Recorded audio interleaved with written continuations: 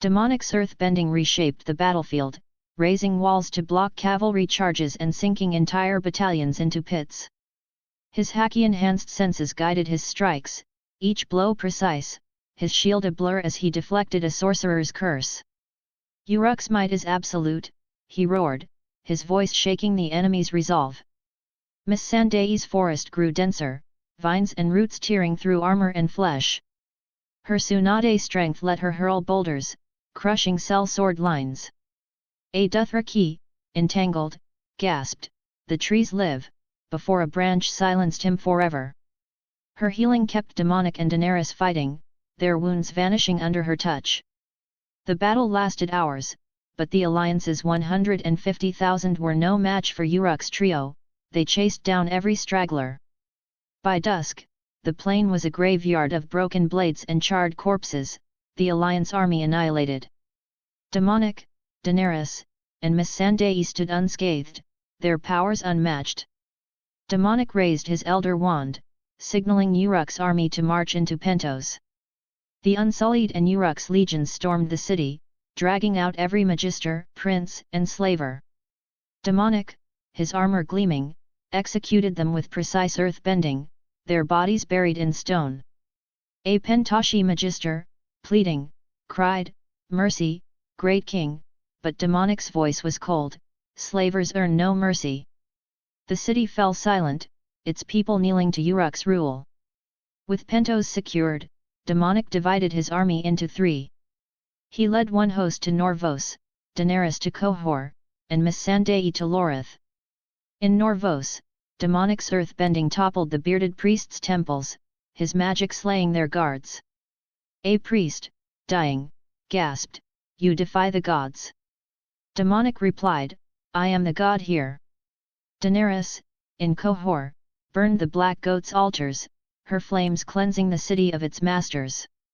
A Qohoric noble, scorched, whispered, "Fire reborn." Before collapsing, her charisma swayed the small folk, who hailed her as their liberator. Miss Sandai, in Lorith, summoned forests to choke the city's defenders, her Tsunade strength shattering gates. A Lorithai prince, entangled, begged, "Spare us," but her vines tightened, her voice firm, "Uruk brings justice." The city fell, its rulers dead. The free cities bowed to Uruk, their wealth and power absorbed into Demonic's empire. In Agalma, the trio reunited, their conquests complete, their eyes now turning west, where Westeros bled under the weight of its own wars. Aemon Targaryen's ice and fire grew stronger, but Uruk's shadow loomed larger still, its king and queens ready to reshape the world. Chapter 43, March to King's Landing 299 AC, Harrenhal, third-person POV. The cavernous ruins of Harrenhal loomed over the northern army, its blackened towers a grim backdrop to the war council within. King Aemon Targaryen sat at the head of a vast table, his grey eyes scanning the gathered lords of Stark, Tully, and their Ban-Ermin. Eddard Stark, Robb Stark, and Edmure Tully flanked him, their faces edged with resolve. Great Jon Umber, Rickard Karstark, Roose Bolton, and other northern and river lords filled the hall, their voices a low rumble as they debated strategy. That morning, a raven from the Vale had arrived, bearing Lysa Arryn's refusal to join the war, and the news sparked heated discussion. Great Jon Umber's voice boomed, shaking the rafters. Lysa Arryn's turned craven. The Vale's knights could tip the scales, and she hides behind her bloody eyrie like a frightened hen. Rickard Karstark, his beard flecked with grey, nodded grimly. Jon Arryn's widow shames his name. The Vale owes you, your grace, for the blood we've spilled. Roose Bolton's pale eyes flickered, his voice soft but cutting. Lysa's refusal is no surprise. She's ruled by fear, not honor. Her son's a pawn, and she'll keep him locked away. Edmure Tully, his face flushed, rose to his feet. Enough. My sister's not herself since Jon Arryn's death. Her mind's frayed, she can't make sound judgments. Blame her grief, not her heart. The hall quieted, the lords weighing Edmure's words. Robb Stark leaned forward, his tone measured. Grief or no, the Vale's absence stings. We've 45,000 swords, but the Lannisters and Tyrells muster over 100,000. We needed those knights. Aemon's voice cut through, steady and commanding. We'll deal with the Vale after the war. Lisa Oren will answer for her choice. For now, we focus on King's Landing. Lord Manderley, his jowls quivering, shifted in his seat. Your Grace, the Tyrells' alliance with the Lannisters changes everything. Marjorie's betrothal to Joffrey binds the Reach's wealth and swords to their cause. We're outnumbered. Great Jan slammed a fist on the table. Numbers be damned. We've got a king who wields ice and fire. I saw Aemon break the twins like kindling. Let Joffrey's roses face that. Roose Bolton's lips twitched, his voice low. Sorcery wins battles, not wars. Tywin's no fool, and Tyrion's cunning. They'll have plans for your powers, your grace. Before Aemon could respond, a messenger burst into the hall, breathless. Your grace. An army approaches 5,000 strong, bearing banners of a red sun and golden spear. The lords stilled, hands drifting to sword hilts. Martells, Eddard Stark said, his voice calm but wary. Dorne has come. Aemon rose, his cloak swirling. Send an emissary. I'll meet their leader outside the gates. Dash outside Harrenhal's scorched walls, under a sky heavy with clouds. Aemon, Eddard, Robb, and a small guard met the Dornish emissary. Oberyn Martell, the Red Viper, strode forward, his dark eyes gleaming with mischief, his spear glinting in the dim light. Behind him, 5,000 Dornish spears stood ready, their armor light but deadly. Oberyn knelt briefly before Aemon, then rose with a flourish. King Aemon Targaryen, Oberyn said, his voice rich with Dornish cadence, I am Oberyn Martell, brother to Prince Doran. On his behalf, I pledge Dorne's spears to your cause. We've mustered 5,000 as swiftly as we could, but more will come if you grant our price. Aemon's gaze was steady. Name it, Prince Oberyn. Oberyn's smile was sharp. Tywin Lannister, Gregor Clegane, and Amory Lorch. Their heads for Elias justice. Give us that, and Dorne is yours. Aemon extended a hand, his voice firm. You have my word. Their lives for your fealty. Oberyn clasped his hand, his grin widening. Then let's spill Lannister blood, your grace. The lords returned to Harrenhal, where Oberyn joined the council, his presence a spark in the grim hall. Great Jan Umber clapped him on the shoulder, laughing. A Dornishman's worth 10 Tyrells. Welcome to the fight, Red Viper. Oberyn's eyes twinkled. And I hear your king's worth 100. Ice and fire, they say. I'll believe it when I see it. Ricard Karstark grunted, skeptical. Dorne's late to the war. What kept you, Martell? Sipping wine in Son's pair. Oberyn's laugh was low, dangerous. Plotting, Lord Karstark. Dorne doesn't rush to war, we strike when the moment's right. And with Aemon's powers, that moment's now. Ed Muir Tully, still stung by the talk of his sister, nodded to Oberyn. Your spears are welcome, Prince. But can 5,000 turn the tide against Tywin's host? Oberyn leaned back, his fingers drumming his spear's haft. Numbers aren't everything, Lord Tully. A viper needs only one strike. Your king's sorcery and my spears will make the Lannisters bleed. Roose Bolton's voice was a whisper. Your hatred for the Lannisters is known, Prince Oberyn. But vengeance clouds judgment. Will Dorne stay loyal if Tywin falls? Oberyn's eyes flashed. Loyalty? I'm here for justice, Bolton. Aemon's cause aligns with mine. Tywin's head rolls, and Dorne fights to the last. Aemon, listening, spoke. Enough. With Dorne, we have 50,000 swords. We march for King's Landing. And say we attack. The lords exchanged bewildered glances, their murmurs rising. Great Jan roared, attack? That's a plan I can drink to, but Ricard Karstark's brow furrowed. Your Grace, their numbers dwarf ours. Even with your powers, Oberyn's wild grin cut him off. I've heard tales of your ice and fire, King Aemon. I'd wager my spear to see it firsthand. Let's burn the lion's den. Aemon nodded, his expression unreadable. You will, Prince Oberyn. Prepare your men. For 20 days, the alliance of Stark, Tully, and Martell marched south, a river of steel and vengeance. The northern winds gave way to the warmer air of the Crownlands, and King's Landing's spires rose on the horizon. The army made camp a mile from the city, their tents sprawling across the fields, the Red Keep a distant shadow under the setting sun. Aemon, standing atop a rise, surveyed the capital, his mind sharp with strategy. The lords gathered, their men sharpening blades and stringing bows, preparing for the war to come at dawn. Oberyn, leaning on his spear, joined Robb and Edmure by a fire, his voice light but edged. So, young wolf, how does it feel to march with a Targaryen who bends ice and fire? Not the bastard you grew up with, I'd wager. Robb's smile was tight. He's my brother, prince, or king. His powers don't change that. But I'll admit, seeing him shatter the twins was humbling. Edmure chuckled, though his eyes were wary. Humbling? Try terrifying. I thought I knew war, but Aemon's no ordinary man. The Lannisters won't know what hit them. Oberyn's grin widened. Good.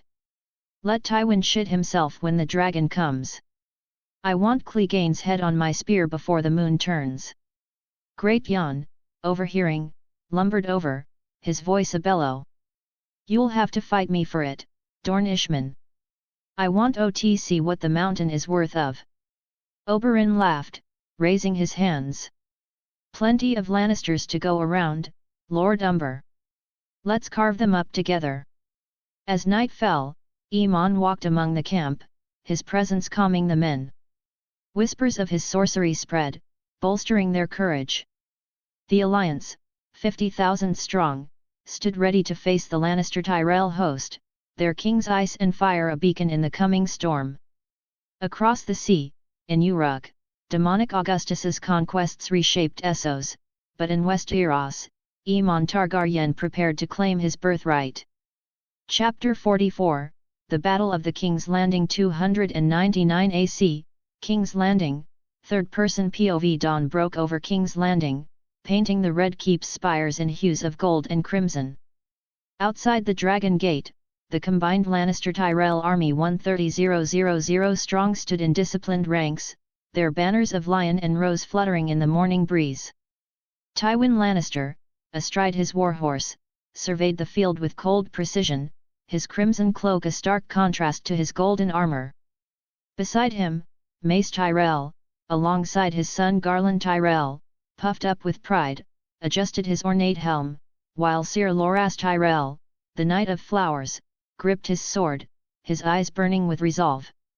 The city's walls bristled with archers, scorpions, and catapults, ready to repel the northern threat. Within the Red Keep, Cersei Lannister stood in the Tower of the Hand, her green eyes fixed on the horizon. They come to die, she said, her voice low, to Tyrion, who leaned against a table, a goblet of wine in hand. Aemon's sorcery won't save him from our numbers. Tyrion's mismatched eyes glinted with doubt. Sorcery broke the twins and Riverrun, sister. Underestimate him, and we're all corpses. Cersei's lips curled. You always were a coward, Tyrion. Father's army and the Tyrells will crush this bastard. Joffrey, slouched in a chair, sneered. I'll have his head on a spike. He's no king, just a traitor's whelp. Tyrion sighed, sipping his wine. Keep dreaming, nephew. Aemon's no ordinary foe. Outside, Tywin turned to Mace Tyrell. Your men are ready, Lord Tyrell. Mace nodded, his voice booming. The Reach stands firm, Lord Tywin. Marjorie's betrothal seals our cause. We'll smash these northern dogs. Loras, his voice sharp, added, Iman's powers are tales to scare children. Steel will end him. Tywin's gaze was unyielding. Tales or not, we take no chances. Hold the line, and let their charge break against us. Randall Tarley, commanding a wing, spoke gruffly. My men are positioned, Lord Tywin. If the sorcerer shows himself, we'll bury him in arrows. Olenna Tyrell, in her solar, muttered to Marjorie, men and their boasts. This Eamon's no fool, child. Watch closely. Marjorie, her eyes calm, nodded. If he's as powerful as they say, grandmother, we may need more than swords. Peter Baelish, lingering nearby, smirked. Power shifts like sand, Lady Marjorie. Eamon's sorcery is a card to play, not a throne to win. Varys, his voice soft, murmured, the realm whispers of ice and fire, Lord Baelish. Whispers can topple kings. Inside the city, Bronn leaned against a battlement, grinning at Tyrion, who had joined him. Big day, half-man. You think your northern kings got enough magic to crack this nut? Tyrion snorted. If Eamon's half as good as the tales, we're in for a long morning. Stay sharp, Bronn. Bronn's grin widened. Sharp's my middle name. You paying extra for this mess? Tyrion chuckled. Survive, and I'll drown you in gold. A mile away, Aemon Targaryen's army of 50,000 Starks, Tullus, and Martells marched toward the Dragon Gate, their banners of dire wolf, fish, and sun and spear snapping in the wind. Aemon, clad in black armor, rode at the forefront, his grey eyes fixed on the city. Beside him, Eddard Stark's face was grim, Robb Stark's hand rested on his sword, and Oberyn Martell's spear gleamed, his grin predatory. Eddard spoke, his voice low. Their numbers dwarf ours, your grace. Tywin's no fool, he'll try to crush us in the open. Aemon's voice was steady. Numbers mean nothing today, Lord Stark. I have a plan. Robb raised an eyebrow. Care to share, brother? Aemon's lips twitched. Attack. Oberyn laughed, his voice rich. That's a plan I like. I've heard of your ice and fire, your grace. Let's see it paint the field red. Great Jon Umber, riding nearby, roared, Aye. Let's gut these lions and roses. Show 'em what a true king can do. Edmure Tully, his face tense, said, Your powers are mighty, Aemon, but 130,000? Even you can't Aemon cut him off. Trust me, Lord Tully. The Dragon Gate falls today. Ricard Karstark, his voice gruff, muttered, Sorcery or not, I'd rather have another 50,000 swords. Roose Bolton, ever quiet, spoke softly. Your plan is bold, your grace. But Tywin's cunning. He'll have traps. Aemon nodded. Let him try. Ice and fire will answer. As the army neared the gate, the men steeled themselves, their breaths visible in the cool air. Aemon's presence, amplified by tales of his sorcery, kindled their courage. A northern soldier whispered to his comrade, They say he blasted the twins' gates. Think he'll do it again? His friend, gripping his spear, replied, Gods, I hope so. I'd rather not face Tywin's host without it. A Dornish spearman, overhearing, grinned. Our Red Viper says the king's a dragon. I'll wager he burns the lions to ash. The Lannister Tyrell army charged, a tide of steel and silk, their war cries echoing across the field. Tywin's voice rang out, Hold formation. Break their charge. Mace Tyrell shouted, For the reach. For Joffrey. Loras, leading the cavalry, spurred his horse, cut them down. Randall Tarley's men advanced in tight ranks, their shields locked. Aemon, atop his horse, raised a hand, halting his army's march. His lords exchanged confused glances. What's he doing? Edmure muttered. Rob's eyes widened. He's going alone. Iman dismounted, his black cloak swirling, and broke into a run toward the enemy. His super soldier serum-enhanced body moved like a warhorse, covering ground in seconds, his boots barely touching the earth. The Northern Army watched, awestruck, as their king charged 130,000 foes single-handedly. Tywin, spotting the lone figure, narrowed his eyes. Archers. Loose. Arrows rained from the walls, a deadly swarm, but Iman didn't falter. Oberyn, grinning, said, "Here it comes, lads. Watch the dragon roar." 30 seconds from the enemy, Iman stopped, knelt, and slammed his right hand into the ground. His Todoroki ice powers surged, unleashing a glacier of unprecedented scale. A wall of shimmering ice, hundreds of feet high, erupted across the field, freezing a quarter of the Lannister Tyrell army in an instant. Soldiers, horses, and banners were encased in frost, their screams silenced. Tywin's face paled. "What in the seven hells?" Mace Tyrell stammered, "Sorcery. He's a demon." Loras, his horse rearing, shouted, "Regroup. Hold the line." Randall Tarly roared, "Shields up. Advance." Iman's army snapped from their stupor. Robb bellowed, "Charge! For the north!" Oberyn spurred his horse, spear raised, "For Dorne!" Great Jan's voice thundered, "Gut em!" The 50,000 surged forward, their formation tight, exploiting the chaos in the enemy ranks. The Lannister Tyrell formation shattered, men stumbling over frozen comrades. Iman wove through the fray, his ice powers raising walls to block cavalry, his fire powers incinerating entire companies. A fireball consumed a Tyrell knight, who screamed, "He's no man!" Another, frozen mid-charge, gasped, "Ice, God save us!" Before shattering. Oberyn, spearing a Lannister, laughed wildly. "Look at him, Stark! Your king's a bloody storm!" Robb, cutting down a sellsword, shouted, "Keep up, Martell! He's clearing the way!" Ed Muir, his sword bloodied, yelled, "Push forward!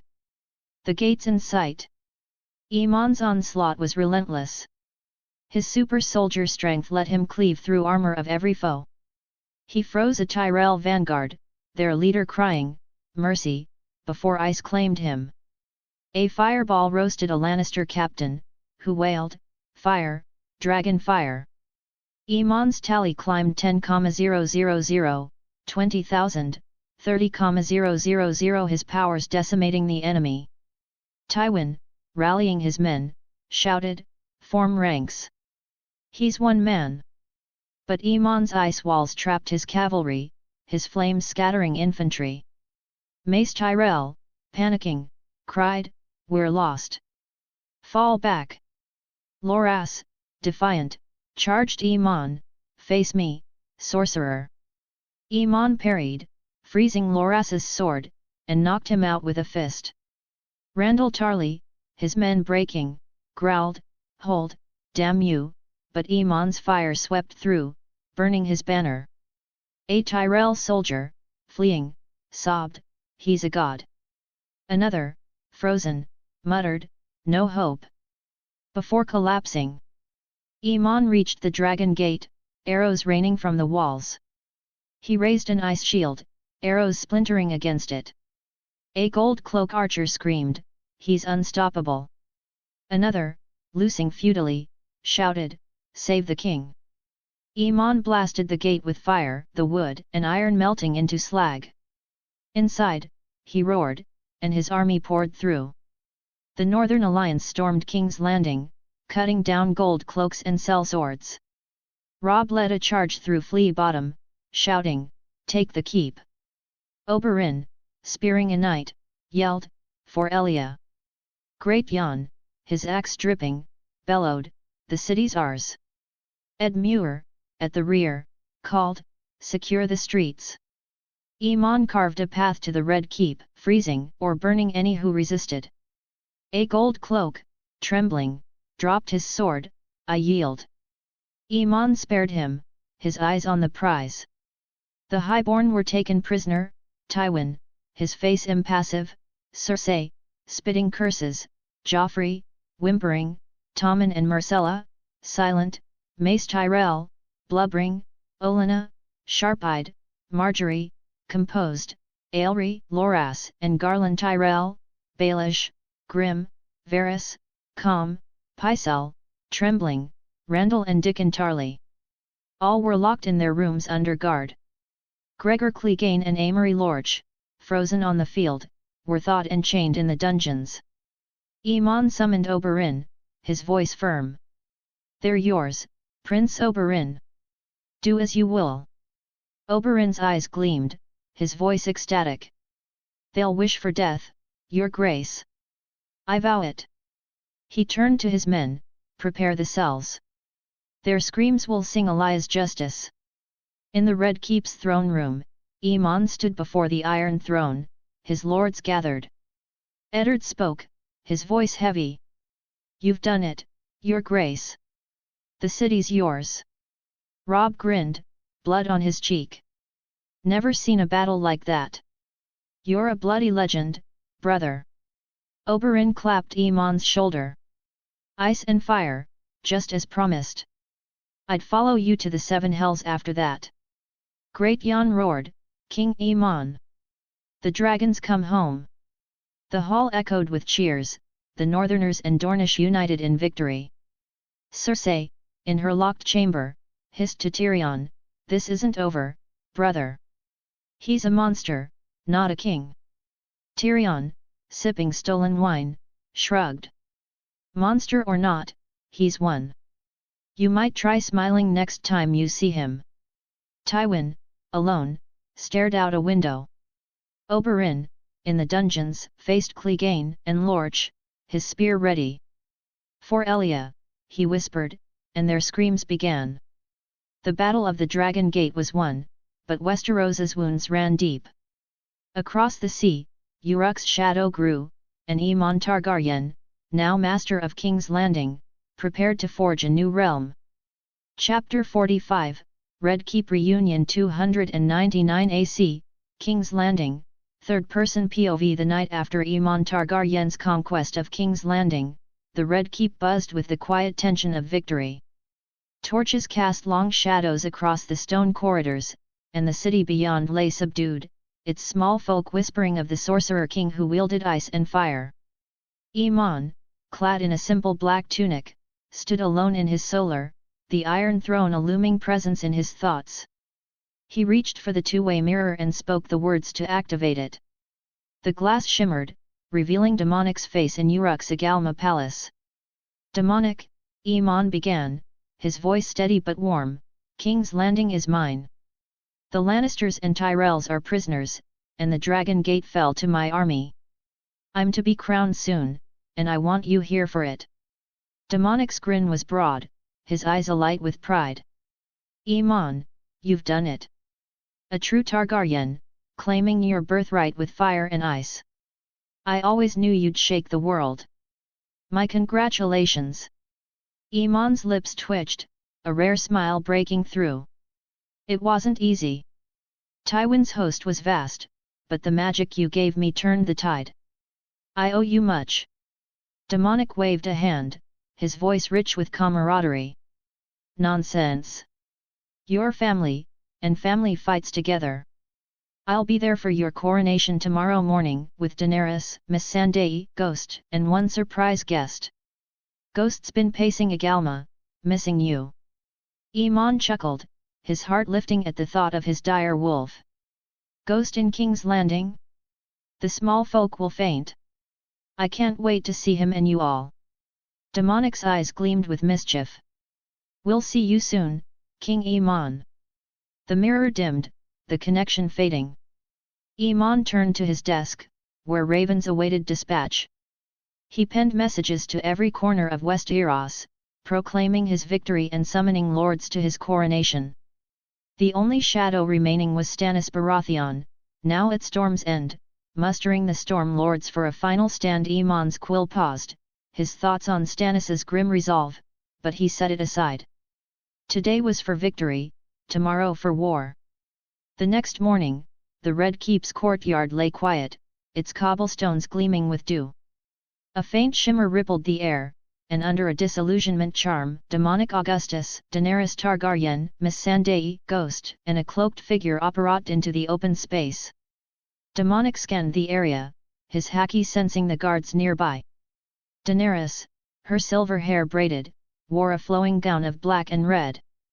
Missandei, clad in emerald silks, stood poised. Ghost's white fur gleamed, his red eyes fixed on the keep. Demonic lowered his wand and whispered, "Let's see the place Aemon's claimed. Stay close, and keep the charm up." Daenerys's violet eyes sparkled. "It was always my dream to come here since I was a kid. Viserys used to say so much about this place." Missandei then spoke, her voice soft. "Aemon's victory here is a new chapter, now you can come here whenever you want." The cloaked figure, silent until now, spoke, his voice weathered but firm. "The Red Keep's seen many kings. Aemon's the first in generations to wield true Targaryen might." Demonic glanced at him, a smile tugging at his lips. "You'll see him soon enough, old friend. Let's find him." They roamed the corridors, invisible to servants and guards, Ghost padding silently. In the one of the corridor, they spotted Aemon walking with Hea guards. Ghost's ears perked, and he broke free, his paws thundering as he charged. Demonic flicked his wand, dispelling the disillusionment charm, and the party materialized. Nearby guards, startled, drew swords, their shouts echoing. "Who goes there?" a captain barked, his blade raised. Ghost, ignoring them, tackled Aemon, pinning him to the stone floor. Aemon's laughter rang out, pure and unguarded, as Ghost licked his face, tail wagging furiously. "Ghost, you great oaf!" Aemon said, ruffling the dire wolf's fur. "I missed you, boy." The guards hesitated, swords half raised, but Aemon, still laughing, waved them off. "Sheath your blades. These are my kin and allies." The captain, red-faced, obeyed. "Apologies, your grace." Aemon rose, rubbing Ghost's head, and turned to his guests. His eyes lit up as he embraced Demonic, their armor clanking. "Demonic, you made it. I half expected you to ride in on a dragon." Demonic grinned, clapping Aemon's shoulder. "Tempting, but apparition's cleaner. You've turned this city upside down, cousin. Proud of you." Daenerys stepped forward, her smile warm, and hugged Aemon tightly. "Nephew, you've reclaimed our family's seat. Rhaegar's spirit lives in you. I'm so proud." Aemon, his voice soft, returned the embrace. "And, your fire inspired me. Without Uruk's support, I'd still be north of the neck." Missandei approached, her eyes bright, and hugged Aemon gently. "Congratulations, Aemon. Your victory is a beacon for all who seek justice." Aemon smiled, his tone warm. "Missandei, you honor me." Aemon, chuckling, gestured to the keep. "Come, let's talk in my solar. We've much to discuss." In Aemon's solar, a fire crackled, casting warmth over the stone walls. Aemon sat at a carved table, Ghost sprawled at his feet. Demonic, Daenerys, Missandei, and the cloaked figure stood behind their chairs, wine and bread set before them. Aemon raised a goblet. "To family, and to victory." Demonic clinked his goblet, grinning. "To the dragon reborn, and a throne reclaimed." Daenerys sipped, her voice soft. "This keep was once under Targaryen, long ago. It feels strange to see it under Targaryen banners again."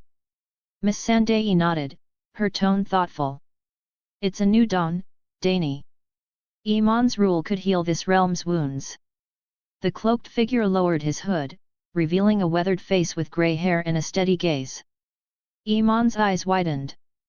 "Sir Barristan." Demonic smiled. Iman, meet Baristan Selmy.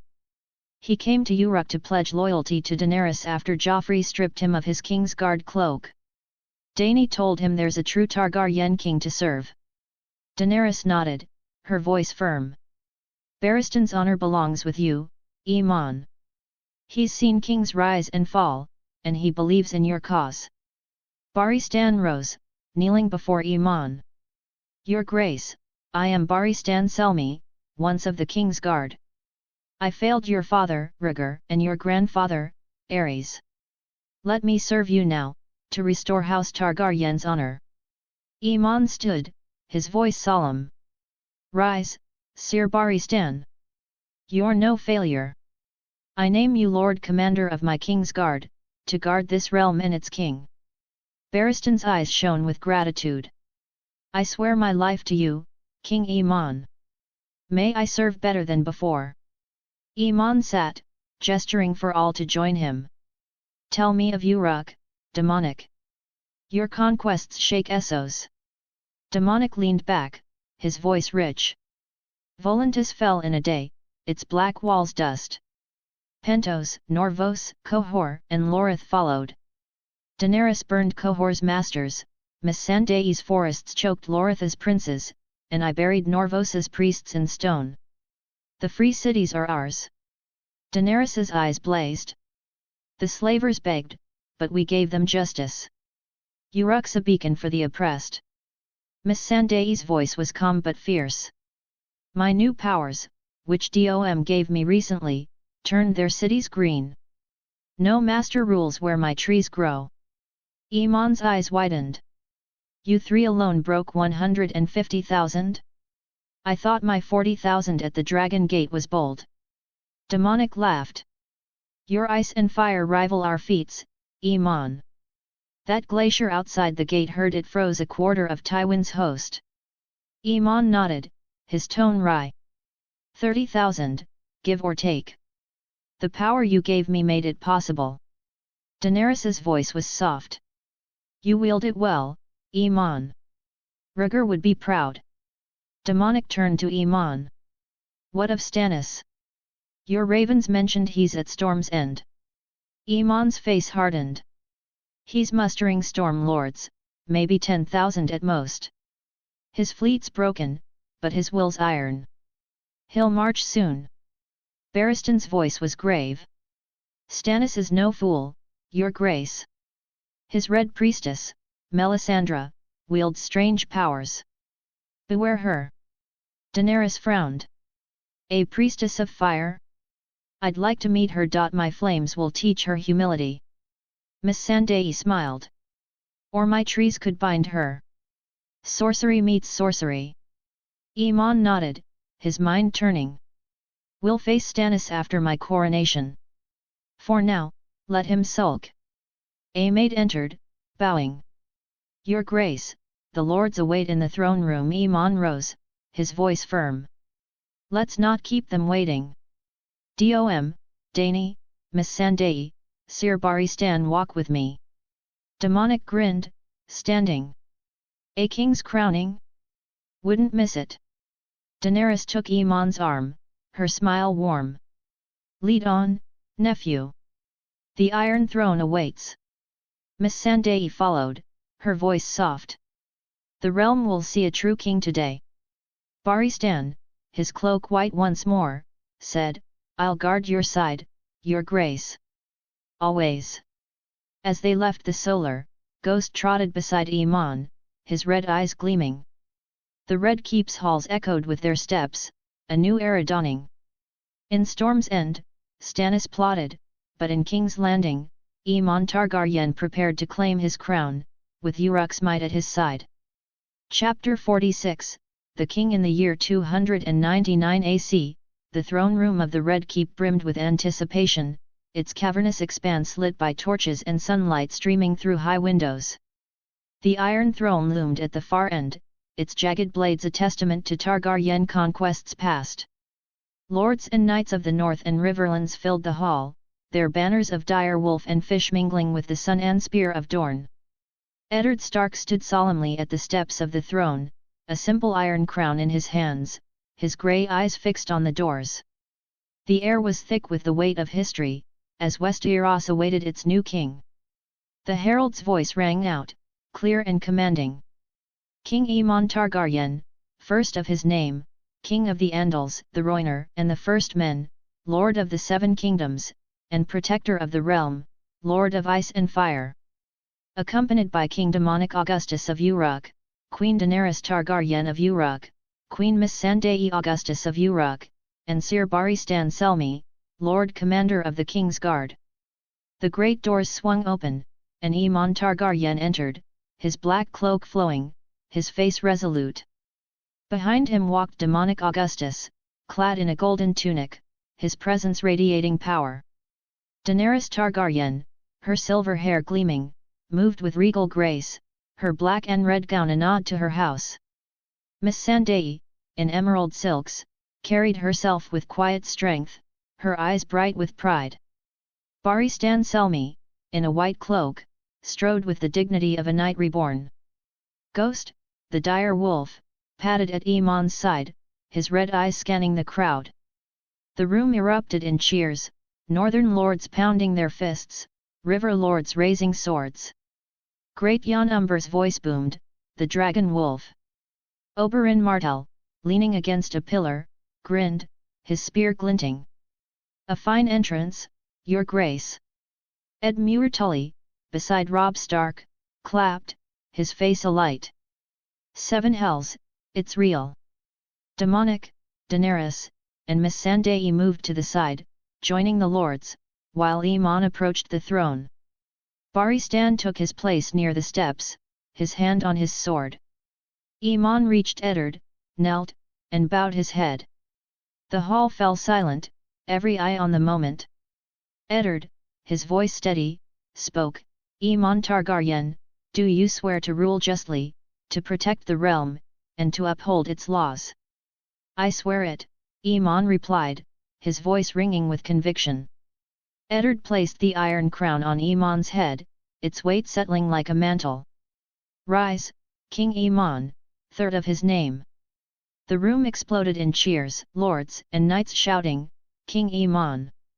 Long may he reign. Robb Stark's grin was fierce. That's my brother. Oberyn whistled, a crown suits you, dragon wolf. Great Jon roared, to the king. Aemon rose, turned and ascended the iron throne, his cloak pooling around him. He sat, the blades framing his figure, and raised a hand for silence. My lords, my knights, my people, he began, his voice carrying, I stand here because of your swords, your courage and your faith. The North, the Riverlands and Dorne bled for this day. I thank you, and I vow to rule with justice. The lords cheered, their voices a tide. Aemon's gaze found Eddard.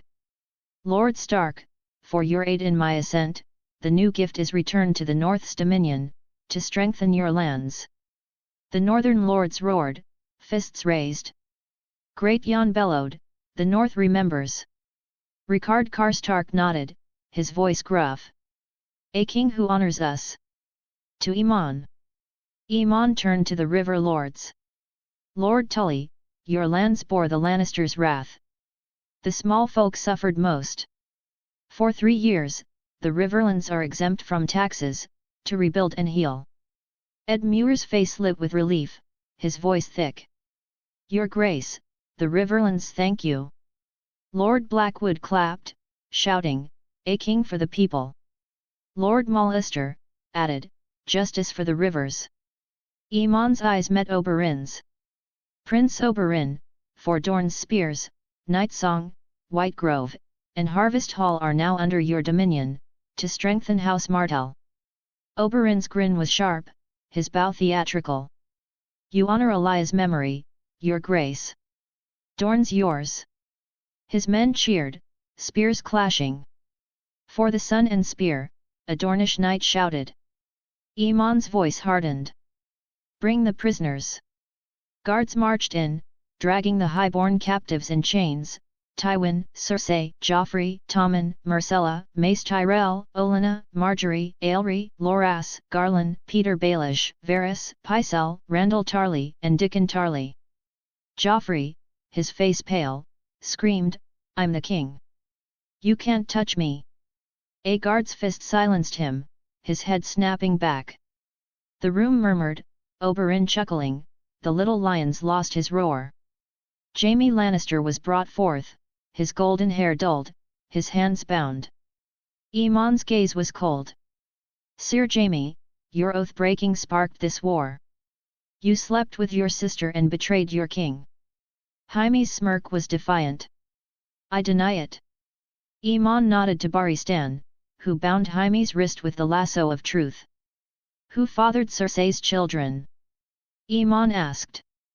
Jaime's jaw clenched, but the lasso compelled him. "Me." Aemon's voice was steel. "Did you throw Bran Stark from the tower because he saw you with Cersei? Yes or no?" "Yes," Jaime said, his voice hollow. The room gasped, northern lords growling. Great Jon roared, "Bastard!" Robb's face darkened, his voice low. "For Bran," Aemon declared, "for treason and attempted murder, you die."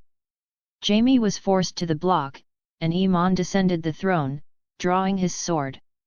With a single stroke, Jaime's head rolled, blood pooling on the stone. Cersei, dragged forth, spat, "You're a monster." Barristan bound her with the lasso. Aemon asked, "Did you kill King Robert Baratheon?" Cersei struggled, her face twisting, but confessed, "Yes." "Did you bed Jaime and Lancel Lannister, birthing bastards passed as heirs?" Aemon pressed. "Yes," she hissed, tears falling. The room murmured, Edmure muttering, "Gods, the rot." Aemon declared, "For regicide, incest, and treason, you die." Cersei's screams echoed as Aemon's sword took her head, her golden hair stained red. Joffrey, trembling, was next, the lasso on his wrist. "What crimes have you committed?" Aemon asked. Joffrey's voice cracked, the lasso forcing truth. "I killed maids, tortured servants, humiliated Sansa Stark, ordered Ned Stark and Arya Stark's death." The room erupted, lords shouting. Robb growled, "For Sansa!" Great Jon bellowed, "Vile whelp!" Aemon's voice silenced them. "For cruelty and murder, you die." Joffrey whimpered as Aemon's sword ended him, his body crumpling. Tywin Lannister, his face a mask of surrender, watched his legacy crumble. Brought forth, he spoke, his voice steady. "I did what I did for my house. I'd do it again." Aemon nodded, his tone grim. "But there are other crimes." Barristan bound Tywin's wrist with the lasso. "Did you order Gregor Clegane and Amory Lorch to kill Princess Elia Martell and her children?" Tywin's eyes widened, struggling, but the lasso compelled him. "Yes." Oberyn surged forward, his voice a snarl. "You bastard! Elia's blood cries for you." The room stilled, Dornish knights growling. Aemon declared, "For murder and treason, you die." He turned to Oberyn. "Prince Oberyn, the honor is yours." Oberyn's spear flashed, his voice ecstatic. "For Elia." Tywin's head fell, his body slumping. Oberyn spat, "Justice done." Tyrion Lannister, next, spoke calmly. "I fought for my family, your grace. My crimes were of war, not treachery." Aemon nodded. "Lord Tyrion, I name you Lord Paramount of the Westerlands. Tommen Hill and Myrcella Hill are legitimized as Lannisters, with Tommen your heir until you have children. But beware treachery, and Casterly Rock vanishes from the maps." Tyrion bowed, his voice dry. "A fair bargain, your grace." Tommen and Myrcella, wide-eyed, joined the lords, Tyrion guiding them. Mace Tyrell, blubbering, was brought forth. Aemon's voice was cold. "House Tyrell has leapt from king to king, pledging false loyalties. You, Lord Mace, are sentenced to the wall. The Reach will be divided into 2 kingdoms, your house reduced to a lordly status. The new Lord Paramounts will be named later. Mace's face crumpled, Olena's eyes narrowing. Marjorie whispered, Grandmother. Loras growled, this is madness. Iman's gaze silenced them. Randall Tarley, stern-faced, said, I followed my liege, your grace. Iman nodded. I agree, but crimes demand punishment. You join the wall, but House Tarley becomes Lord Paramount of one Reach kingdom. Dickon Tarley will wed an ally's daughter. The other kingdom remains under the Iron Throne until a Lord Paramount is chosen. Randall bowed, his voice steady. I accept, your grace. Dickon, pale, nodded. Peter Baelish, smirking, was bound with the lasso. Iman asked, confess your crimes in this war. Baelish struggled, his face contorting, but the lasso forced truth. I ordered Lysa Oren to poison Jon Arryn, betrayed Eddard Stark, sent an assassin for Bran Stark, incited war between Lannisters and Starks. The room exploded. Eddard's voice was cold, his hand moving toward his sword, ice which he reclaimed after taking control of the Red Keep. You snake! Robb shouted, for father. Great Jon roared, treacherous cur. Oberyn spat, his blood's too foul for my spear. Iman declared, for murder and treason, you die. His sword flashed, and Baelish's head rolled, his smirk gone. Varys, calm, was next, the lasso on his wrist. Iman asked, where does your true allegiance lie? Varys struggled, his voice breaking. Aegon Blackfyre. The room murmured, lords exchanging glances. Demonic stepped forward, pulling a severed head from his inventory and tossing it before Varys. Is this him? Varys's face collapsed, his voice a whisper. Aegon. He looked at Demonic, despair in his eyes. Demonic's voice was cold. He led the Golden Company with Harry Strickland in Pentos. Thought it'd be a fitting coronation gift. Daenerys nodded, her voice firm. A threat ended. Miss Sandai added, Uruk sees all. Iman declared, for treason, you die. Varys's head fell, his secrets silenced. The room was cleaned, bodies and heads removed, the stone scrubbed. Demonic approached the throne, drawing Andúril from his inventory, its blade shimmering. A gift, King Aemon, for your reign. Andúril, flame of the west, forged for a king. Aemon took the sword, unsheathing it, marveling at its craft. He raised it high, the blade catching the light. To a new Westeros. The room erupted, lords chanting, Aemon! Aemon! Great Jon bellowed, the dragon's sword. Oberyn clapped, a blade for a king. Robb grinned, that's my brother. The coronation sealed Aemon's rule, but Stannis' shadow lingered at Storm's End. Across the sea, Uruk's empire grew, and in the Red Keep, a new era began under a king of ice and fire. Pole should Demonic travel to parallel world of House of the Dragon times? Yes no Chapter 47, Dragons, Ironborn and the Night King's Shadow 299 AC, King's Landing, third-person POV. The evening after Aemon Targaryen's coronation, the Red Keep's solar glowed with the warmth of a crackling fire. Aemon sat with Demonic, Daenerys, and Miss Sandai, their faces relaxed yet marked by the weight of their victories. Ghost sprawled by the hearth, his red eyes half closed, while goblets of arbor red clinked in a quiet toast.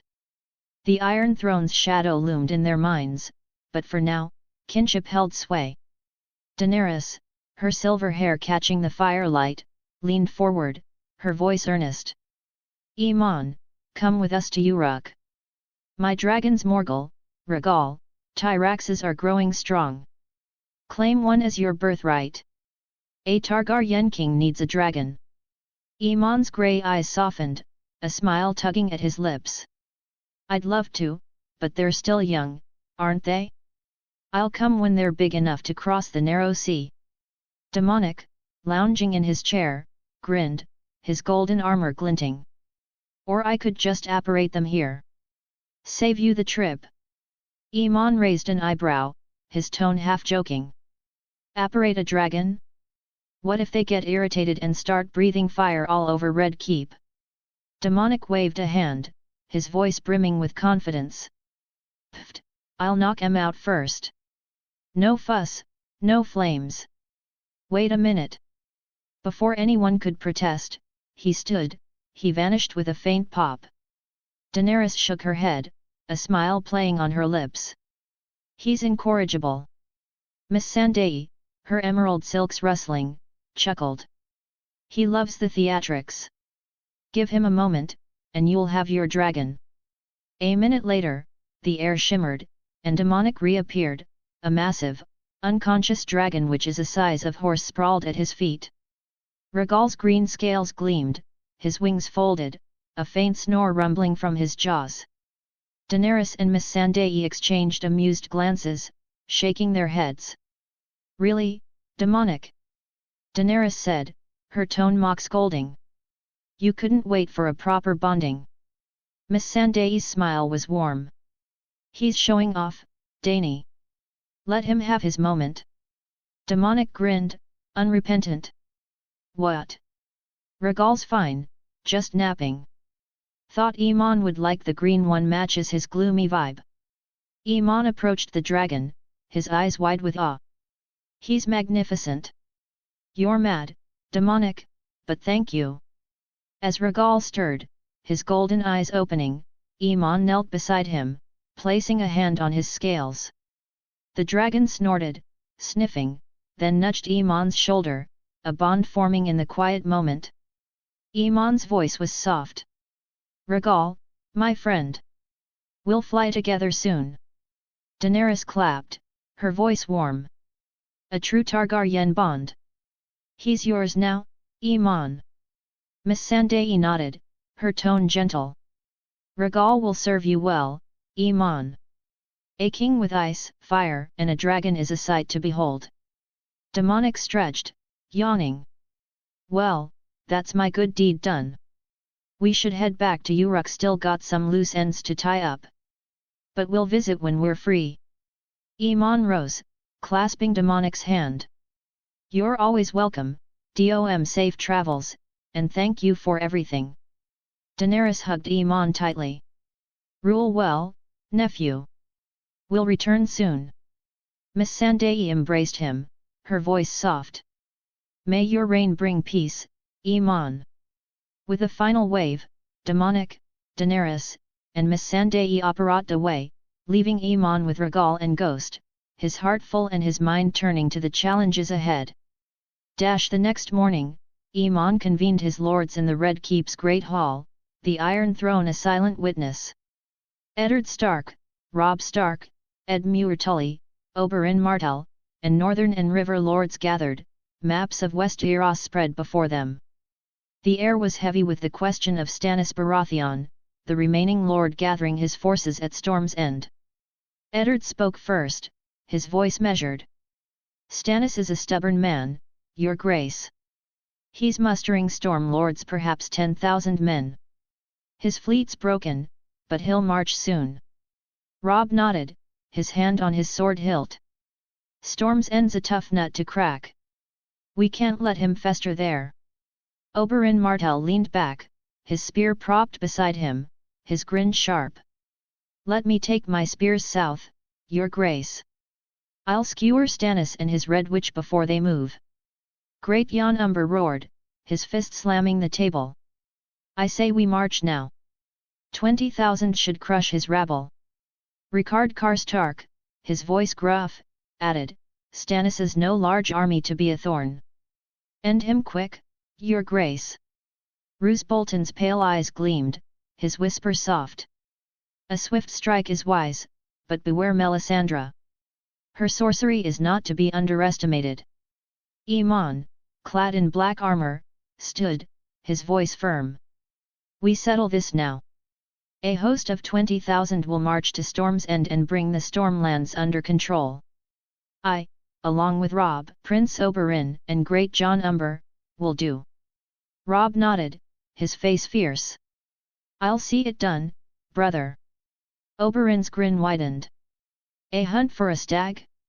My kind of war. Great Jon bellowed, will bring Stannis's head, your grace. Aemon raised a hand, silencing the cheers. Stannis is no fool, and his priestess has power. End this rebellion, and Westeros is ours.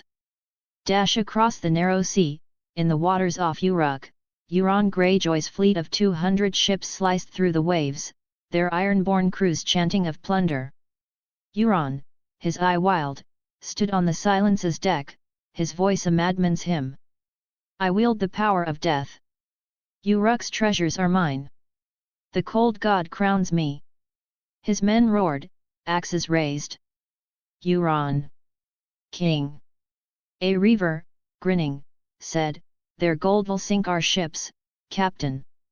Another, his face scarred, muttered, he talks of death like a god. In Uruk's Agalma palace, Demonic received the news, his brow furrowing. Euron Greyjoy?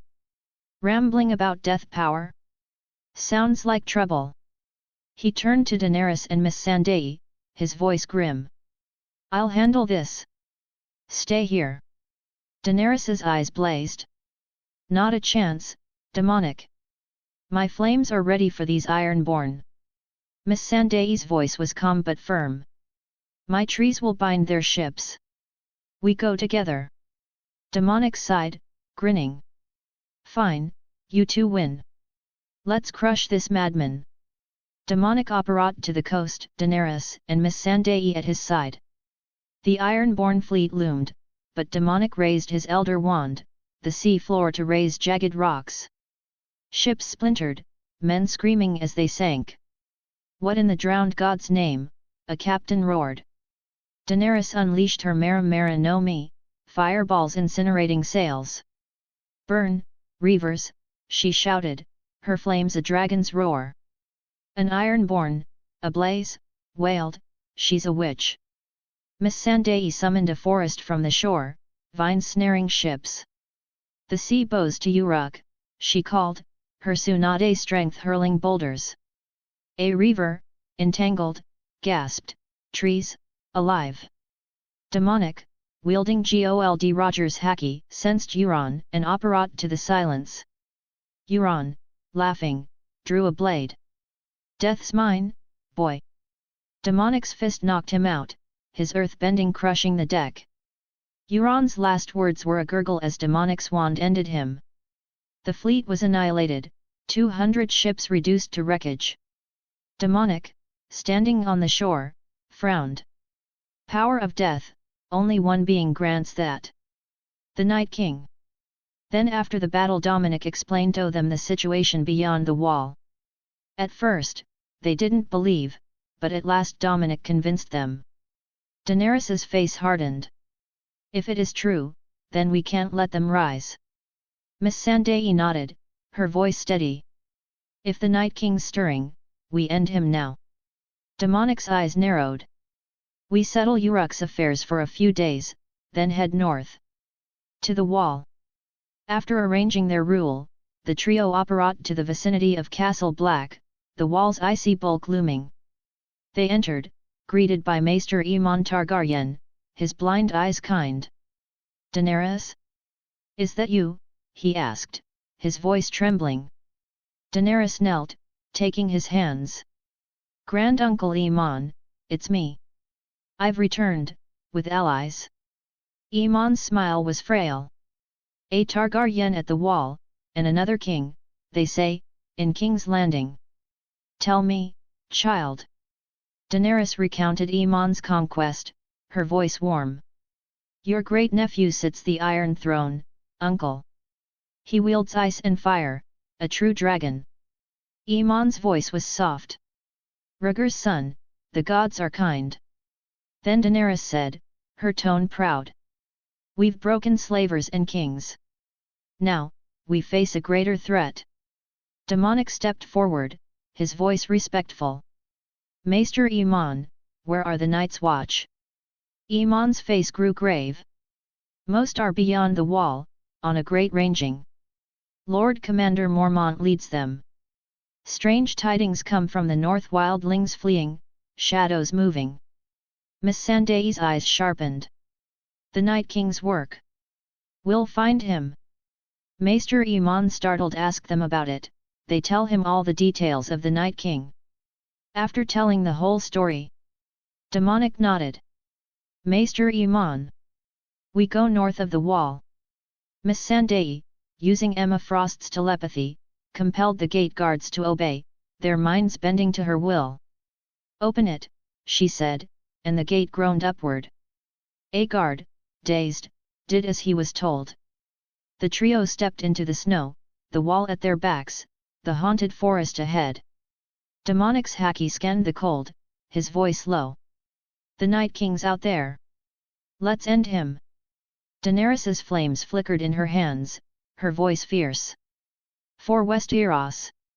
Miss Sandai's vines stirred beneath the snow, her tone resolute. For life. They moved north, the cold biting, but their powers burned bright, ready to face the shadow that stirred beyond the wall. Chapter 48, The Hunt for the Night King. 299 AC. Beyond the wall, the frozen wastes beyond the wall stretched endlessly before Demonic Augustus, Daenerys Targaryen, and Miss Sandai Augustus as they pressed northward, their resolve steeled against the biting cold. After half a day's travel from Castle Black on Dragonite and Charizard, soaring over the haunted forest toward Craster's Keep. The wind howled, but Demonic's Haki kept him alert, sensing the dark currents in the air. As Craster's Keep came into view, its ramshackle structure ablight on the snow, Demonic signaled Dragonite and Charizard to land at a safe distance. He recalled them to their pokeballs with a flash of red light, then led Daenerys and Miss Sandai toward the keep, his elder wand at the ready. A group of Night's Watch brothers, their black cloaks tattered, lounged outside, their eyes glinting with malice as they spotted the newcomers. "Who's this?" one brother, a scarred man with a cruel grin, sneered. "Lost, are you?" Demonic's voice was calm but edged with steel. "Where's Lord Commander Mormont?" The scarred brother laughed, his companions joining in. "Dead, and you'll be next, pretty boy. Then we'll have fun with your companions." He leered at Daenerys and Miss Sandai, his intent clear. Daenerys's eyes blazed, flames flickering in her hands. "Mind your tongue, or I'll burn it out." Miss Sandai's voice was cold, her Emma Frost telepathy probing their minds. "Traitors! They killed Mormont." Demonic's face hardened, his super soldier serum enhanced reflexes a blur as he drew his wand. "You chose poorly." With a flick, he unleashed Grindelwald's dark magic, bolts of black lightning felling the brothers in seconds. Then the other brothers from inside the keep came out, his wives made short work of them. Their screams echoed briefly before silence reclaimed the keep. Inside, Demonic found Longclaw, Mormont's Valyrian steel sword, leaning against a wall. He took it, its weight familiar, and turned to Craster's daughters, huddled in fear. "You're free now," he said, his voice gentle. "Gather together." The women, wary but hopeful, complied. Demonic produced a portrait, a rusted dagger imbued with magic, and explained, "This will take you to Uruk, where you'll have shelter, food, and freedom. My steward knows what to do." He held out the portrait, and as they touched it, he activated it, operating them to Agalma's safety. That night, the trio camped outside the keep in a magical tent, its interior warm and spacious, a stark contrast to the frozen wilds. Over a meal of conjured stew, Daenerys spoke, her voice thoughtful. "These women, they've suffered so much. Uruk will give them a new life." Miss Sandai nodded, her tone soft. "Freedom is a gift, but it's only the start. We'll ensure they thrive." Demonic, sharpening his wand, said, "Craster's gone, Mormont's avenged. Now, the Night King. Hardhome's next man's raiders gathered wildlings there. We need them disbanded. Daenerys's eyes gleamed. If they're fleeing the Night King, they'll listen to strength. Show them yours, Dom. Missandei smiled. Or ours. Fire, trees, and earth might convince them. The next morning, Demonic summoned Dragonite and Charizard, and the trio flew to Hardhome, the coastal settlement a sprawl of tents and driftwood shelters. As they landed near the largest tent, wildlings scattered, some screaming at the sight of the Pokémon. Demons, a woman shrieked, clutching her child. A spearman, trembling, muttered, "What beasts are those?" Mance Rayder, king beyond the wall, emerged from the tent, his face weathered but defiant. "Who are you, and why do you bring such creatures here?" he demanded, his hand on his sword. Demonic dismounted, his voice steady. "I'm Demonic Augustus, king of Uruk. Why have you gathered this army?" Mance's eyes narrowed. "To go south, beyond the wall. To escape the Night King and his dead." Demonic nodded, his gaze piercing. "If I kill the Night King, will you disband your host?" The wildlings laughed, their voices mocking. "Kill the Night King," a giant bellowed. "You're mad." A skin changer sneered, "He's death itself, southerner." Demonic's conqueror's haki erupted, a wave of growl that silenced the crowd. Weaker wildlings fainted, others knelt, and even the strongest struggled to stand. Mance, swaying, stared in awe. "What are you?" Demonic's voice was calm. "Someone who keeps promises." "Where's the Night King?" Mance, recovering, nodded slowly. "Last our scouts saw, he was at the Fist of the First Men. But he moves like a shadow." Demonic recalled Dragonite and Charizard to their Pokeballs. "We'll find him." "Hold your word, Mance." With a pop, he, Daenerys, and Missandei operate back to Craster's Keep, spending another night in their tent, the cold pressing against its magical wards. The next morning, they set out for the Fist of the First Men, riding Dragonite and Charizard to cover the distance swiftly. The Fist, a rocky hill rising from the snow, was empty, its slopes eerily silent. Demonic's haki scanned the area, finding no trace of the Night King. "He's not here," he said, his voice grim. "We keep searching." Daenerys's flames flickered, her tone resolute. "He can't hide forever. We'll burn his darkness out." Missandei's vines stirred beneath the snow, her voice steady. "My senses feel something. He's close." Their search stretched into another day, the trio scouring the frozen wilds, their Pokémon soaring over mountains and forests. That night, as they camped in their tent, Demonic's haki flared, sensing a dark aura colder than the wind.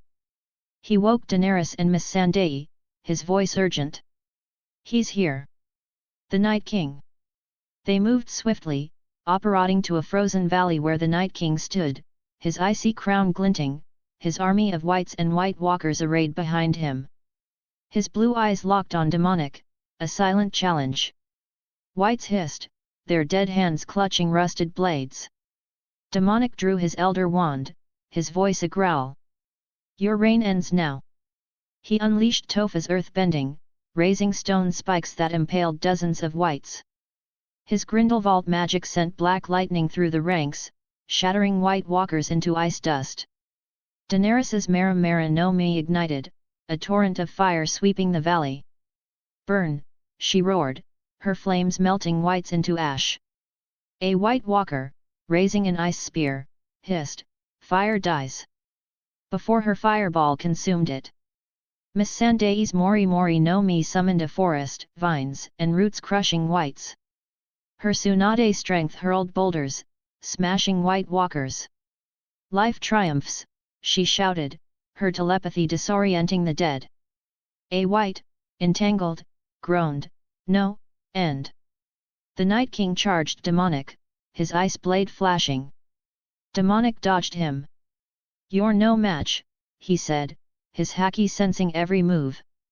With an armament haki-infused fist, he hit the Night King on the temple, then drove a Valyrian dagger, which he commissioned using some of the Valyrian steel he got from Gacha, through his chest. The Night King shattered, his army collapsing into lifeless husks. Daenerys, her flames fading. It's done. He's gone. Missandei nodded. The cold feels lighter. The next morning, demonic operat to Hardhome, finding Mance Rayder in his tent. The Night King's dead, he said, his voice firm. If you don't believe me, wait a few days. The weather will change. Mance's eyes widened, his voice cautious. If it's true, I'll disband the host. You have my word. Demonic nodded. Keep it. With a pop, he operat back to Uruk, rejoining Daenerys and Missandei in Agalma's halls. The Night King's shadow was gone. In King's Landing, Aemon Targaryen, prepared to face Stannis, now stood outside the walls of Storm's End. Chapter 49, Consolidation of Westeros 300 AC, Storm's End, third-person POV. The storm-lashed walls of Storm's End stood defiant as Aemon Targaryen, King of the Seven Kingdoms, approached with his host of 20,000, led by Robb Stark, Oberyn Martell, and Great Jon Umber. Stannis Baratheon, the last rival to Aemon's throne, held the castle with 10,000 storm lords, his resolve unbroken despite his shattered fleet. Under a grey sky, Aemon rode out for parley, his black armor gleaming, Rhaegal's shadow looming overhead. Stannis, flanked by Melisandre and Ser Davos Seaworth, met him on the windswept plain, his jaw set like iron. Aemon's voice was calm but firm.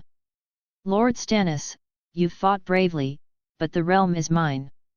Surrender, swear fealty, and you'll keep Storm's End. Your daughter, Shireen, will remain its heir. Stannis's blue eyes burned. I am the rightful king, boy. Robert's blood runs in me, not you. I'll not bend to a sorcerer's tricks. Oberyn, astride his horse, snorted. Rightful? Your brother's dead, and your fleet's kindling. Bend, or break.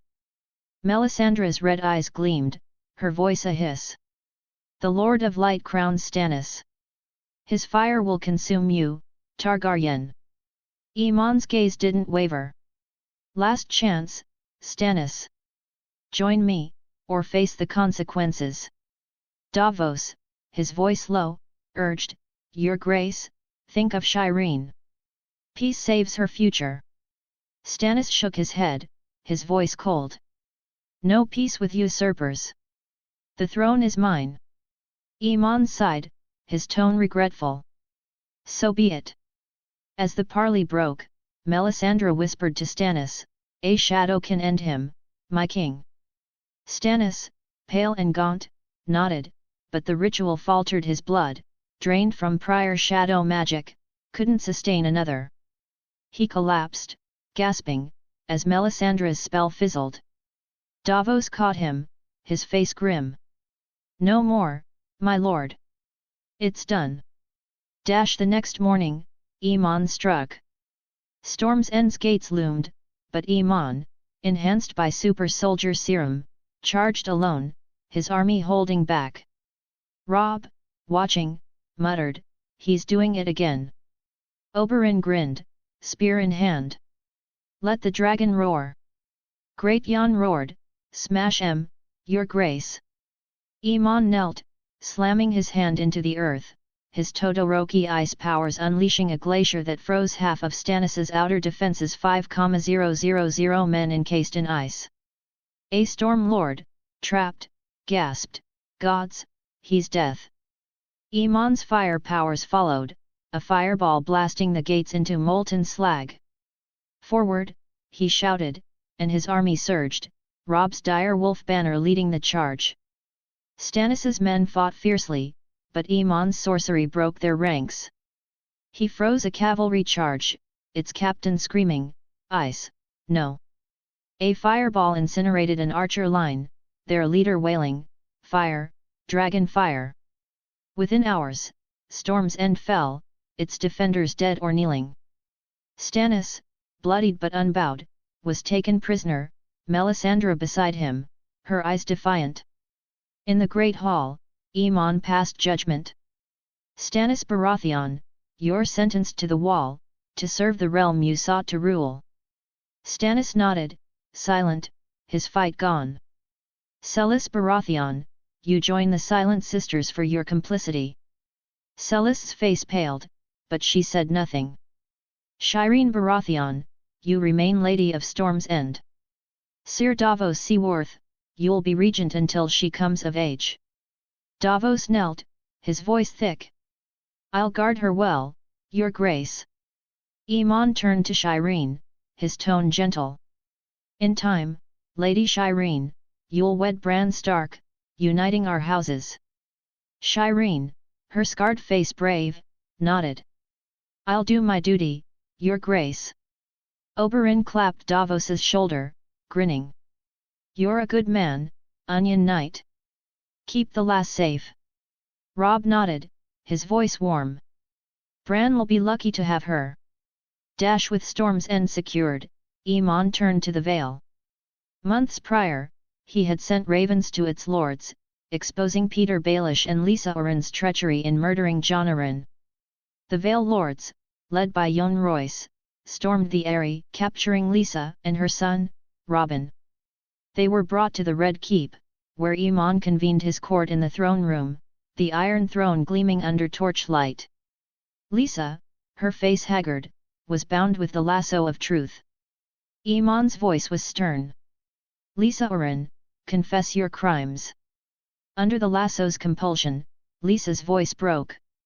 I poisoned Jon Arryn, at Peter's bidding. Robin, he's Peter's son, not Jon's. The room erupted. Yohn Royce's voice thundered, treachery.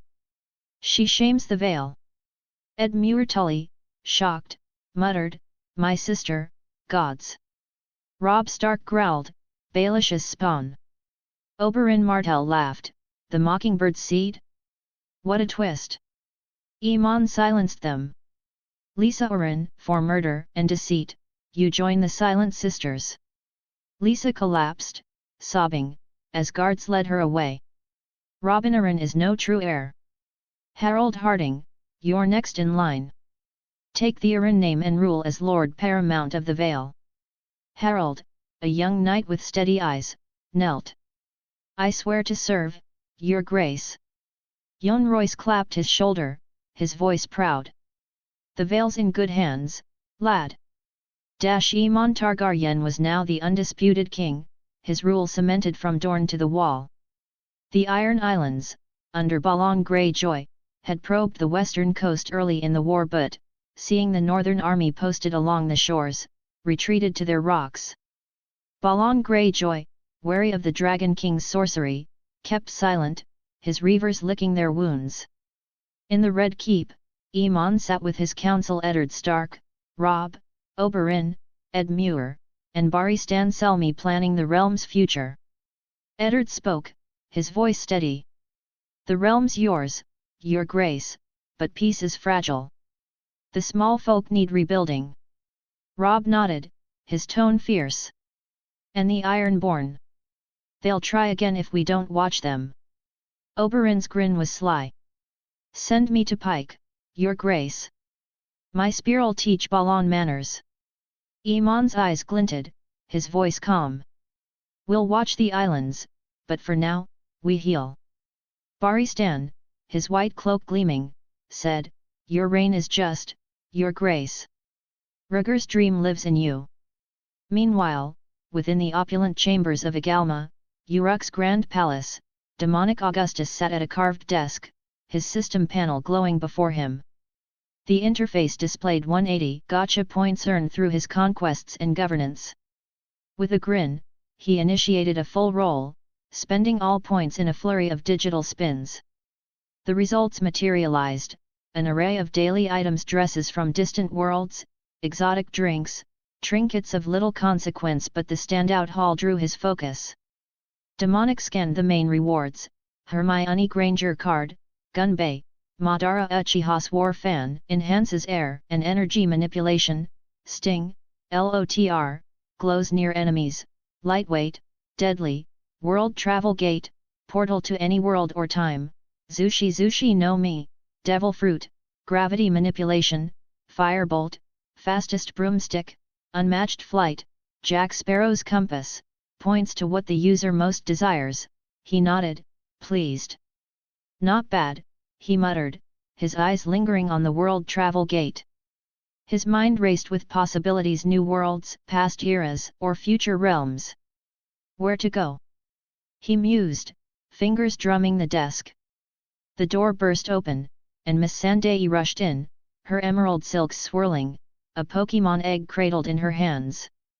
Daenerys followed, her silver hair braided, her black and red gown regal. "Dom!"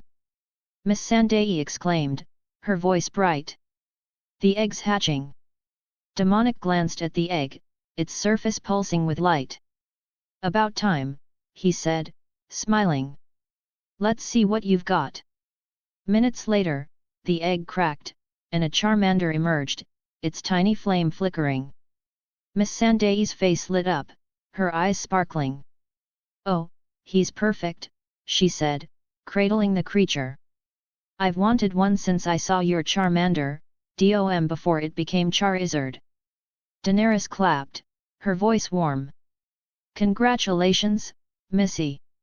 He'll grow strong, like his trainer." Miss Sandai beamed, stroking the Charmander. "I'll name him Ember. He's my little fire." Demonic leaned back, his tone teasing. "Careful, Missy. That little guy'll be roasting armies one day." Daenerys laughed, her violet eyes glinting. With her Mori no Mi and her strength, Ember's just the start. Demonic's expression turned serious. "Speaking of armies, I got word from Iman. The Seven Kingdoms are fully his. Storm's End fell, Stannis is at the wall, and the Vale's under Haraldarin. He's the undisputed king now." Daenerys nodded, her voice proud. "Yes, now he is the undisputed king." Miss Sandai, still holding Ember, said softly, "Iman's ice and fire united Westeros. It's a new age." Demonic said. "And here's the fun part, I got a gate with which we can go anywhere, anytime." Daenerys's eyes widened. "Anywhere?" Miss Sandai's voice was curious. "Where will we go, Dom?" Demonic shrugged, grinning. "Haven't decided. Got any ideas?" Daenerys leaned forward, her tone eager. "Before the dance of the dragons, when House Targaryen was at its peak. I want to see our house in its glory, with dragons filling the skies." Demonic nodded, his voice thoughtful. "That'd be a sight. Rhaenyra, Daemon, Viagar, but not yet. Essos still needs us. Uruk's expansion, the Free Cities integration." Daenerys sighed, her smile wry. "Always work before pleasure." "You're right, though. Uruk comes first." Miss Sandai cradled Ember, her tone gentle. "Iman's Westeros, our Essos, we're building something lasting." Demonic's gaze shifted to a stack of papers on his desk.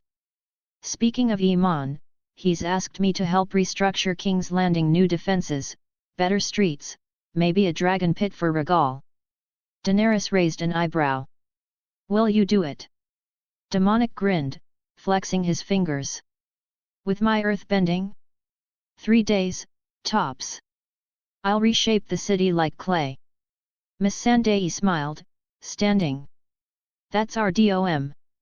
I'm off to feed Ember, he's hungry already." She left, the Charmander chirping in her arms. Daenerys rose, her voice soft.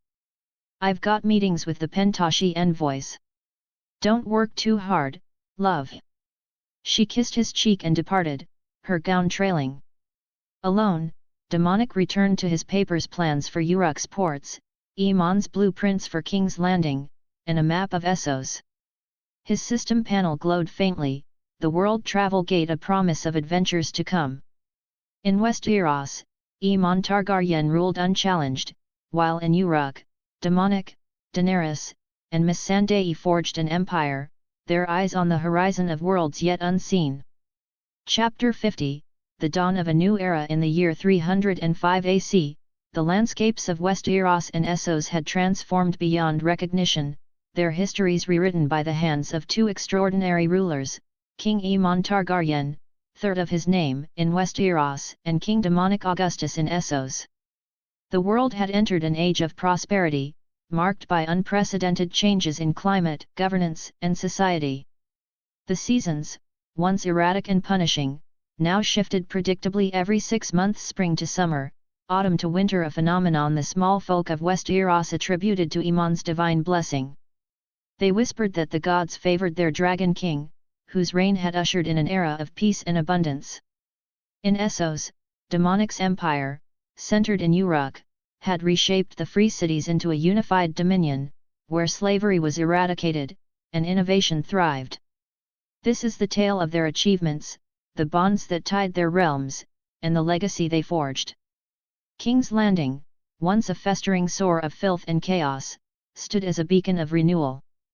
Aemon, with Demonic's earth-bending prowess, had restructured the city in 299 AC, a project completed in a mere 3 days. The rancid stench that had plagued the capital was gone, replaced by the scent of blooming gardens and fresh sea air. Narrow, muddy streets were widened into cobblestone boulevards, lined with markets and guild halls. The slums of Flea Bottom were rebuilt into sturdy homes for the small folk, with aqueducts designed by Demonic's Ted Mosby architectural genius bringing clean water from the Blackwater Rush. A new dragon pit, carved into a hillside, housed Regal.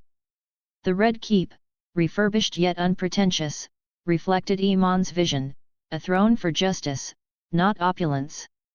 The small folk sang Aemon's praises, believing his sorcery had tamed the seasons. Maesters were skeptical of that. Whatever the cause, crops flourished, winters were mild, and trade boomed. The Red Keep hosted festivals where lords from all over the realm mingled, their old grudges softened by prosperity.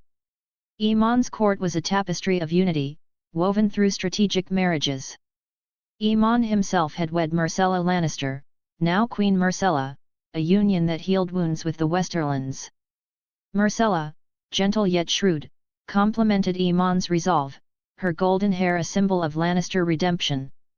Their son, Rhaegar, born in 302 AC, was a lively toddler with his father's grey eyes and mother's charm, already doted on by the court. Robb Stark, Lord of Winterfell, married Alys Karstark, their bond strengthening the north. Their daughter, Lyanna, was a fierce child, often seen trailing her father with a wooden sword. Sansa Stark, radiant and diplomatic, wed Dickon Tarly, Lord Paramount of the Second Reach Kingdom, her grace tempering his martial rigor. Their union produced a son, Eddard, named for Sansa's father. Arya Stark, ever the wild spirit, married Trystana Martell, Prince of Dorne, their love a fiery dance of equals.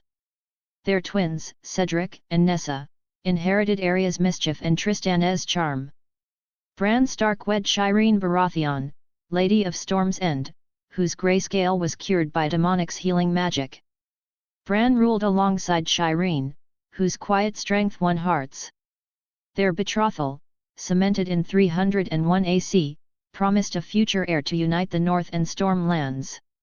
Rickon Stark, still young and untamed, remained unmarried, roaming Winterfell with Shaggydog, his dire wolf, and learning the ways of war. Tommen Lannister, legitimized and heir to Casterly Rock, married Dismera Redwine, their union tying the Westerlands to the Arbor's wealth. Marjorie Tyrell, ever adaptable, wed Marlon Ashford, the new Lord Paramount of the Other Reach Kingdom, her charisma ensuring House Ashford's rise. Arianne Martell, Princess of Dorne, married Aeron Sand, Demonic's loyal ally, their fiery love a cornerstone of Dornish loyalty to Aemon's crown. The Vale, under Lord Paramount Harold Arryn, thrived as a bastion of honor. The Iron Islands, cowed by Aemon's coastal defences, remained quiet, Balon Greyjoy's ambitions curbed. The Night's Watch, bolstered by Stannis Baratheon's service, guarded a peaceful wall, wildlings disbanded under Mance Rayder's oath to Demonic as the Night King's threat is no more. Number Essos, the empire of Uruk across the narrow sea. Essos had become a single, vibrant empire under demonic Augustus, Daenerys Targaryen, and Missandei Augustus. Uruk, once Volantis's rival, was now the heart of a dominion spanning the Free Cities, Slavers Bay, and beyond. Demonic's consolidation, begun in 299 AC, was complete by 305 AC, marked by radical changes that mirrored Westeros's transformation. Slavery, the scourge of Essos, was eradicated. Demonic's earthbending demolished slave markets, replacing them with schools and hospitals. Daenerys's Mara Mara no Mi burned the chains of the enslaved, inspiring loyalty. Missandei's Mori Mori no Mi turned barren lands into lush fields, her Tsunade healing saved countless lives. The Unsullied, freed and retrained, became Uruk's elite guard, their loyalty absolute. The Free Cities Bravos, Pentos, Norvos, Kohor, Lorith, Mir, Tyrosh, Lys were unified under Uruk's banner. Demonic's leadership, drawn from Erwin Smith, forged a council of elected magistrates, replacing magisters and princes. Bravos's Iron Bank, once a rival, now funded Uruk's projects, its faceless men neutralized by Demonic's Haki and Grindelwald magic. The Dothraki, tamed by Daenerys's fire, served as cavalry, their Kalassars patrolling trade routes. Uruk itself was a marvel. Demonic's earthbending raised marble spires and aqueducts, while his Ted Mosby architecture created amphitheaters and libraries. Missandei's forests lined the city, their vines purifying the air. Daenerys's dragon pit housed Morgul, Tyraxes, and new hatchlings, their roars a symbol of Uruk's might. Markets brimmed with goods from Karth to Asai, facilitated by Demonic's Port KN network, which linked cities instantly. Education was mandatory, with academies teaching Valyrian, Common Tongue, and sciences. Demonic's family grew, anchoring his empire. Daenerys gave birth to Julius in 302 AC, a boy with her violet eyes and Demonic's fire. Missandei bore twins, Alexander and Hazel, in 304 AC, their laughter filling Agalma's halls. The children, raised in a palace of magic and freedom, symbolized Essos's hope. Demonic's reforms were relentless. He outlawed blood magic. The Guild of Alchemists, inspired by Westeros, produced medicines, not wildfire. Ports welcomed ships from Yeti, their trade taxed lightly to fund schools. The World Travel Gate, unused but studied, promised future journeys, its potential guarded by Daenerys's dragons. In Uruk's council chamber, Demonic, Daenerys, and Missandei often spoke via two-way mirror with Aemon, their alliance unshakable. One evening, as Demonic reviewed Essos's grain yields, Daenerys entered, Julius tugging her hand. Aemon sent a raven, she said, her voice warm. He's invited us to King's Landing for Rhaegar's name day. Missandei, with Alexander and Hazel playing nearby, smiled. We should go. Ember, which is now Charizard, is eager to see Rhaegal. Demonic grinned, his Jack Sparrow compass spinning. Port Kayet or dragons? Let's make an entrance. Their laughter echoed, a testament to their shared vision. Westeros and Essos, once torn by war, now stood as twin pillars of progress, united by Aemon's justice and Demonic's might. The seasons turned, the people thrived, and the world, for the first time in centuries, knew peace. Chapter 51, 105 AC. In the year 305 AC, within the heart of Agalma, Uruk's grand palace, Demonic Augustus stood before the dimensional gate, a shimmering archway of runes and light, its surface pulsing with infinite possibilities. Flanking him were his wives, Daenerys Targaryen and Missandei Augustus, their eyes bright with anticipation. The gate, a prize from Demonic's Gacha rolls, could transport them to any world or time, with settings to pause their home world's time or adjust dilation days into months, years, or decades. Demonic had explained its features, his voice steady with excitement, and they'd set it to freeze time in their world, ensuring Uruk remained untouched. Their destination, West Eros, 105 AC, the zenith of Targaryen glory during King Viserys' reign.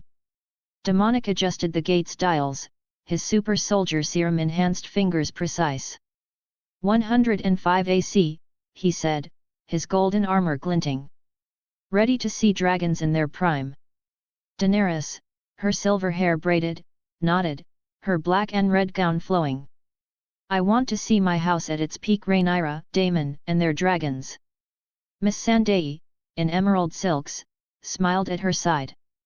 And I want to explore Essos, free its slaves, build a kingdom like Uruk. Demonic grinned, his conqueror's haki a quiet pulse.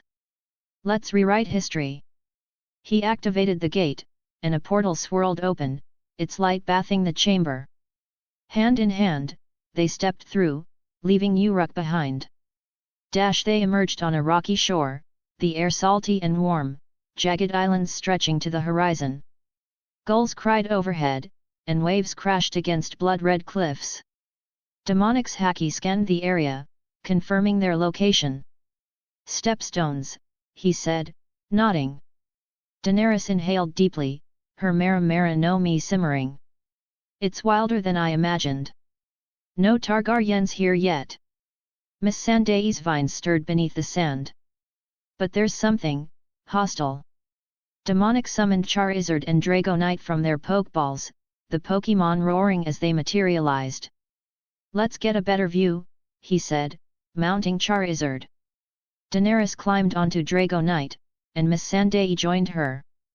They took to the skies, soaring over the islands, their shadows dancing on the waves. A sudden twang broke the silence, and a scorpion bolt streaked toward Charizard. Demonic's observation haki flared, and he barked, "Dodge!" Charizard banked sharply, the bolt missing by inches. Below, on a craggy isle, pirates in ragged leathers cheered, their scorpion reloading. Demonic's eyes blazed, his voice a growl. Pirates! They just made a mistake. He looked at Daenerys and Miss Sandai. Land! Now! They descended to a nearby beach, dismounting as Demonic recalled his Pokémon. His fury was a storm. Stay back, he told his wives, drawing his elder wand. This won't take long. The pirates, numbering over 1,000, charged, brandishing cutlasses and axes. Kill the intruders, their captain, a scarred man with a braided beard, roared. Take their beasts. Demonic moved like lightning, his super soldier serum enhanced speed a blur. His earth-bending raised stone spikes, impaling a dozen pirates. You dared attack us, he shouted, his Grindelwald magic sending black lightning through the ranks. Pirates screamed, their bodies crumbling to ash. Daenerys, her hands alight with mara no mi flames, watched from the sidelines, occasionally roasting a pirate who strayed too close. They never learn, she said, a fireball felling a fleeing archer. Miss Sandai's vines snared stragglers, her Emma Frost telepathy sowing panic. Their minds are weak, she noted, crushing a pirate's will. Within 2 hours, the stepstones were silent, every pirate dead. Demonic returned to his wives, blood on his armor, his voice calm. Well, I think the stepstones are ours now. Daenerys shook her head, chuckling. You cleared an archipelago in 2 hours, love. Subtlety isn't your style, is it? Miss Sandai's smile was wry. At least we've got a new vacation spot. Shall we rename it Demonic's Wrath? Demonic laughed, wiping his blade. Bloodstone's fine. Let's build a castle. Using Topha's earth-bending, he reshaped Bloodstone's cliffs, raising a fortress akin to Edinburgh Castle, its towers piercing the sky. In an hour, the structure stood complete marble walls, iron gates, and courtyards lush with Miss Sandai's mori no mi vines. Demonic decorated it with inventory items. Then he placed different types of wards all around the island, where it didn't allow the enemy to enter. That night, in the castle's dining hall, they feasted on conjured dishes: roast boar, fire whiskey, butterbeer, and arbor wine from Demonic's inventory. Demonic leaned back, his goblet raised. So, what do we do here? We've got a whole world to play with. Daenerys sipped her wine, her violet eyes gleaming. King's Landing. I want to see Viserys and his. Demonic nodded, turning to Miss Sandai. And you, Missy? Miss Sandai, feeding Ember a berry, smiled. I'll join you in King's Landing, but then I'm going to Essos. I want to liberate the Free City's slaves, build a kingdom like Uruk by myself. Demonic's eyes softened, his voice warm. Ambitious. If you need anything, troops, magic, Pokemon, just ask. Miss Sandai's laugh was gentle. I know, love. But this is my fight. I'll call if I need you.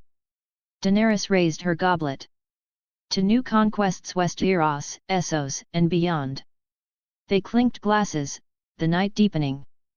After dinner, they retired to their chamber, a vast room with a canopied bed draped in silks, overlooking the stepstones' waves.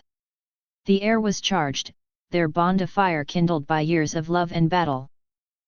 Lemon scene in the castle's master chamber, lit by candelabras, the air was thick with anticipation. Demonic led Daenerys and Miss Sandai inside, the stone walls draped in silks from his inventory. The bed, vast and piled with furs, beckoned. Daenerys's laugh was sultry as she glanced at the bed. Planning something, love? Miss Sandai's vines stirred, her smile teasing. He always is, Dany. Shall we indulge him? Demonic's eyes glinted, his voice low. Oh, I've got plans. Dany, you're first. Before Daenerys could retort, Miss Sandai's Mori Mori no Mi vine slithered from the floor, wrapping Daenerys's wrists. She gasped, half laughing, as they pulled her to the bed. Missy. Daenerys protested, her violet eyes flashing. You're in on this. Miss Sandai pinned her down, vines tightening gently. You look good like this, Dany. Relax. Demonic approached, leaning over Daenerys, his breath warm. Let's see how long you last. Daenerys squirmed, her voice defiant. You'll have to work for it, both of you. Miss Sandai's fingers trailed Daenerys's arm, her Emma Frost telepathy sending a shiver through her mind. Oh, we will. Demonic's lips brushed Daenerys's neck, his voice a whisper. No fire tonight, Dany. Just us. The vines shifted, holding Daenerys's ankles, spreading her gently. She bit her lip, her defiance melting into a moan. Miss Sandai kissed her shoulder, her voice soft. You're ours, Dany. Let go. Demonic's hands roamed, teasing, sensing every reaction. She's fighting it. Cute. Daenerys's breath hitched, her voice a challenge. Keep talking, and I'll burn these vines. Miss Sandai laughed, her vines tightening playfully. Try it. I'll grow more. Demonic's kisses trailed lower, his touch deliberate. Daenerys arched, her moan echoing in the chamber. Miss Sandai's lips met Daenerys's, silencing her protests. SHH, love. Enjoy. The night stretched, their teasing relentless, Daenerys's gasps mingling with laughter. The vines held firm, a dance of control and surrender. As dawn crept through the windows, they collapsed together, Daenerys free, her laughter soft. You too. I'll get you back. Demonic grinned, pulling them close. Looking forward to it. Chapter 52, The Small Council of 105 AC 105 AC, King's Landing, third-person POV. The Seven Kingdoms basked in the golden age of House Targaryen, their dragons soaring above a realm united under King Viserys. In King's Landing, the Red Keep's small council chamber was a crucible of ambition and strategy, its walls adorned with tapestries of Aegon's conquest. On a balmy morning, Viserys presided over a meeting, his silver-gold hair gleaming, his genial demeanor masking the weight of the crown. Around the polished table sat his advisors, Lord Corlys Velaryon, the Sea Snake, Sir Otto Hightower, Hand of the King, Lord Lyman Beesbury, Master of Coin, Lord Lionel Strong, Master of Laws, Grand Maester Melos, and Sir Harold Westerling, Lord Commander of the King's Guard. The air was thick with tension, as the Stepstone's pirate scourge dominated the agenda. The small council meeting, the Red Keep's small council chamber, was a study in contrasts, opulent yet austere, its high windows casting slants of morning light across a polished oak table.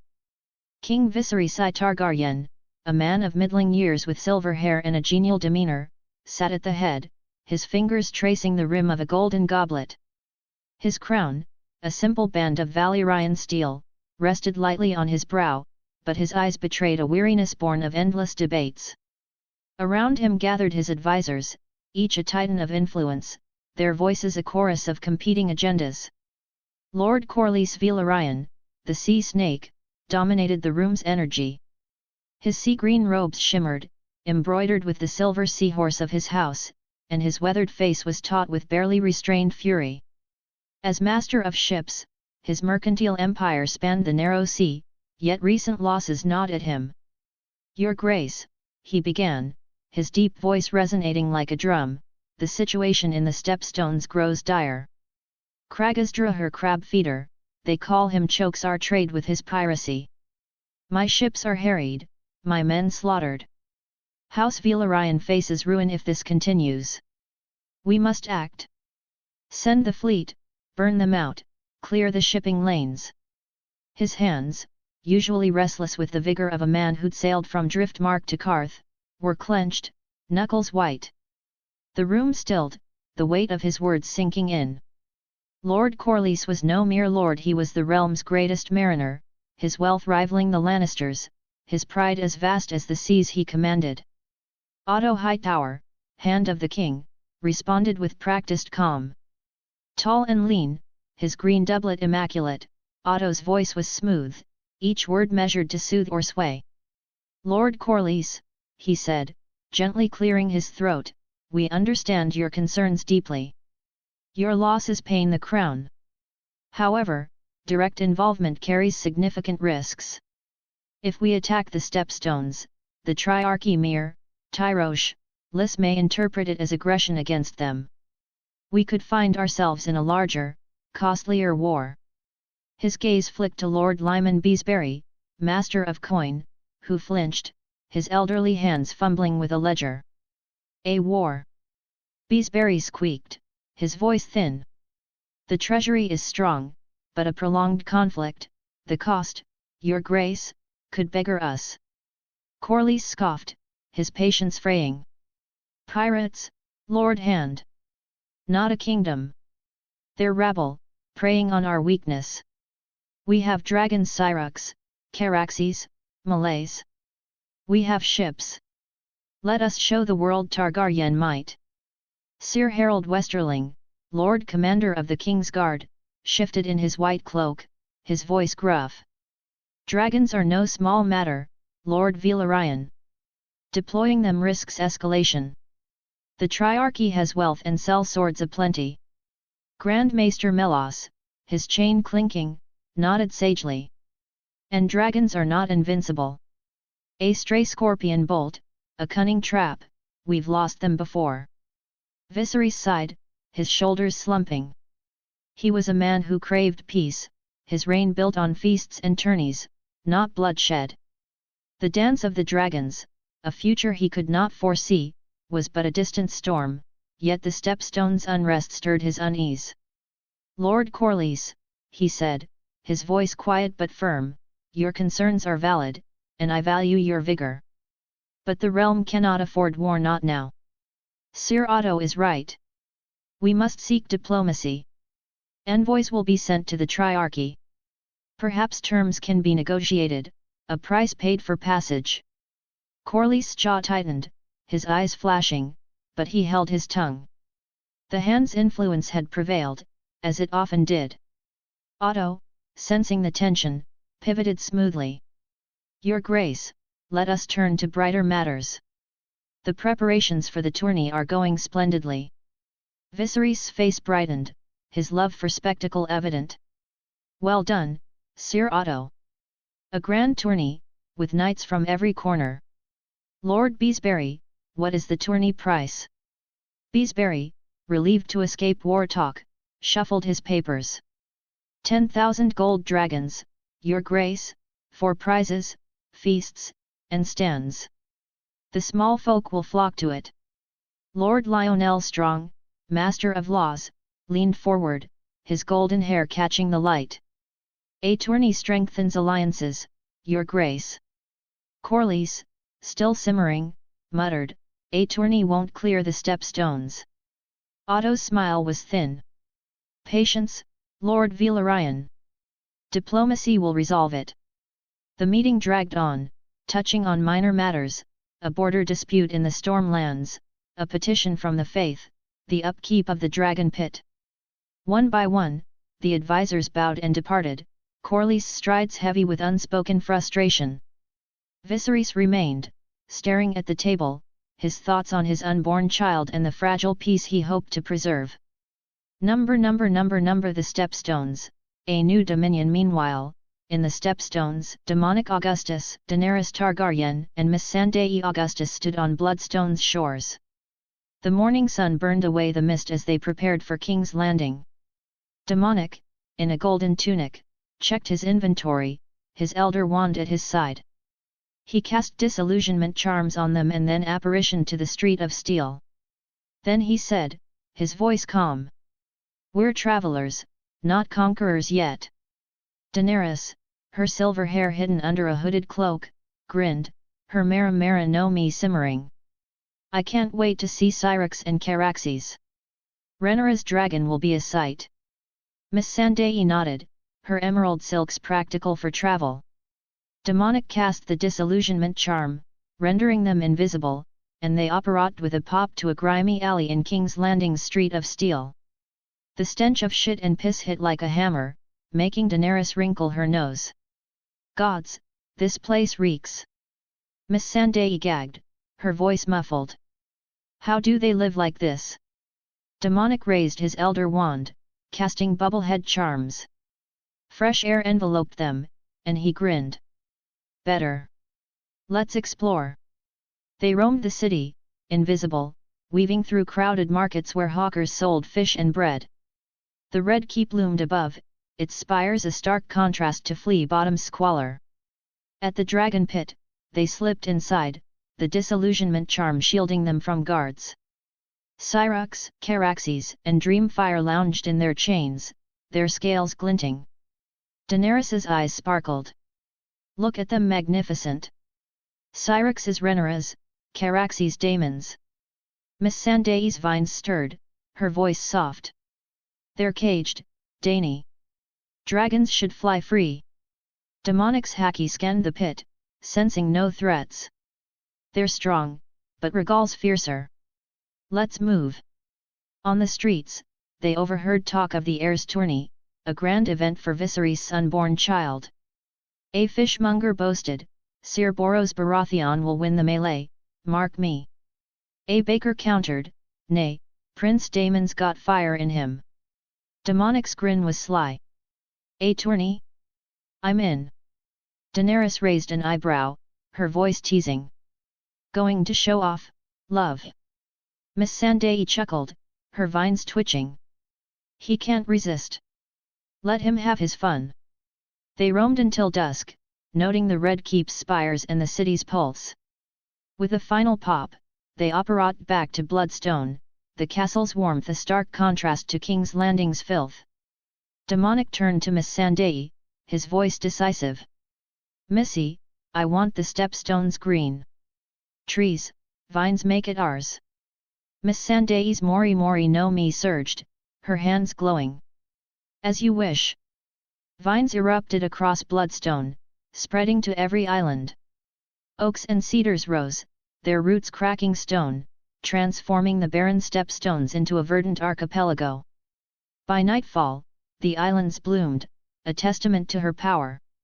Daenerys clapped, her laugh bright. It's beautiful, Missy. A pirate's grave turned paradise. Demonic nodded, his voice proud. This is our base. Now, we plan for King's Landing and Essos.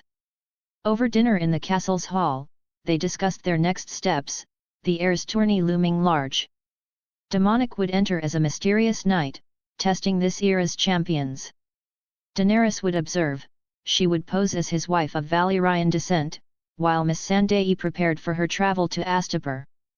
The Stepstones, now a green fortress, stood ready to anchor their ambitions in 105 AC, as the World Travel Gate's promise of infinite worlds whispered of adventures yet to come. Chapter 53, The Heir's Tourney 105 AC, King's Landing, third-person POV. The sun blazed over King's Landing, illuminating the tourney grounds where the Heir's Tourney unfolded in a riot of color and steel. The event, celebrating the anticipated birth of King Viserys I Targaryen's child with Queen Aemma Oren, drew lords, knights, and small folk from across Westeros. Demonic and Daenerys apparat into a shadowed alley near the tourney grounds, the city's stench of sweat and refuse muted by bubblehead charms. Demonic, in a simple cloak, raised his elder wand, transfiguring a suit of steel armor and a shield bearing the Deathly Hallows symbol, a triangle enclosing a circle and line, alien to this era's heraldry. Time to steal the show, he said, his voice tinged with mischief. Daenerys, her silver hair concealed under a hooded cloak, her black and red gown discreet, smiled. Give them a spectacle, love. I'll be watching from the stands. Demonic entered the tourney as the Knight of the Hollows, his pseudonym sparking whispers among the crowd. The grounds bustled with activity, pavilions of silk in every hue, squires polishing armor, and vendors hawking ale and meat pies. The stands overflowed with nobility, King Viserys I presiding from a canopied dais, his silver hair gleaming under a Valyrian steel crown. Beside him sat Otto Hightower, hand of the king, his green doublet pristine, his eyes scanning the field with calculated interest. Daenerys slipped into the stands among lesser lords, her disillusionment charm fading as she blended in, her violet eyes fixed on Demonic. When the herald called, the Knight of the Hollows. Demonic rode onto the field, his conjured steed prancing with unnatural grace. The crowd murmured, intrigued by his strange shield. A small folk woman nudged her neighbor, "What's that mark?" "Some foreign sigil." Demonic's first challenge was Sir Criston Cole, a Dornish knight whose lance work was already famed. As they charged, lances leveled, the stands erupted. "Cole! Cole!" shouted a group of rivermen. Demonic's strike shattering Cole's shield in the first tilt. Cole tumbled into the dirt, unhorsed, and the crowd gasped. A Dornish lady wailed, "No," while a northern squire cheered, "The Hollows has him." Daenerys clapped discreetly, her smile hidden behind a silk fan. "That's my knight," she whispered. Lord Boros Baratheon, a hulking figure in storm grey armor, challenged Demonic next, bellowing, "I'll break this mystery knight." The stands roared, small folk chanting, "Boros! Smash him!" Demonic struck true in the first tilt, his lance sending Boros crashing, armor dented. The crowd exploded, a Reach knight shouting, "Seven hells, he's a demon!" A small folk boy jumped, yelling, "Hollows! Hollows!"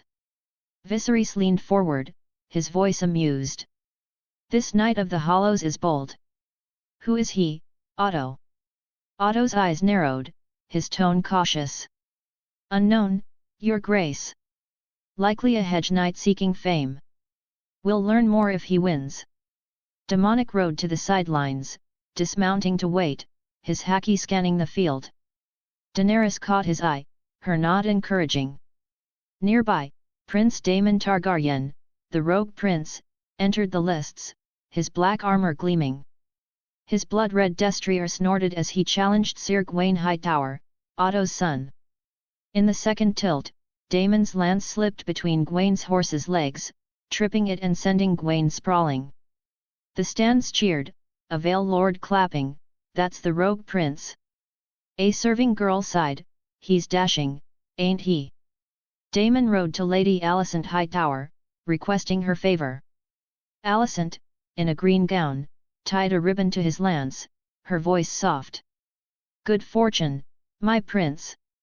Damon's gaze then locked on Demonic, a smirk curling his lips. "Mystery Knight," he called. "Let's see your worth." The stands buzzed, a Stormlander bellowing, "Damon'll crush him." A small folk man countered, "Hollows ain't lost yet." As Damon and Demonic prepared to joust, Viserys rose, their faces tense. As Otto had whispered news of Emma's labor, her screams echoing in the Red Keep. "We must go," Viserys said, his voice strained. Otto nodded, and they departed, the crowd barely noticing amid the tourney's fervor. The joust began, Damon's lance aimed true. Demonic's haki sensed the strike, his serum-enhanced strength holding firm. In the first tilt, Damon's lance splintered, and he was unhorsed, landing with a curse. The stands fell silent, then erupted. "Hollows! Hollows!" roared a group of small folk. A Reach lady gasped, "He felled the prince." A Westerlands knight muttered, "That's no normal man." Damon, pride wounded, leapt up, sword. He beckoned a squire, who brought Dark Sister. Demonic, calm, called to a servant, a longsword. The servant handed him a plain steel blade, its edge unremarkable. The crowd murmured, a squire scoffing, "That blade won't last." Damon attacked, Dark Sister flashing in deadly arcs. Demonic, using observation haki, dodged effortlessly, his movements fluid. The stands watched, rapt, a small folk woman shouting, "He's dancing round the prince." Damon's strikes grew frantic, his voice mocking. "Fight back, craven!" For 2 minutes, Demonic evaded, his haki reading every move. The crowd grew restless, a lord jeering, "Strike, hollows!" Fed up, Demonic struck, disarming Damon in one motion, Dark Sister clattering away. He pressed the steel sword to Damon's neck, his voice low. "Yield!" Damon's eyes blazed, but the blade stilled him. He turned and stormed off, the crowd stunned, then cheering wildly. "Hollows! Hollows!" they chanted, a boy tossing a flower. Daenerys smiled, her heart swelling. Demonic rode to her, stopping before the stands. "My lady," he said, "may I have your favor?" Daenerys, her cloak slipping to reveal her silver hair, tied a black and red ribbon to his lance, her voice warm. "Luck, seer." The crowd whispered, a lady noting, "She's got Targaryen blood, look at her."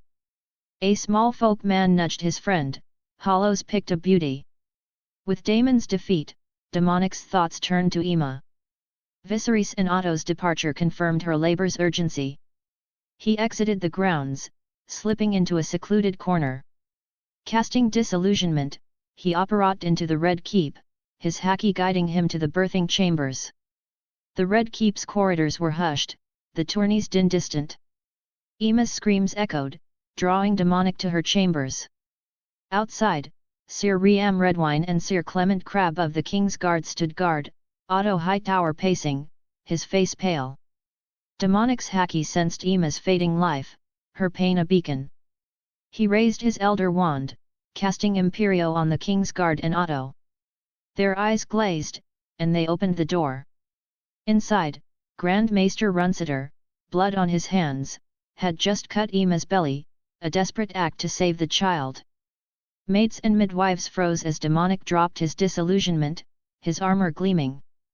Demonic cast Imperio on Runciter and the others, their minds bending. Emma, pale and trembling, gasped, "Who are you?" He approached Emma, his voice gentle. "It doesn't matter who I am. What I did is magic. Do you want to live?" Emma, tears streaming, nodded. "Yes. I'll heal you and deliver your child," Demonic said, "but you must stay strong now." Emma whispered, "Yes." Using Gacha potions blood replenishing, Wiggenweld Demonic sealed the cut, his magic mending flesh. With precise spells, he delivered a healthy girl, her cries soft. Ima clutched her daughter, her voice breaking. "Thank you." Demonic's gaze was grave. "Do you want to stay here? They'd have killed you for this child." Ima sobbed, "I should, for Rhaenyra. She'd be alone." "I'll protect Rhaenyra," Demonic said. "I'll tell her the truth, help her. You'll see her regularly, safe." Ima nodded, resolute. "I trust you." Demonic transfigured a corpse to resemble Ima, its belly cut, and a stillborn boy, crafting a tragic scene.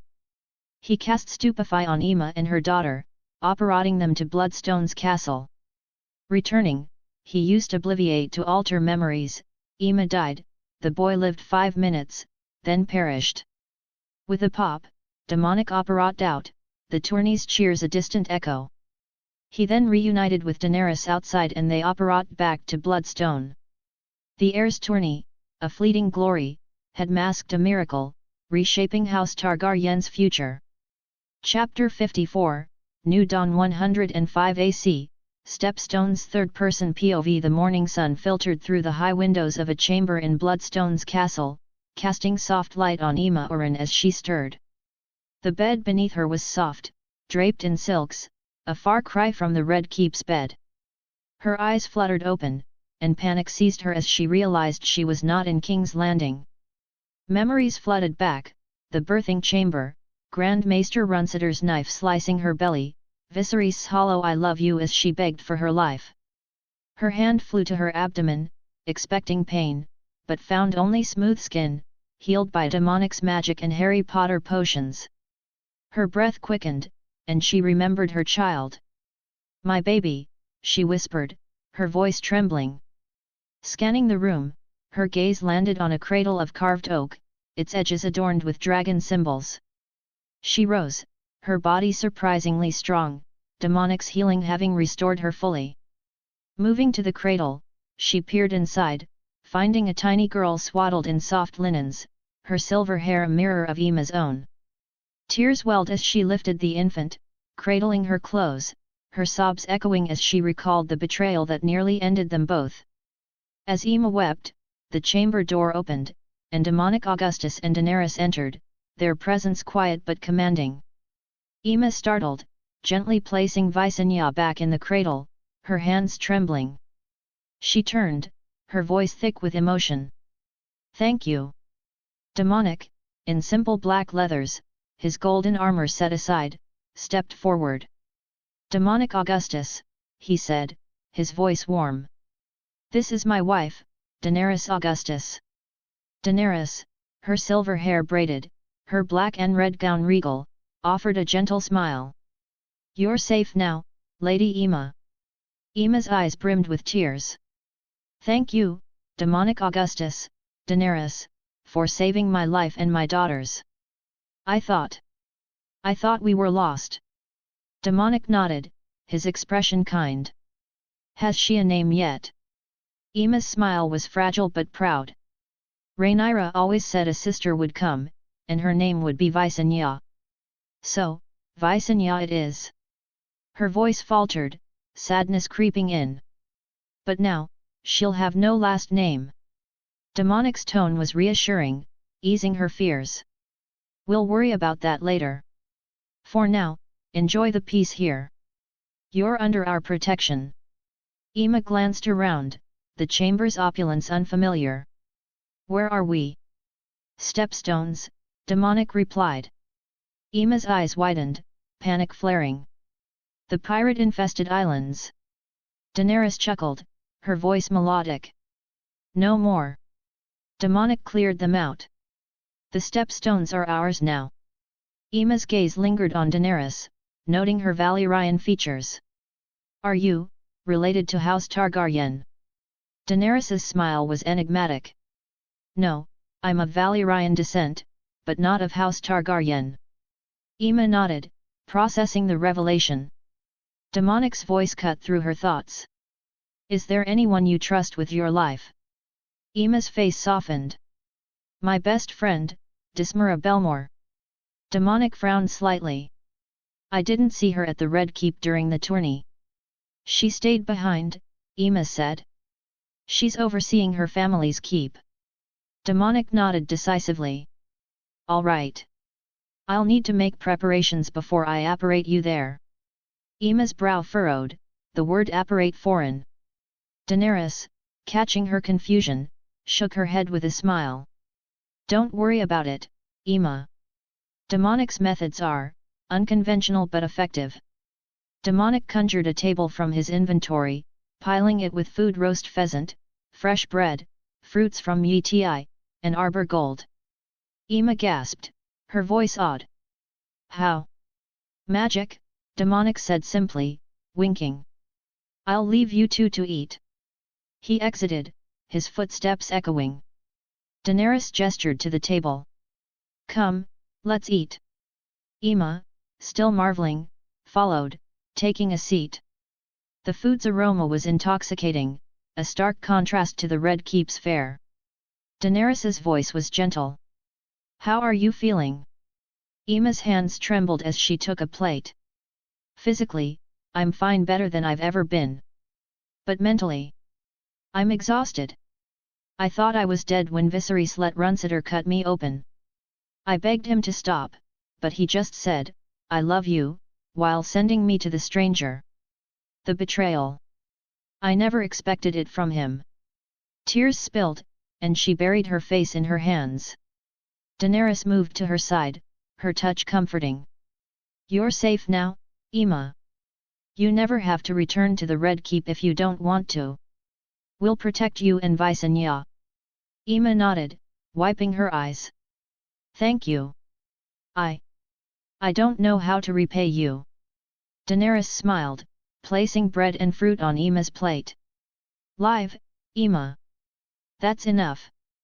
They ate, the silence companionable, Visenya's soft coos from the cradle a reminder of hope. Meanwhile, Demonic apparat to the Eyrie under disillusionment, the Vale's winds howling around him. Bringing out Drago Knight, he flew to Strong Song, the Belmore seat, his Pokémon's wings cutting through the clouds. By midday, he reached the castle, its stone walls perched on a rugged hill. Invisible, he scouted the grounds, and he apparat back to Bloodstone, rejoining Daenerys and Emma in the chamber, where they played with Visenya, the baby's laughter filling the air. Demonic cleared his throat. Emma, we'll go to Strong Song now. Daenerys will stay with Visenya. Emma's eyes widened. Now. Demonic nodded, his tone matter of fact. Now. Daenerys smiled, cradling Visenya. I'll keep her safe. Go, Emma. Emma hesitated, then nodded. Demonic placed a hand on her shoulder, and with a pop, they apparat to Strong Song's courtyard. Emma clutched her stomach, her face green, resisting the urge to vomit. She glared at Demonic, her voice sharp. Never do that again. I thought my breakfast would come up.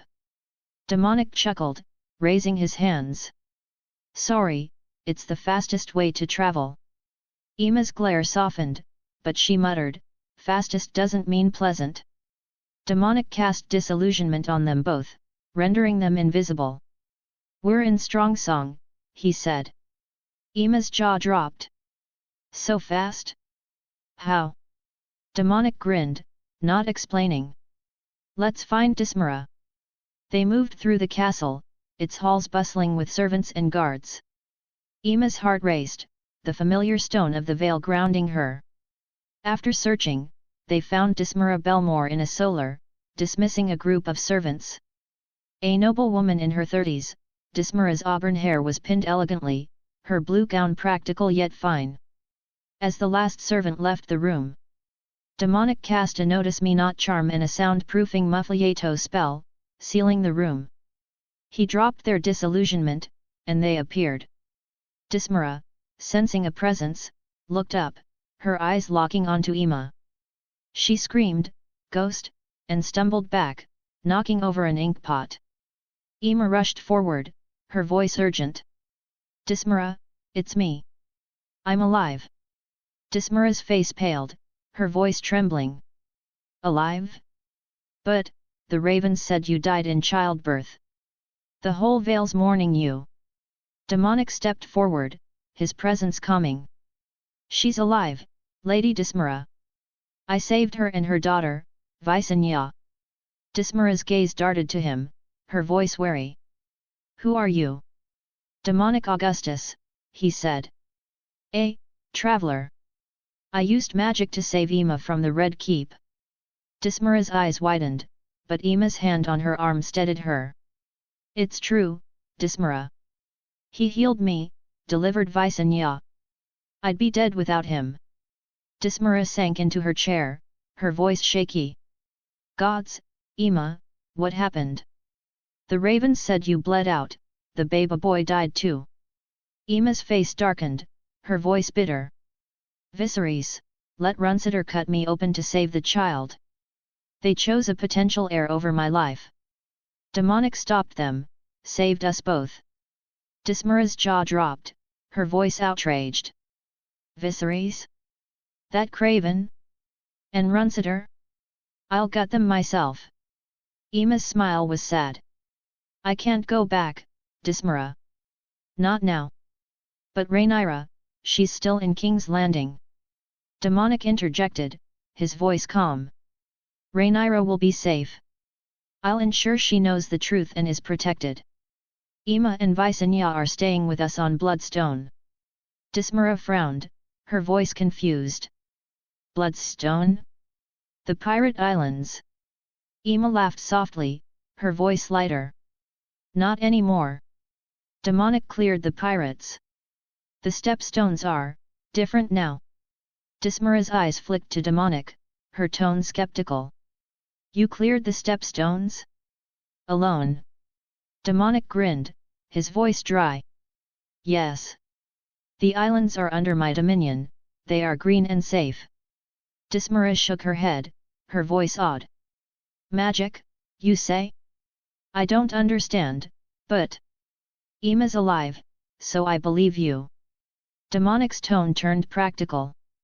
Ima needs ladies-in-waiting, handmaidens she trusts. That's why we're here. Can you help? Dismara nodded slowly, her mind racing. I can arrange it.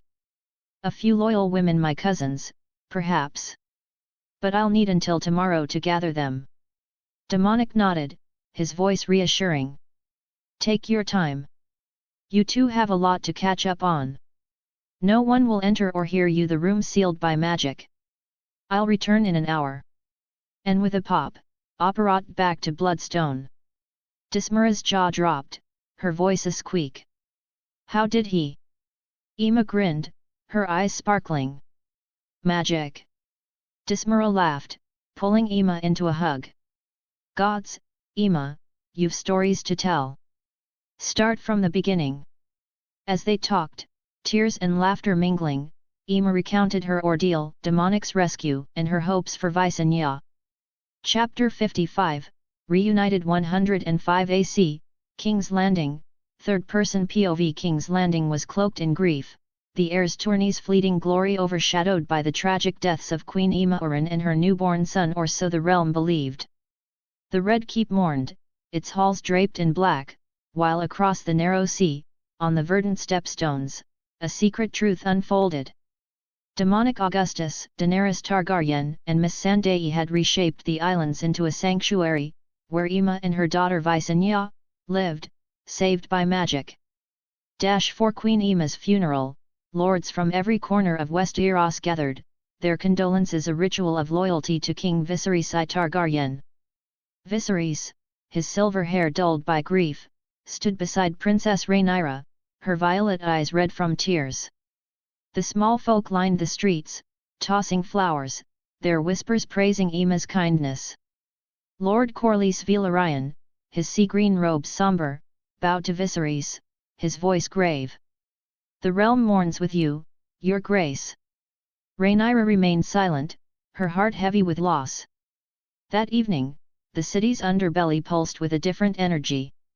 On the Street of Silk, in a pleasure house aglow with lanterns, Prince Daemon Targaryen hosted a celebration for his City Watch loyalists.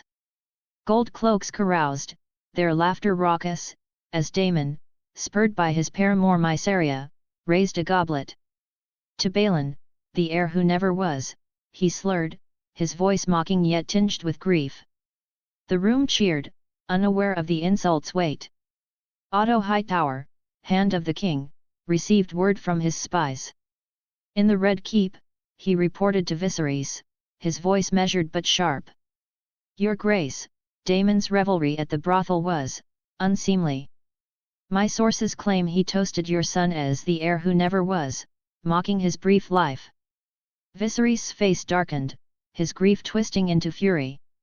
Summon him, he ordered, his voice cold. The confrontation unfolded in the throne room, its iron throne looming, its jagged blades glinting under torchlight. Viserys sat, black fire in hand, flanked by Sir Riam Redwine and Sir Clement Crabbe of the King's Guard. Damon entered, his black armor unpolished, his smirk defiant. Brother, he began, but Viserys cut him off. Did you call my son the heir who never was? Viserys demanded, his voice trembling. Damon shrugged, his tone casual. My way of grieving, Viserys. A toast to a nephew I'll never know. Viserys erupted, his voice echoing. Grieving? You celebrate with lickspittles, mocking my son, while Rhaenyra and I mourn. You throw every honor I've given you back in my face. Damon's smirk faded, his voice sharp. Honor? You've only ever sent me away Runestone, the city watch, anywhere but your side. 10 years you've ruled, and never once offered me hand of the king. Viserys scoffed, gripping black fire. You, hand? You'd burn the realm for your pride. Damon stepped closer, his voice fierce. I deserve it, as your brother. I'd do better than Otto, that over-ambitious second son scheming for himself. He doesn't protect you, I would. Protect me from what? Viserys snapped. Yourself, Damon said bluntly. You're weak, Viserys. Your council of leeches knows it, preying on you for their ends. Outraged, Viserys rose, black fire trembling. I'll name my heir publicly, and it's not you. Return to your wife in the Vale, Damon. Damon moved to protest, but the King's Guard drew swords, blocking him. He glared, then withdrew, his boots echoing. Viserys slumped, his anger spent, the throne's weight heavier than ever. That night, Viserys summoned Rhaenyra to Balrion's shrine, a cavernous chamber beneath the Red Keep where the dragon's skull loomed, its sockets dark. Rhaenyra, confused by her father's silence since the funeral, followed, her gown black with mourning. What do you see in the dragons, Rhaenyra? Viserys asked, his voice soft. Staring at Balrion's skull, Rhaenyra replied, our family. The small folk say we're closer to gods than men, but it's our dragons that make us so. Viserys nodded, his tone grave. Dragons are a dangerous power. They caused Valeria's doom and could destroy us if we're careless. A Targaryen ruler must understand this. Rhaenyra frowned, sensing a shift. Viserys continued, I've chased a son for years, ignoring the heir I had. You, Rhaenyra, have the makings of a great queen. Her eyes widened, her voice hesitant.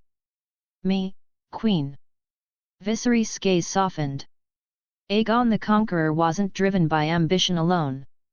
Like Daenerys foresaw Valeria's doom, Aegon had a vision, a terrible winter from the north, bringing an evil to destroy the living. Only a united Westeros, led by a Targaryen, could stop it. He called it the Song of Ice and Fire, a secret passed from king to heir. Now, I pass it to you. Rhaenyra's breath caught, the weight of destiny settling on her young shoulders. I'll make you proud, father, she whispered. That night, in Rhaenyra's chambers in the Red Keep, a shadow moved. Demonic Augustus, under disillusionment, slipped inside, casting Mufflieto to seal the room from sound. He dropped his charm, revealing himself, his simple tunic unassuming. Rhaenyra, reading by candlelight, gasped, leaping to her feet. "Guards!" she shouted, her voice shrill. "King's Guard!" No one responded, the spell muffling her cries. "Who are you? What do you want?" she demanded, her hand reaching for a dagger on her table. Demonic raised his hands, his voice calm. "Calm down, princess. I haven't harmed you." Renara's eyes blazed, her voice fierce. "Speak, or I'll scream louder." Demonic sighed, stepping closer. Rhaenyra backed away, her dagger raised, until she hit the wall. "Stay back," she warned. He placed a hand on her shoulder, his voice gentle. "This'll be a bit uncomfortable." Before she could react, he apparat, the world squeezing them through a magical conduit. Rhaenyra stumbled on Bloodstone's castle floor, clutching her stomach, fighting nausea. "What was that?" she gasped, her eyes wide. Opening them, she saw Demonic seated at a table, his expression amused. Confusion gripped her as she scanned the stone chamber, its silks and candelabras unfamiliar. Then her gaze landed on Oren, seated near a cradle, her face radiant. "Mother!" Rhaenyra whispered, running to her, tears spilling. They embraced, Emma's sobs mingling with her daughter's. "Is this heaven?" Rhaenyra asked, her voice trembling. Emma laughed, wiping her eyes. "No, sweetling." "Didn't Demonic explain?" Rhaenyra frowned, turning to Demonic. "Who? The stranger in my room? You know him?" Emma smiled, gesturing to Demonic. "He saved me, Rhaenyra. Let me introduce you, Demonic Augustus, King of the Stepstones, and a magician." Rhaenyra's jaw dropped. "Magic? Stepstones? I thought we were in King's Landing." Emma's voice softened, recounting her ordeal, Viserys' betrayal, Runsitter's knife, Demonic's rescue, and Visenya's birth. She led Rhaenyra to the cradle, where the baby cooed, her silver hair glinting. "Your sister, Visenya," Emma said, her voice proud. Rhaenyra's smile was radiant, her fingers brushing Visenya's cheek. "She's beautiful." Demonic stood, his voice practical. "I'm heading to Strong Song to fetch Dismara Belmore's handmaidens for Emma. I'll be back soon." Emma nodded, her voice grateful. "Thank you, Demonic." He apparat with a pop, leaving mother and daughter alone. Emma took Rhaenyra's hand, her voice serious. "I won't return to King's Landing, Rhaenyra. I had enough of that place. If I stay there, your father will again get me pregnant and I can't handle it." "But Demonic says you can visit every night, he has a solution." Rhaenyra nodded, her voice firm. "I'll come. I need you, mother." Emma's eyes shone, her voice warm. "Congratulations, my heir. Your father chose wisely, but King's Landing is a pit of snakes. Be wary, especially of your uncle Daemon." Rhaenyra's expression hardened. "I know. He's reckless." They talked, laughter mingling with tears, as Rhaenyra played with Visenya, tickling her tiny feet. The chamber door opened, and Daenerys entered, her black and red gown regal, her silver hair loose. Emma smiled, rising. "Rhaenyra, meet Daenerys Augustus, Demonic's wife." Rhaenyra's eyes widened, noting Daenerys's Valyrian features. "You look like a Targaryen." Daenerys laughed, her voice warm. "Valyrian blood, but not your house." "A pleasure, princess." They sat, Daenerys joining their talk. "Your mother's strong, Rhaenyra," she said, her tone admiring. "And you'll need that strength as heir." Rhaenyra nodded, her voice resolute. "I'll protect our family." Emma squeezed her hand, her voice soft. "You will, my dragon." Chapter 56, Building a Household. Demonic Augustus apparat into the courtyard of Strong Song Castle, the Vale's wines carrying the scent of pine. Under a disillusionment charm, he slipped past guards, his haki scanning for Dismara Belmore. The castle bustled with activity, servants hauling firewood, knights drilling in the yard, but Demonic's focus was singular. He found Dismira in a solar, her auburn hair pinned up, overseeing a group of 25 women and men, ladies-in-waiting, maids, and servants, all loyal to House Belmore and vetted for Emma's service. Dismira, her green gown practical yet elegant, turned as Demonic dropped his charm, her eyes widening briefly before settling. "King Augustus," she said, her voice steady. "These are the ones I've chosen, trustworthy, discreet, and skilled. My cousins, Lisa and Ellen, will lead the ladies-in-waiting. The maids and servants are from families sworn to us." Demonic surveyed the group, his observation hacky, sensing their resolve. Lisa, a sharp-eyed woman in her 20s, met his gaze boldly, while Ellen, softer but poised, offered a curtsy. The maids, ranging from young girls to seasoned women, stood attentively, their hands clasped. The male servants, carpenters, and grooms among them, bowed respectfully. "Good choices," Demonic said, his voice approving. "They'll serve Emma well." Dismira nodded, her tone practical. "They're ready to leave." "How will they travel?" Demonic produced a rusted iron ring from his inventory, its surface edged with faint runes, a porte-carte. "This will take you to Bloodstone's castle," he said, holding it up. "Gather around, touch it, and say sanctuary when I signal." The group exchanged wary glances, Lisa muttering, "What sorcery is this?" Dismira silenced her with a look, her voice firm. "Trust King Augustus. He saved Emma." They formed a circle, hands brushing the ring. Demonic counted down, 3, 2, 1 now. As they chorused sanctuary, the porte-carte glowed, and with a whoosh, they vanished, teleport to Edinburgh Castle's Great Hall on Bloodstone. Demonic operated after them, ensuring their safe arrival.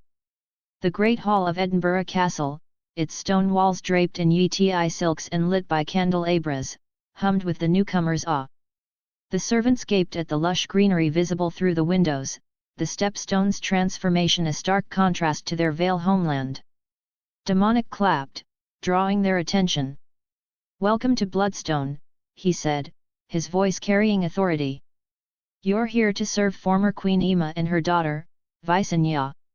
Your loyalty is to her, and your discretion is paramount." He assigned tasks with precision. "Lisa, Ellen, you're Emma's ladies-in-waiting, attend her needs, manage her correspondence. Maids, you'll handle chambers, meals, and laundry. Servants, maintain the castle. Carpenters, reinforce the gates. Grooms, tend the stables. Any questions?" A grizzled carpenter raised a hand, his voice gruff. "My lord, are we safe here? Tales say the stepstones are pirate nests." Demonic's grin was fierce. "No pirates left. I cleared them out. You're safer here than in King's Landing." The group nodded, reassured. Lisa stepped forward, her voice bold. "We'll serve Queen Emma faithfully, King Augustus." "Good," Demonic said. "Settle in. I'll fetch Emma." He strode to Emma's chamber, where she sat with Rhaenyra and Daenerys, Visenya cooing in Rhaenyra's arms. Emma's face, once pale with grief, now glowed with hope, though her eyes held a mother's worry. Daenerys, her silver hair braided, laughed as Rhaenyra tickled the baby, her black and red gown a stark contrast to the room's soft silks. Demonic knocked, entering with a smile. "Emma, your house holds here ladies-in-waiting, maids, servants. Come meet them." Emma rose, her blue gown simple yet regal, her voice warm. "Thank you, Demonic. I didn't expect this so soon." Daenerys stood, her tone teasing. "Dom moves fast. You'll get used to it."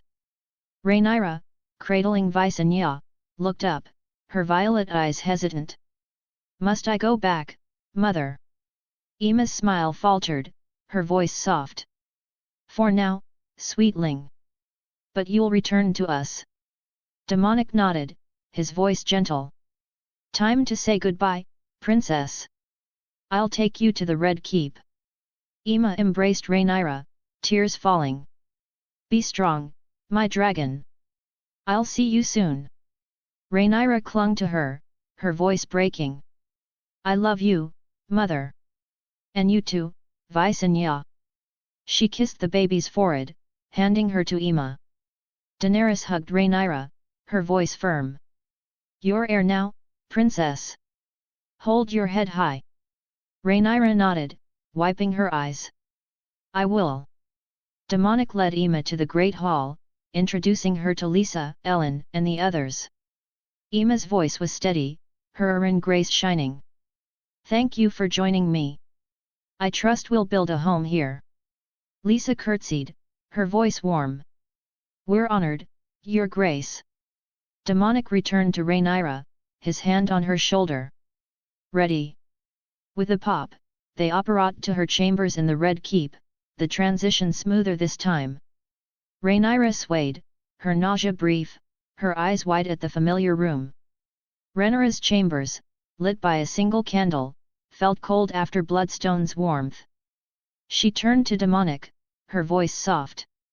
Thank you, for saving them. Demonic produced 2 necklaces from his inventory, each a silver chain with a gemstone pendant, 1 sapphire, 1 ruby. These are port keys, he said, handing them to her. The sapphire takes you to Edinburgh Castle on Bloodstone, say Sanctuary to activate it. The ruby returns you here, say Dragon's Rest. Use them to visit your mother and sister. Rhaenyra's fingers closed around them, her voice odd. Magic, like yours. He nodded, his tone serious. Keep them hidden. Tell no one, not even your father. Your heir now, Rhaenyra. King's Landing's dangerous. Trust only those who earn it. She clasped the necklaces, her voice firm. I will. And I'll protect them, like you protected them. Demonic's smile was brief. Good. I'll check on you, but you know where to find me. With a pop, he apparat back to Bloodstone, leaving Rhaenyra clutching the necklaces, her resolve hardened. In her hands lay the power to bridge 2 worlds, a secret that would shape her reign. Back in Edinburgh Castle, Demonic found Ima settling into her role, her ladies-in-waiting organizing her chambers. Daenerys, holding Visenya, greeted him with a smile. Rhaenyra's safe. Demonic nodded, his voice calm. She's got the port keys. She'll visit whenever she wants. Ima approached, her voice grateful. You've given us a home, Demonic. I don't know how to repay you. You don't have to, he said. Just live, Ima. Raise Visenya. We'll handle the rest. Daenerys handed Visenya to Ima, her tone warm. And we'll visit, little one. As night fell, the Stepstone's green islands glowed under the stars, Edinburgh Castle a beacon of hope. Ima, Visenya, and their new household began a life free from King's Landing's snakes, while Rhaenyra, armed with magic and her mother's love, faced her destiny as heir. Meanwhile, Missandei is on her way to Astapor to take control of the Slavers' Bay. Chapter 57, Unease Across the Realm. 105 AC, King's Landing, third-person POV. The small council chamber in the Red Keep was a crucible of power, its high windows casting jagged light across a weathered oak table carved with Westeros's map. King Viserys Targaryen sat at its head, his silver hair dulled by grief, his Valyrian steel crown a heavy burden. The loss of Ima and their newborn son, falsely believed dead, haunted him, his eyes hollow as he faced his advisors, Lord Corlys Velaryon, Otto Hightower, Lord Lyman Beesbury, Grand Maester Runsiter, Sir Harold Westerling, and Lord Tyland Lannister. The air crackled with unease, the Stepstone's sudden silence a spectre looming over their deliberations. Lord Corlys Velaryon, master of ships, broke the quiet, his sea-green robes taut against his broad frame, his voice a low rumble. Your Grace, the Stepstones are silent, too silent. No pirate raids, no sign of Kragasdraher's fleet. My captains sail unmolested, their holds full, yet I feel a chill. This isn't peace. It's wrong. Viserys stirred, his tone grasping for optimism. Wrong? Lord Corlys, is calm not a blessing? Perhaps the pirates cower before our dragons Syrax, Caraxes, Malays. Their fire's a warning none ignore. Corlys' eyes flashed, his voice sharp as a blade. Cower? Draher's men laughed at Dragonfire. They've bled my ships for years, slipping past Malaysia's flames. Why flee now, without a whisper? No, your grace, this is no dragon's doing. Something else stalks those islands. Otto Hightower, hand of the king, leaned forward, his green doublet immaculate, his voice a calculated purr. Lord Velaryon, your instincts are keen, but let's not weave ghosts from shadows. The stepstones are a cesspool, pirates turn on each other like rats. Could Draher's men have clashed, leaving none to sail? Corlys' laugh was harsh, his fist grazing the table. Clashed? Otto, my spies in Tyrosh report no infighting, no bodies washing ashore. Draher's fleet was 50 strong, his men 1,000. They don't vanish like morning mist. Something or someone wiped them out. Lord Lyman Beesbury, master of coin, clutched his ledger, his voice trembling. Wiped out? Lord Corlys, trade thrives without their raids. Tariffs fill the treasury, merchants sing your grace's name. Why chase a phantom when gold flows? Corlys' gaze pinned Beesbury, his voice a growl. Gold? Lyman, you count coins while my sailors count empty horizons. This silence isn't a boon, it's a trap. What force could silence Draher? We're blind, and blindness kills. Sir Ryman Redwine, Lord Commander of the King's Guard, shifted, his white cloak rustling, his voice gruff. Could the Triarchy have struck? Mir, Tyrosh, lest they fund Draher.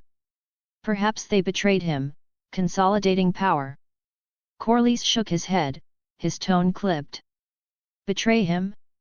Herald, the Triarchy's coffers swell with Draher's plunder. Our losses are their gain. My mere contacts say they're as baffled as we are, no orders, no signals. They're groping in the dark. Grand Maester Runsiter, his chain clinking, spoke, his voice cautious. A natural calamity, perhaps? A plague ravaging their ranks? Or a maelstrom sinking their fleet? The stepstones are cursed rocks, shred hulls, fevers claim men. Corlys' voice dripped scorn. Plague? Maelstrom? Runsiter, you peddle tales for novices. Draher's men are hardened, their ships built for storms. This isn't nature's work, it's deliberate, precise. Someone erased them. Lord Lionel Strong, master of laws, tilted his head. Erased? By whom, Lord Corlys? Dorne's navy is a jest, the Ironborn too distant. The free cities bicker like children. Who else prowls those waters? Corlys' eyes darkened, his voice low, almost a whisper. That's what keeps me awake, Lord Strong. Sailors whisper of unnatural things. Otto's smile was thin, his tone dripping condescension. The stepstone's calm is likely fleeting. We watch, we wait, no need to stir a hornet's nest. Corlys slammed his fist, the table shuddering. Watch? Otto, you'd have us cower while our trade's lifeline dangles. If not pirates, then what? A new lord? A sorcerer? We must know, or we're lambs to slaughter. Viserys raised a hand, his voice weary but firm. Enough, both of you. Lord Corlys, your fears carry weight. The realm grieves, and war would fracture us. Corlys' jaw clenched, his voice taut. Your Grace, forgive my bluntness, but ignoring this risks all. If the stepstones fall to another, we lose the narrow sea's heart. My ships carry your wealth, silks, spices, steel. Shall we gamble them on hope? Otto's voice cut in, smooth as venom. Your Grace, Lord Valerian's zeal blinds him. War drains the treasury, Lord Beesbury can attest. A few scouts, discreetly sent, will suffice. No need for fleets or dragons. Beesbury nodded, his voice shrill. Precisely. 10 galleys, no more. We'll sniff out the truth without emptying the vaults. Sir Harold's tone was measured. A scouting mission makes sense, Your Grace. Lord Valerian's skill at sea ensures answers. If there's a threat, we'll know. Runsitter's voice wavered, his eyes uneasy. And if they find something unnatural? We must prepare for the unthinkable. Corley's voice was a snarl. I say we sail, we search, we strike if needed. Viserys sighed, his shoulders sagging. Lord Corlys, your passion serves us, but Otto's caution holds. No war, not now. As master of ships, you'll lead a scouting fleet to the Stepstones. 10 galleys, no more. Investigate, report, avoid conflict unless forced. Corlys bowed, his voice clipped. As you command, Your Grace. I sail in 3 days. Otto's eyes gleamed, his tone placating. A prudent choice, Your Grace. Lord Valerian's prowess will pierce this veil. The council turned to mundane matters. Grain yields, a Stormlands feud, the faith psalms, but Corlys' gaze lingered on the map's stepstones, their silence a riddle that gnawed at him. Lys, the Triarchy's growing dread in Lys, the Triarchy's palace shimmered with opulence, its marble halls draped in silks, its air heavy with jasmine and fear. Magisters Moro V. Hassel of Lys, Donero Trellos of Myr, and Varys no Kedar of Tyrosh sat at a gilded table, their advisers a mix of merchants, sellswords, and spies hushed. A week without word from Kragas Druhur, their pirate proxy in the Stepstones, had unravelled their confidence, his absence a wound in their schemes. Moro V. Hassel, his silver hair slicked, his violet robes flowing, spoke first, his voice a velvet blade. Brothers, our grip on the Stepstones slips. Kragas Druhur our crab feeder sends no ravens, no ships. 7 days of silence. His raids bled Valerian dry, filling our vaults. What stills his hand? Donero Trellos, his scarred face flushed, gripped his goblet, his voice a rasp. Stills? He's likely gorging on plunder, ignoring us. Druhur's a pirate, Moro, not your perfumed clerk. He'll slink back when his gold runs low. Varys no Kedar, his blue-dyed beard glinting, laughed, his voice icy. Gorging? Donero, you're blind. Druhur's no fool, his raids were surgical, our profits precise. A week without word? He's dead, or worse. Moro's fingers stilled, his voice sharp. Dead?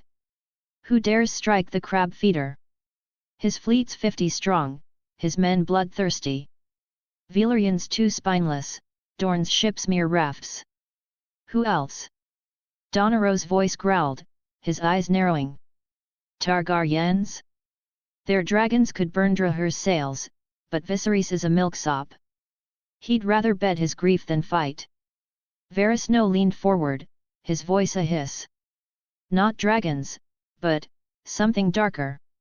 My Tyroshi spies whisper of horrors in the Stepstones.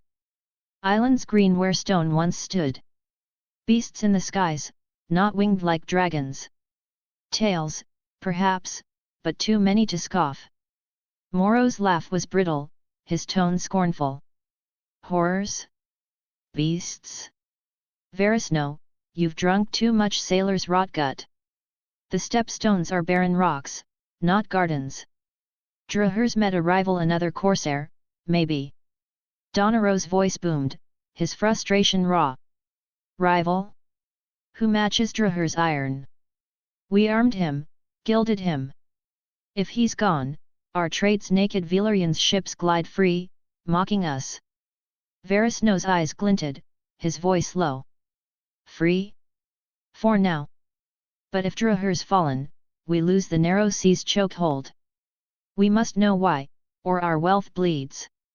Moro's voice hardened, his gaze piercing. My Lysani captains echo you empty seas, no raids. If Draher's dead, who profits? Not Velarion he'd trumpet his victory. Not Dorn their toothless. A new shadow, then. Donaro's scoff was bitter. A shadow? The stepstones eat dreamers. Draher ruled by blood, not dreams.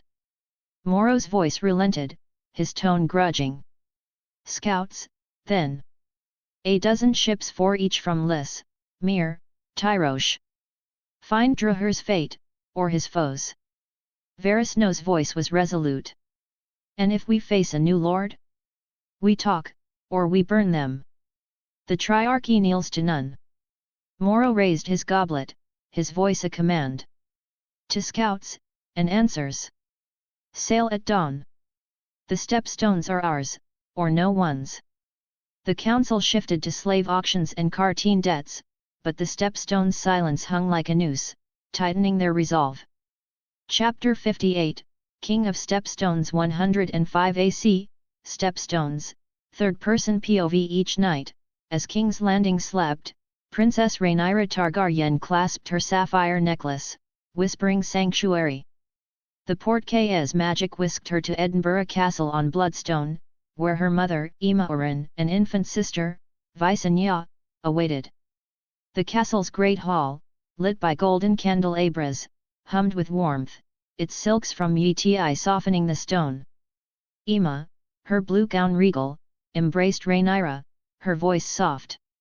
You're here, Rhaenyra. Rhaenyra, her black mourning gown traded for a violet one, smiled, kissing Visenya's silver-haired head. I wouldn't miss it, mother. She glanced at Demonic and Daenerys, lounging by the hearth, their presence familiar.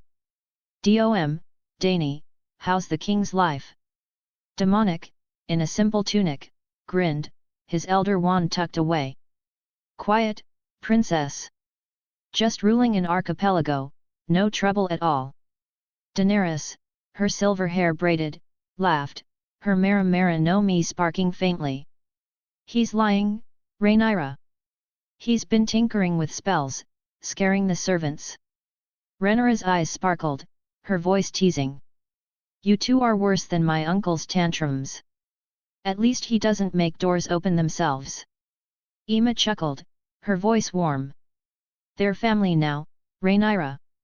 Magic and all. Over mulled wine and conjured pastries, they talked, Rhaenyra sharing court gossip, Aemma offering motherly wisdom, and Demonic and Daenerys weaving tales of their adventures, carefully vague. Before dawn, Rhaenyra clasped her ruby necklace, whispering Dragon's Rest, returning to the Red Keep, her heart lighter. Her friendship with Demonic and Daenerys grew, their trust a shield against King's Landing's snakes. 15 days after the small council's debate, a Triarchy ship docked at Bloodstone, its Lysani sails catching the dawn. Emissary Zoranovin, a wiry man in violet silks, led 20 sellswords ashore, their eyes wide at the island's greenery, oaks and vines where stone once ruled. Edinburgh Castle loomed, its towers alien yet imposing. As they approached, wards woven by Demonic's magic flared, alerting him to intruders. Demonic appeared on the path, Ace Gold Rogers' sword sheathed at his hip. His voice was calm but edged. Stop! Who are you, and why do you trespass on my island? Zorano, his silver hair oiled, raised a hand, his voice smooth. I am Zoranovin, emissary of the Triarchy Mir, Tyrosh, Lys.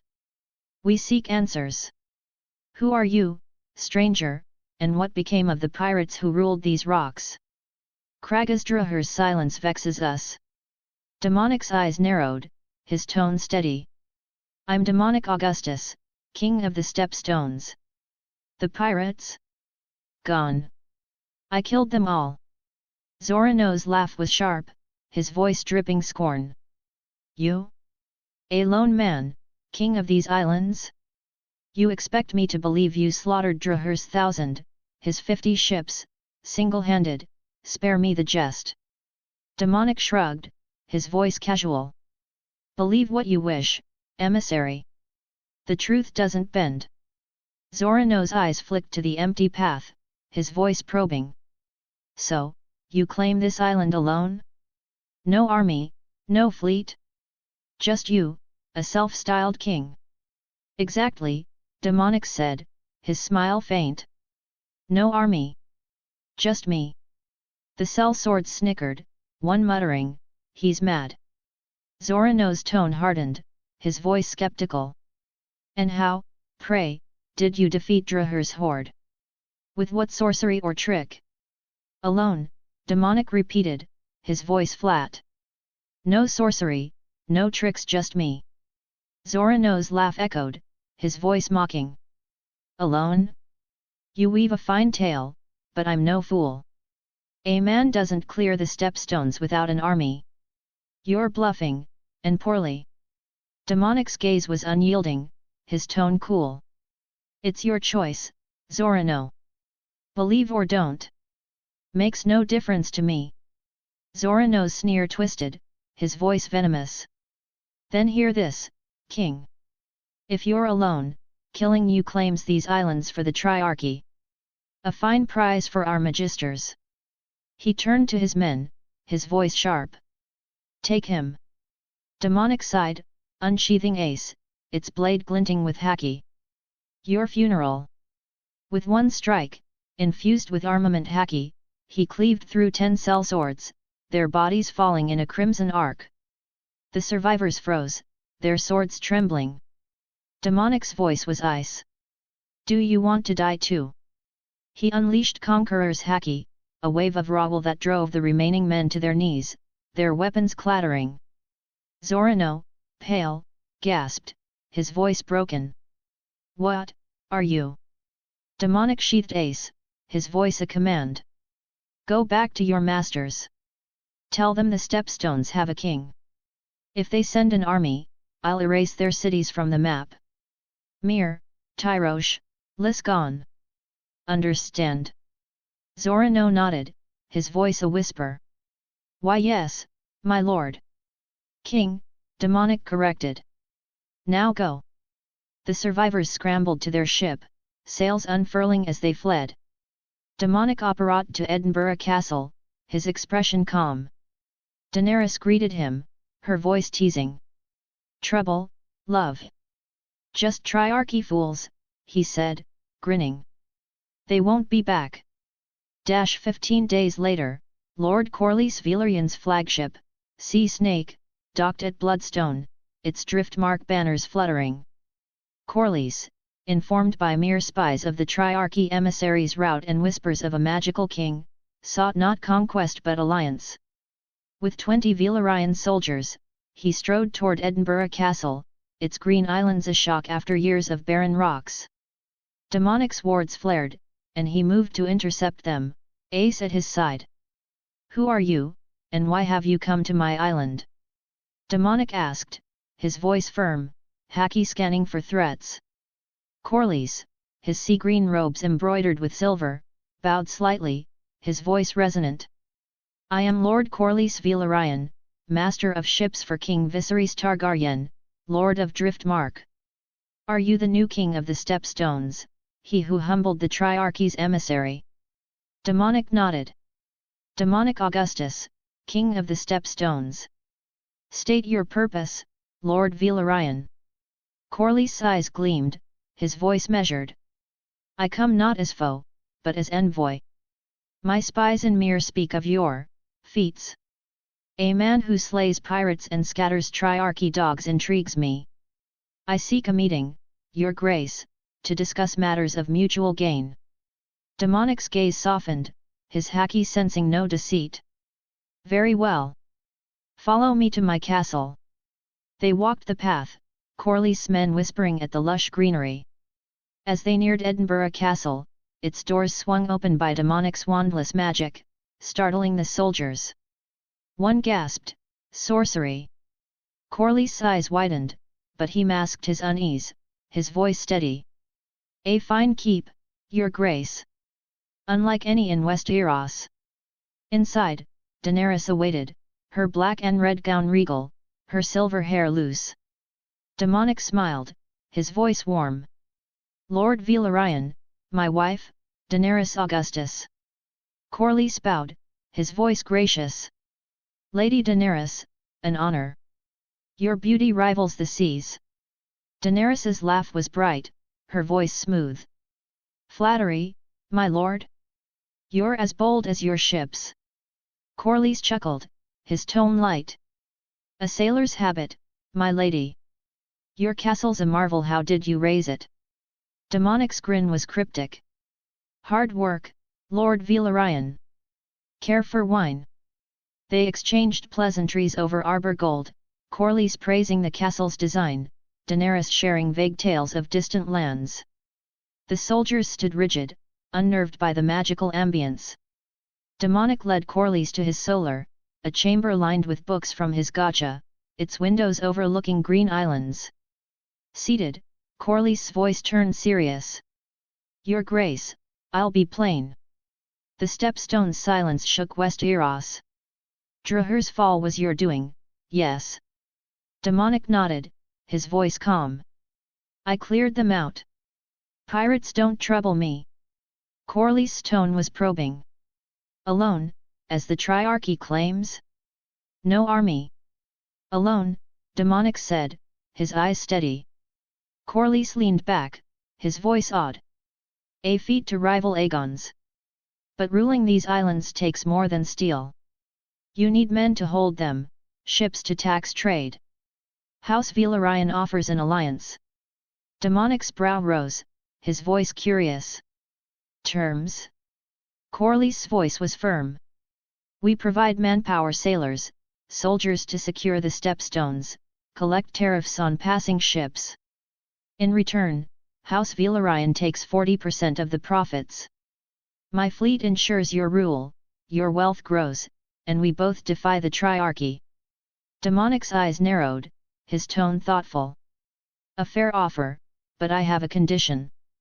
Send small folk from King's Landing who wish for new opportunities, families, workers. I'll provide housing, food, and work. The stepstones need life, not just swords. Corlys' smile was shrewd, his voice eager. Done. King's Landing's slums overflow with folk craving opportunity. I'll fill my ships with them within a month, they'll be here. Demonic extended a hand, his voice resolute. We have a deal, Lord Velaryon. Corlys clasped it, his voice warm. To a prosperous alliance, your grace. Corlys took his leave, his gold cloaks trailing, their fear of magic tempered by their lord's confidence. As Sea Snake sailed for Driftmark, Corlys mused on Demonic's power, eager to cement House Velaryon's stake in the Stepstone's new era. Bloodstone, a kingdom rises in Edinburgh Castle. Demonic returned to Daenerys, Aemma, and Visenya, Rhaenyra visiting that night. Over dinner, he shared Corlys' steel. Chapter 59, Whisper of Magic 105 AC, King's Landing, third-person POV. The small council chamber in the Red Keep was a crucible of ambition and caution, its high windows casting slanted light across an oak table etched with Westeros's map. King Viserys Targaryen presided, his silver hair dulled by grief, his Valyrian steel crown a quiet weight. At the wine table stood Princess Rhaenyra, her violet eyes composed, her black gown a nod to mourning, though her heart raced with knowledge she could not share. Around the table gathered the council, Sir Otto Hightower, Hand of the King, Grand Maester Runsiter, Lord Lyman Beesbury, Master of Coin, Lord Lionel Strong, Master of Laws, Lord Corlys Velaryon, Master of Ships, and Sir Riam Redwine, Lord Commander of the King's Guard. The air buzzed with anticipation, Corlys' return from the Stepstones the day's focus. Viserys opened the meeting, his voice weary but warm. Lord Corlys, you've sailed to the Stepstones and returned swiftly. The council awaits your report. What silenced the pirates? Is Kragasdraher truly gone? Corlys Velaryon, his sea-green robes embroidered with silver sea-horses, leaned forward, his weathered face alight with intrigue. Your Grace, my lords, the stepstones are no longer the lawless rocks we knew. Kragasdrahar and his pirates are dead, their ships sunk or scattered. But it's not our doing, nor the Triarchy's. A new power rules those islands, a king, self-proclaimed, named demonic Augustus. The chamber stilled, Rhaenyra's hands tightening in her lap, her expression schooled to neutrality. Otto Hightower's eyes narrowed, his green doublet pristine, his voice measured. A king? Lord Velaryon, you speak of a man claiming dominion over the stepstones, yet we know no such lord. Who is this demonic Augustus, and by what right does he crown himself? Corlys' smile was wry, his voice resonant. By right of conquest, Sir Otto. I met him on Bloodstone, where he's raised a castle unlike any in Westeros, towers carved out of stone, lush gardens where rocks once stood. He claims he slew Adrahar's 1,000 alone, and though it strains belief, the Triarchy's emissary fled his wrath, half their men cut down in a single stroke. My spies in mere whisper of unnatural feats. Viserys' eyes widened, his voice tinged with excitement. Unnatural? Lord Corlys, do you mean magic? Tales of sorcery from old Valyria, or the Shadowbinders of Asai? Speak plainly. Corlys nodded, his tone cautious but firm. Magic, your grace. His castle's doors opened without touch, as if by will. My soldiers trembled, and I confess, I felt the weight of something beyond our ken. Augustus is no mere knight, he's a force, and his wife, Daenerys Augustus, carries Valyrian blood, though she denies Targaryen ties. Rhaenyra's heart pounded, but she kept her gaze on the table, her silence a shield. Grand Maester Runsiter, his chain clinking, spoke, his voice grave. Magic, Lord Velaryon? A dangerous claim. The Citadel warns against such arts. Valyria's fall was wrought by sorcery's hubris. This Augustus could be a charlatan, or worse, a threat to the realm's order. Otto's voice was sharp, his tone wary. I concur, Grand Maester. Magic, if true, is a blade without a hilt. This self-styled king upends the narrow sea's balance. He humbles the Triarchy, yet what of us? Does he eye Westeros next? We must tread carefully, your grace. Viserys leaned forward, his voice eager, undeterred. Careful, yes, but consider the possibilities. A king wielding magic, allied with us, could secure the stepstones forever. No more pirates, no Triarchy schemes. Imagine it, dragons and sorcery, as in times of old Valyria. Should we not invite him to King's Landing, learn his intent? Lyman Beesbury, master of coin, fidgeted, his voice quavering. An invitation, your grace? A bold move, but costly. Hosting a king, even a foreign one, drains the treasury, feasts, gifts, guards. And if he's a sorcerer, what if he brings curses? Lord Lionel Strong, his broad frame steady, spoke, his voice calm. Curses are tales, Lord Beesbury. But a king in the stepstones changes trade and war. Lord Corlys, you met him, what's his character? Is he friend or foe? Corlys' eyes glinted, his voice thoughtful. He's guarded, Lord Strong, but not hostile. He welcomed me, shared wine, and struck a deal. Augustus seeks stability, not conquest. An alliance with him strengthens us against the Triarchy. Sir Riam Redwine, his white cloak stark, nodded, his voice gruff. A practical man, then. But magic unsettles the small folk, your grace. If word spreads, the faith may cry heresy. Still, an ally in the stepstones outweighs a foe. Otto's voice rose, his tone insistent. Your grace, I urge caution. This Augustus claims kingship without lineage, wields powers we don't understand. Inviting him risks legitimizing a usurper. What if he demands tribute, or worse, challenges House Targaryen? We should scout further, not open our gates. Runsitter's voice was firm, his eyes uneasy. Sir Otto speaks wisdom. Magic is a wildfire beautiful, but it consumes. The Citadel records Valyrian mages twisting men's minds, raising horrors. We must verify his intentions before he sets foot here. Viserys' voice softened, his excitement dimming. You counsel wariness, Otto, Runsiter, and I hear you. But if this king offers peace, should we not seize it? Lord Corlys, you trust him enough to ally. Why not invite him here as a guest? Corlys leaned forward, his voice earnest. We can, your grace, he's no threat to us yet. Augustus could have attacked my ships, but he parleyed. The Triarchy fears him, their emissary broken by his hand. Inviting him shows strength, not weakness. We offer friendship, gain an ally, and keep the narrow sea ours. Refuse, and we risk him turning to Lys or Myr. Rhaenyra's fingers traced her necklace, her silence a calculated mask. Viserys' gaze swept the table, his voice resolute. Lord Corlys' words carry weight. A king in the Stepstones is a chance, not a curse.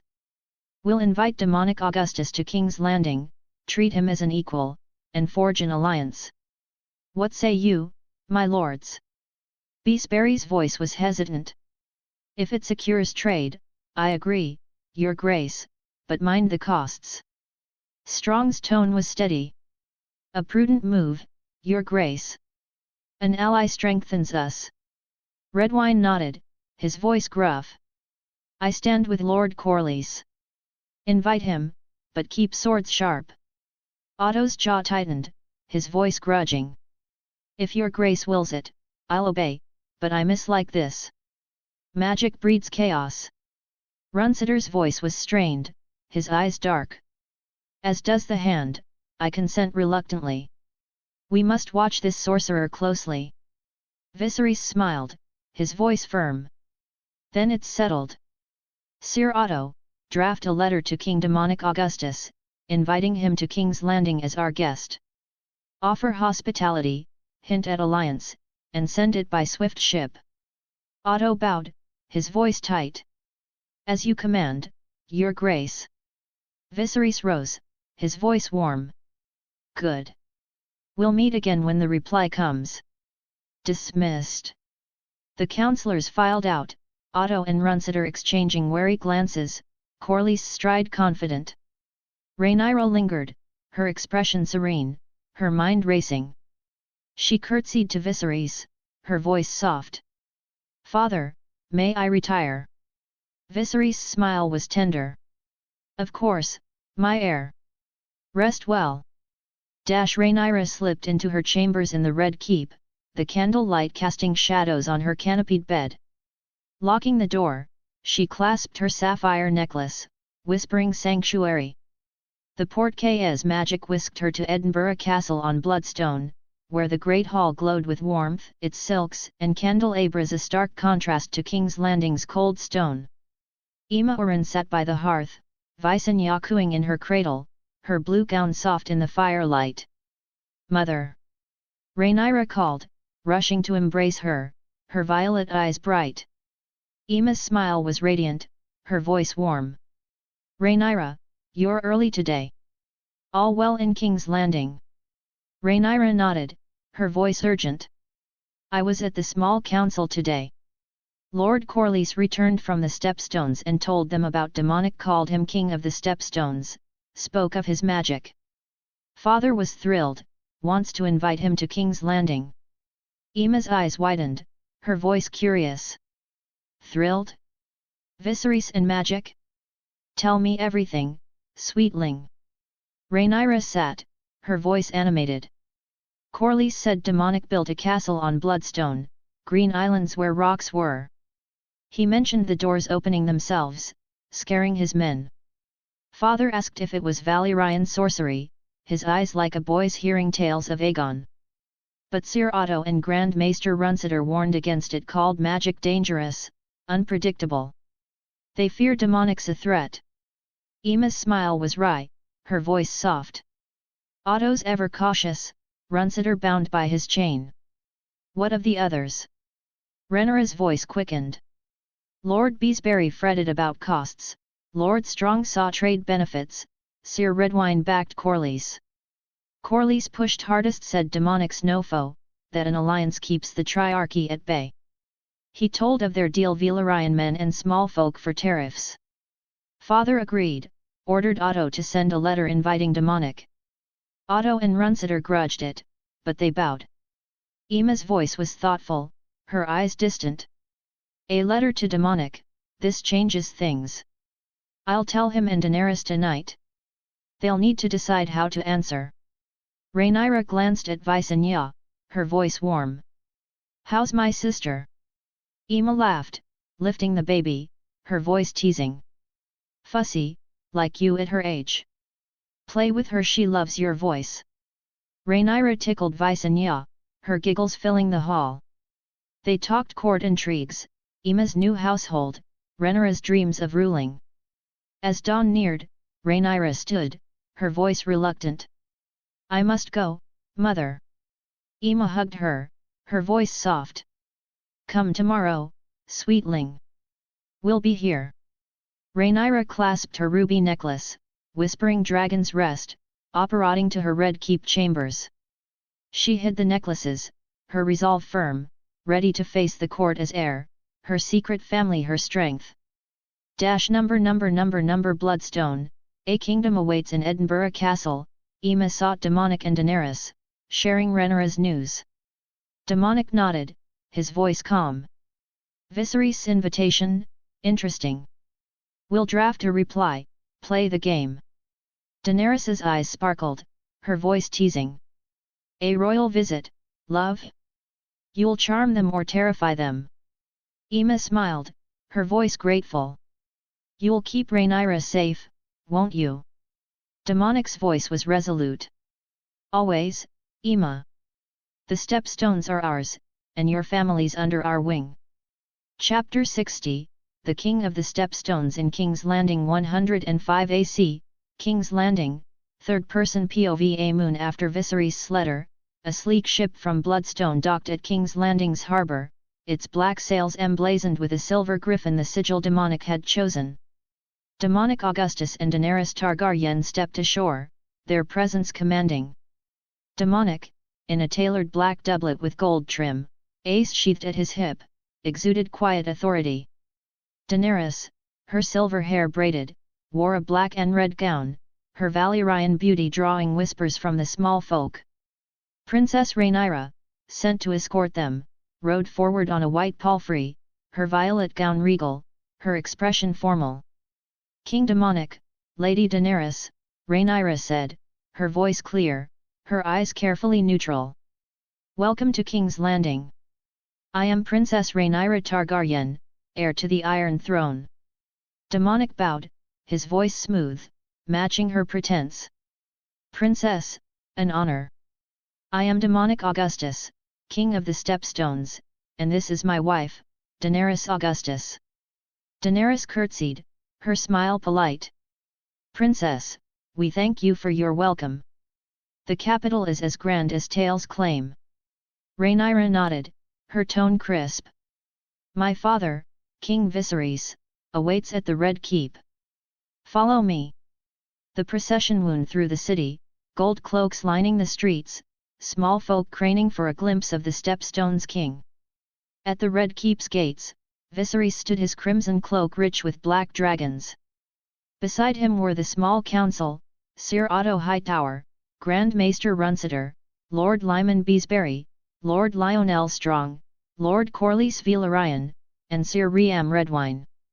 Servants held bread and salt, the guest rite a solemn ritual. Otto Hightower stepped forward, his voice warm. King Demonic Augustus, Queen Daenerys Augustus, welcome to the Red Keep. This is King Viserys Targaryen, first of my name, King of the Andals, the Rhoynar, and the First Men. Demonic bowed, his voice steady. Your invitation speaks of friendship, and we come to strengthen it. My wife, Daenerys, shares my gratitude. Daenerys's voice was melodic, her smile gracious. Your grace, your hospitality humbles us. We look forward to knowing your court. Viserys gestured to his council, his voice proud. My advisors, lords of the realm. Sir Otto Hightower, hand of the king. Otto bowed, his green doublet pristine, his voice measured. Your graces, welcome.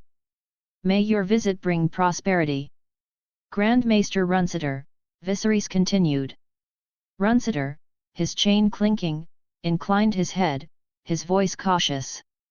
A pleasure, King Demonic, Queen Daenerys. The citadel extends its regards. Lord Lyman Beesbury, Master of Coin. Beesbury's voice quavered, his bow stiff. Welcome, your graces. May trade flourish between us. Lord Lionel Strong, Master of Laws. Strong's voice was steady, his broad frame imposing. An honor, King Demonic, Queen Daenerys. Your tales of the stepstones intrigue us. Lord Corlys Velaryon, Master of Ships. Corlys grinned, his sea-green robes shimmering, his voice warm.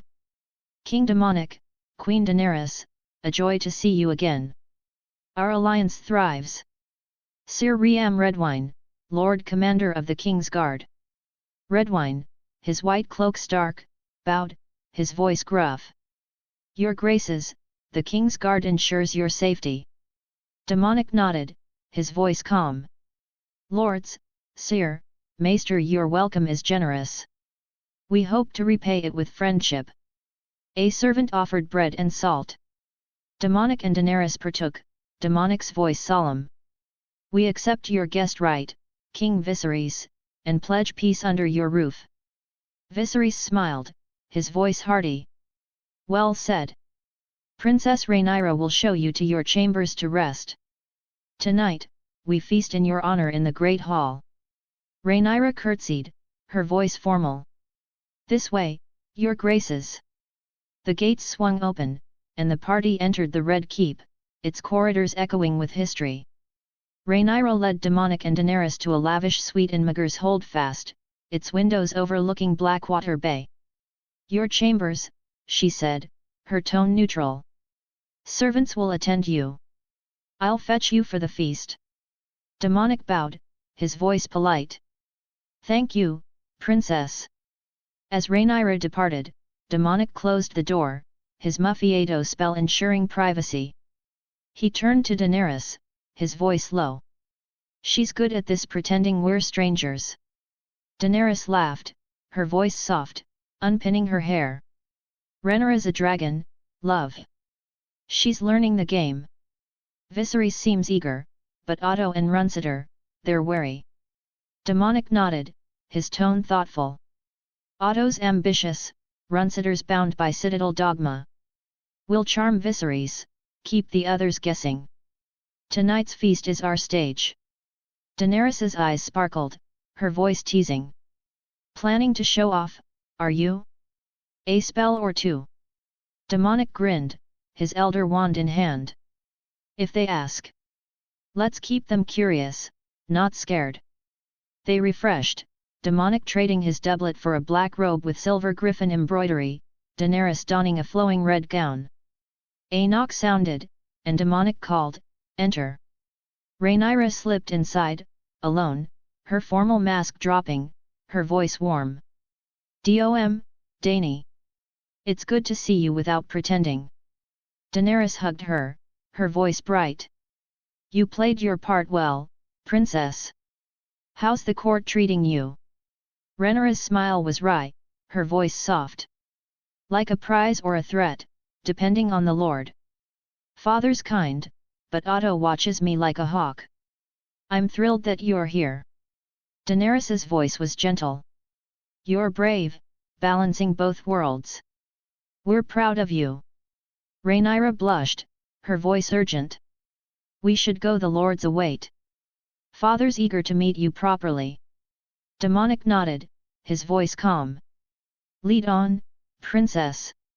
The great hall of the Red Keep glowed with splendor, its vaulted ceiling lost in shadow, its tables laden with roasted boar, honeyed quails, and arbor gold.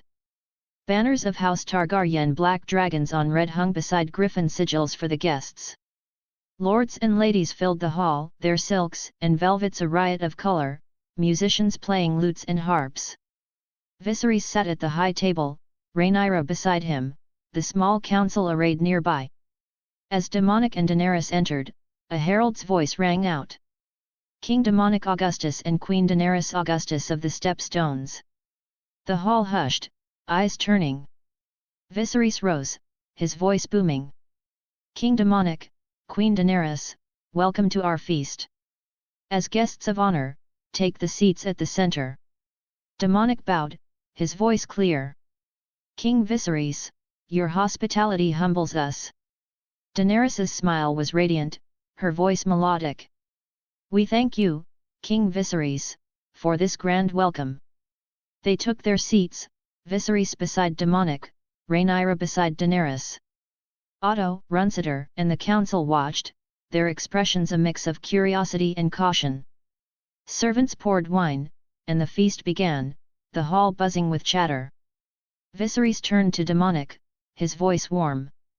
King Demonic, your journey was smooth, I hope? The narrow sea can be treacherous. Demonic's voice was easy, his smile polite. Smooth enough, your grace. Our ship's sturdy, and the Stepstone's waters are calm now. Daenerys leaned toward Rhaenyra, her voice soft. Princess, this hall's magnificent. Do you dine here often? Rhaenyra's voice was light, her pretense flawless. When father hosts, Queen Daenerys. It's grander tonight for you. Corlys, across the table, raised his goblet, his voice hearty. To our guests. King Demonic, your rule transforms the Stepstones. Our alliance prospers. Demonic nodded, his voice warm. Thank you, Lord Velaryon, for your wishes. To our partnership. Glasses clinked, the mood easing. Viserys' voice grew eager, his eyes bright. King Demonic, Lord Corlys spoke of, wonders at your castle. Doors opening without hands, islands green where stones stood. Is it true, can you wield magic, as the tales say? The hall quieted, lords leaning forward, Otto's gaze sharp, Runciter's hand pausing mid-sip. Demonic smiled, his voice calm. Yes, your grace. Magic is real, and I command it. Viserys' voice was a whisper, his excitement childlike. Can you show us a little glimpse of this power? Demonic drew his elder wand, its wood gleaming, his voice steady. As you wish. He raised it, intoning, Expecto Patronum. A burst of white light erupted, coalescing into a griffin, its wings shimmering, soaring through the hall. Gasps filled the air, ladies clutching pearls, lords standing. The king's guard Sir Riam and Sir Clement Crabbe drew swords, their voices tense. Protect the king. Demonic's voice was firm, his wand steady. It won't harm you. It's a guardian, born of light. Viserys raised a hand, his voice commanding. Stand down, sirs. This is no threat. The king's guard sheathed their blades, their eyes wary. The griffin circled, its presence radiating warmth, easing fears. Laughter bubbled up, small folk servants smiling, lords relaxing. Lady Alicent Hightower, Otto's daughter, clapped, her voice awed. It's beautiful. Viserys' smile was broad, his voice wondrous. What is this magic, King Demonic? This creature brings joy to my heart. Demonic lowered his wand, the griffin fading, his voice clear. It's a patroness, your grace, a spell to summon a protector, born of hope. It drives away fear, lifts spirits. In my lands, it's a symbol of peace. Rhaenyra's eyes sparkled, her voice soft, masking her familiarity. A marvel, King Demonic. Does it guard your castle? Daenerys's voice was warm, her smile teasing. It does, princess, among other wonders. Viserys' voice was grateful, his eyes shining. Thank you, King Demonic, for sharing this. It's as if old Valeria lives again. To magic, and friendship. The hall cheered, goblets raised. Otto's smile was tight, his voice low to Runsiter. A pretty trick, but dangerous. Runsiter nodded, his eyes dark. The feast resumed, small talk flowing trade routes, Dornish wines, the tourney's mystery night. Demonic and Daenerys charmed, their answers deft, revealing little. Rhaenyra played her role, her laughter bright, her secret safe. As sweets, lemon cakes and honeyed figs were served, Viserys rose, his voice warm. To our guests, may our bonds grow strong. The hall roared, the night sealing a fragile trust. As the feast ended, Demonic and Daenerys retired to their suite, escorted by Rhaenyra. Chapter 61, The Shifting Sands of Power. Number The Shifting Sands of Power 105 AC, Stepstones, third-person POV. Rhaenyra apparat into Edinburgh Castle's Great Hall, the familiar glow of candelabras and UTI silks welcoming her. She wore a black gown, her violet eyes stormy, her silver hair loose. Aemma Oren sat by the hearth, Visenya cooing in her cradle, her blue robe soft in the firelight. Seeing Rhaenyra's expression, Aemma rose, her voice concerned. Rhaenyra, what's wrong? You look ready to summon Syrinx and burn the Red Keep. Rhaenyra's voice was sharp, her hands clenched. Father's marrying Alicent Hightower, mother. My best friend, my lady-in-waiting, she's to be queen. I trusted her, shared secrets with her, and now she's betrayed me, slithering into father's bed like some scheming courtesan. Aemma sighed, her voice heavy, as if she'd foreseen this. Oh, sweetling, I feared this might come. Sit, let's talk. She guided Rhaenyra to a cushioned chair, her touch gentle. Your father is a fool, Rhaenyra, swayed by grief and flattery. Otto Hightower is a poisonous snake, always watching, always plotting. He saw an opportunity. Viserys widowed, vulnerable, and sent his daughter to the king's chambers. Alicent, dutiful as she is, did as her father bid. Rhaenyra's eyes blazed, her voice rising. Dutiful? She was my friend, mother. We laughed together, braided each other's hair, whispered about nights and songs. She could have told me, resisted Otto's schemes. I could have helped her, protected her. Aemma's smile was sad, her voice soft. You don't know Otto as I do, Rhaenyra. He's relentless, a man who bends others to his will. Alicent likely had no choice. Disobeying him would have cost her dearly, perhaps her place at court, her family's favor.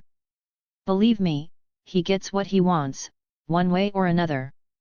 Rhaenyra's shoulders slumped, her voice bitter. So she's just a pawn? That doesn't make it hurt less. I see her now, smiling at father, wearing gowns I helped her choose, and I want to scream. Aemma took her hand, her voice soothing. I know, my dragon. Your anger's justified, but don't let it consume you. Women in this realm are often bound by men's ambitions. Do as they're told, bear the consequences. I was such a pawn, wed to Viserys to Binderin and Targaryen, pressed to produce a male heir until it nearly killed me. Rhaenyra's eyes softened, her voice quieter. You suffered for father's dreams, and now Alicent will too.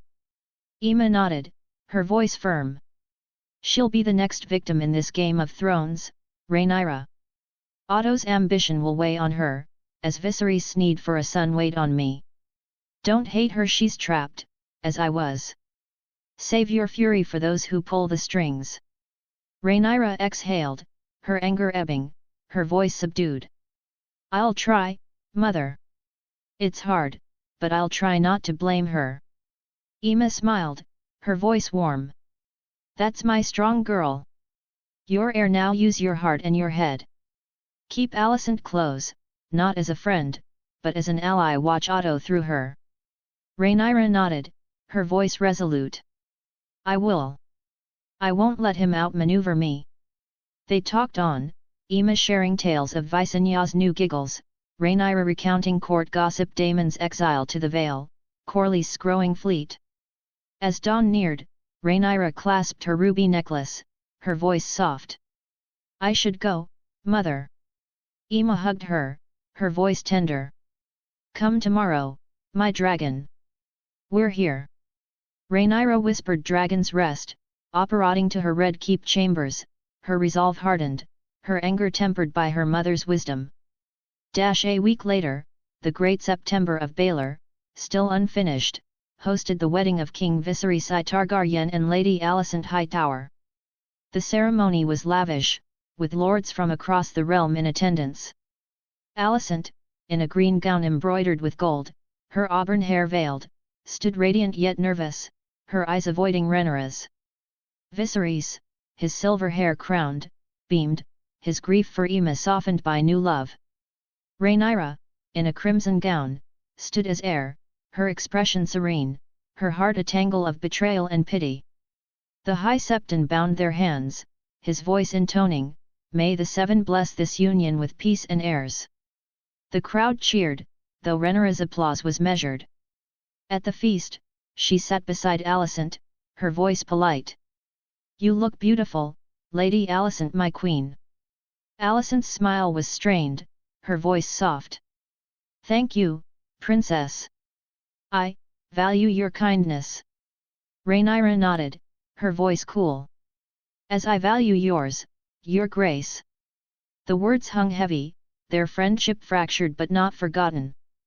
7 days after the wedding, the small council convened in the Red Keep's chamber, its oak table etched with Westeros's map bathed in morning light.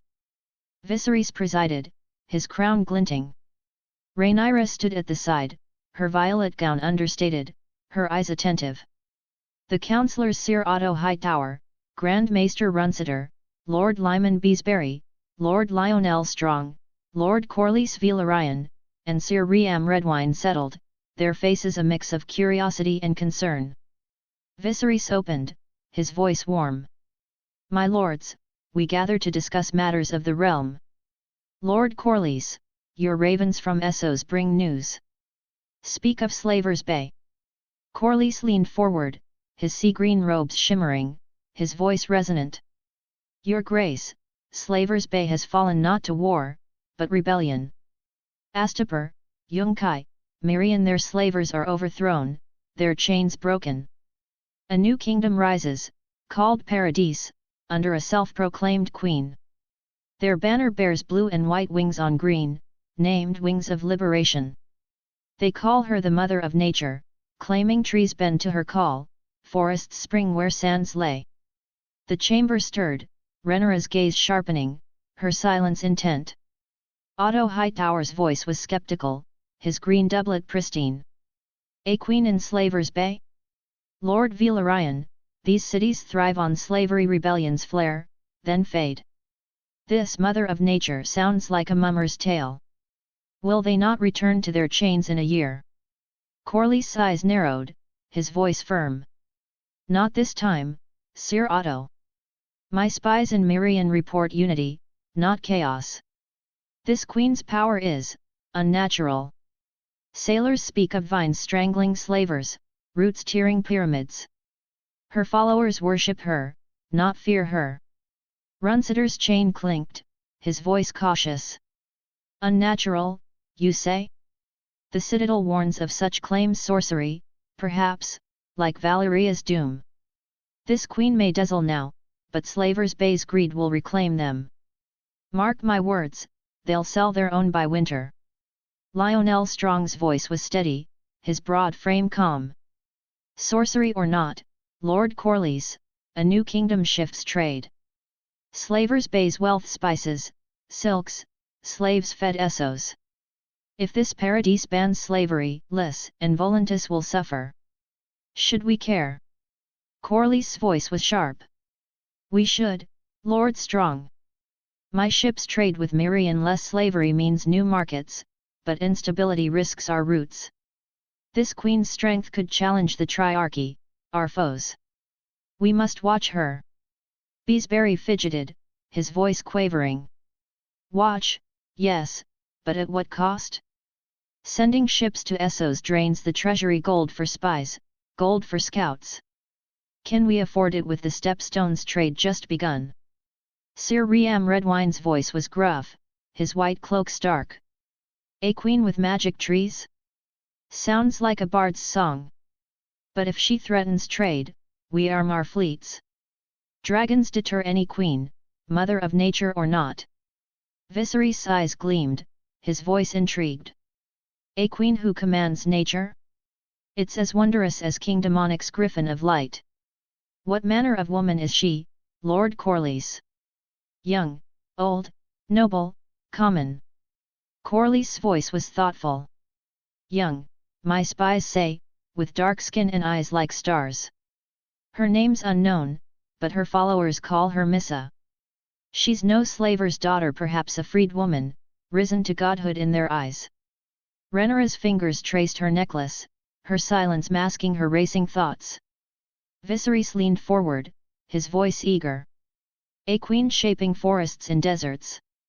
Should we send an envoy, offer friendship? A realm of liberation could ally with us, as the stepstones have. Otto's voice was sharp, his tone wary. Your Grace, caution. Slaver's Bay is a viper's nest. Rebellions die swiftly. This queen may fall before our raven reaches her. Wait, observe, lest we waste gold on a fading star. Corlys' voice countered, his tone firm. Waiting risks losing her, Sir Otto. If Paradise endures, we gain a partner against Lys and Myr. A letter costs little, gains much.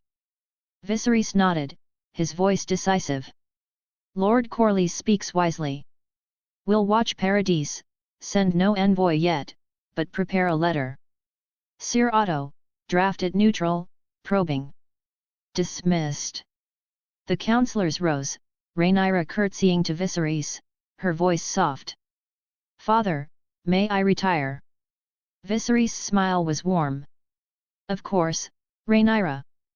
That night, Rhaenyra apparat to Edinburgh Castle, her sapphire necklace glowing as she whispered sanctuary. The great hall was lively, Daemonic and Daenerys lounging by the hearth, Aemma rocking Visenya. Rhaenyra's crimson gown swished as she entered, her voice excited. Mother, Dom, Dany Slaver's Bay's fallen. A new kingdom, Paradise, under a queen called Mother of Nature. Trees answer her, they say, and her banners wings of liberation. Aemma's eyes widened, her voice intrigued. A queen in Slaver's Bay? That's bold. What did the council say? Daemonic and Daenerys exchanged a glance, then burst into laughter, their voices echoing. Rhaenyra frowned, her voice confused. Why are you laughing? This is serious. Father's intrigued, Otto's skeptical. Daemonic wiped his eyes, his voice amused. Rhaenyra, the queen you're talking about is my other wife. Aemma and Rhaenyra froze, their jaws dropping. Rhaenyra stood, her voice incredulous. Your other wife? You have two wives. Daemonic tilted his head, his voice quizzical. Yes. Rhaenyra blushed, sinking back into her chair, her voice flustered. Why haven't you told me before? Daemonic shrugged, his grin teasing. You never asked, princess. It's not exactly court gossip. Aemma turned to Daenerys, her voice stunned. Dany, you're fine with this? Two wives. Daenerys's laugh was warm, her silver hair catching the firelight. I was the second wife, Aemma. Miss Sandai, Queen of Paradise, now was Dom's first. We're close, Missy and I, like sisters. It works for us, strange as it sounds. Rhaenyra's eyes darted between them, her expression a mix of shock and curiosity, her cheeks pink. Miss Sandai, the mother of nature? Your wife? How? When Daemonic's voice was calm, his hand on Ace's hilt. Miss Sandai's from Noth, a scholar and warrior. Her magic lets her command nature. She's freeing Slaver's Bay, building a kingdom of justice. We're proud of her. Daenerys's voice was fond. Missy's fierce, Rhaenyra. You'd like her smart, kind, stubborn. She's why Paradise stands. Rhaenyra shook her head, her voice soft, still blushing. I don't know what to say. It's just unexpected. Damonic's eyes twinkled, his voice gentle. What's that look, princess? Something on your mind? Rhaenyra's blush deepened, her voice hasty. Nothing. Nothing at all. She stood, smoothing her gown, her voice rushed. I should go court tomorrow. Farewell, mother, Dom, Dany. Emma hugged her, her voice warm. Come back soon, sweetling. Rhaenyra whispered Dragon's Rest, operating to her Red Keep chambers, her mind reeling. Damonic's two wives, Missandei's rebellion. It was a world beyond Westeros's games, one she was only beginning to grasp. Missandei, Super Soldier Serum, Natasha Romanoff, Emma Frost, Mori Mori no Mi, Tsunade Senju, Minerva McGonagall, Poison Removal, Weakness Removal, Shakiyaku. Daenerys, Super Soldier Serum, Mara Mara no Mi, Boa Hancock, Hermione Granger, Poison Removal, Weakness Removal, Sakura Harino. Dominic, Super Soldier Serum, Toph Bafong, Gellert Grindelwald, Gold Roger, Erwin Smith, Ted Mosby, Green Arrow, Poison Removal, Weakness Removal. He has a lot of cards but isn't using them right now. Chapter 62, Timeskip 114. AC Rhaenyra Targaryen rode into King's Landing, her silver hair wind-tangled, her crimson cloak dusty from the road. Her tour of the Seven Kingdoms Highgarden, Casterly Rock, Riverrun had yielded no suitor to her liking, her heart unswayed by lords vying for the Iron Throne's heir. Syrox, her golden dragon, soared above, her roars echoing Rhaenyra's defiance. At the Red Keep, King Viserys Targaryen awaited in the throne room, his Valyrian steel crown heavy, his face edged with frustration. Queen Alicent Hightower stood beside him, her green gown elegant, her expression soft but wary. The small council Sir Otto Hightower, Grand Maester Runsiter, Lord Lyman Beesbury, Lord Lionel Strong, Lord Corlys Velaryon, and Sir Riam Redwine flanked the throne, their eyes on Rhaenyra. Viserys' voice was stern, his disappointment raw. Rhaenyra, you've toured the realm, met every eligible lord, and yet you return alone? The Iron Throne demands a consort, a union to strengthen House Targaryen. Why have you spurned them all? Rhaenyra lifted her chin, her voice steady but edged. Father, I met lords aplenty, but none stirred my heart. I'm your heir, not a mare to be bred for alliances. I'll marry when I find a man worthy, not before. Viserys' face reddened, his voice rising. Worthy? You're 17, Rhaenyra, and the realm expects heirs. Your whims risk our dynasty. Did you consider the realm's needs? Alicent stepped forward, her voice gentle, her hand on Viserys' arm. Your Grace, Rhaenyra's young, her heart fierce. Perhaps time will guide her choice.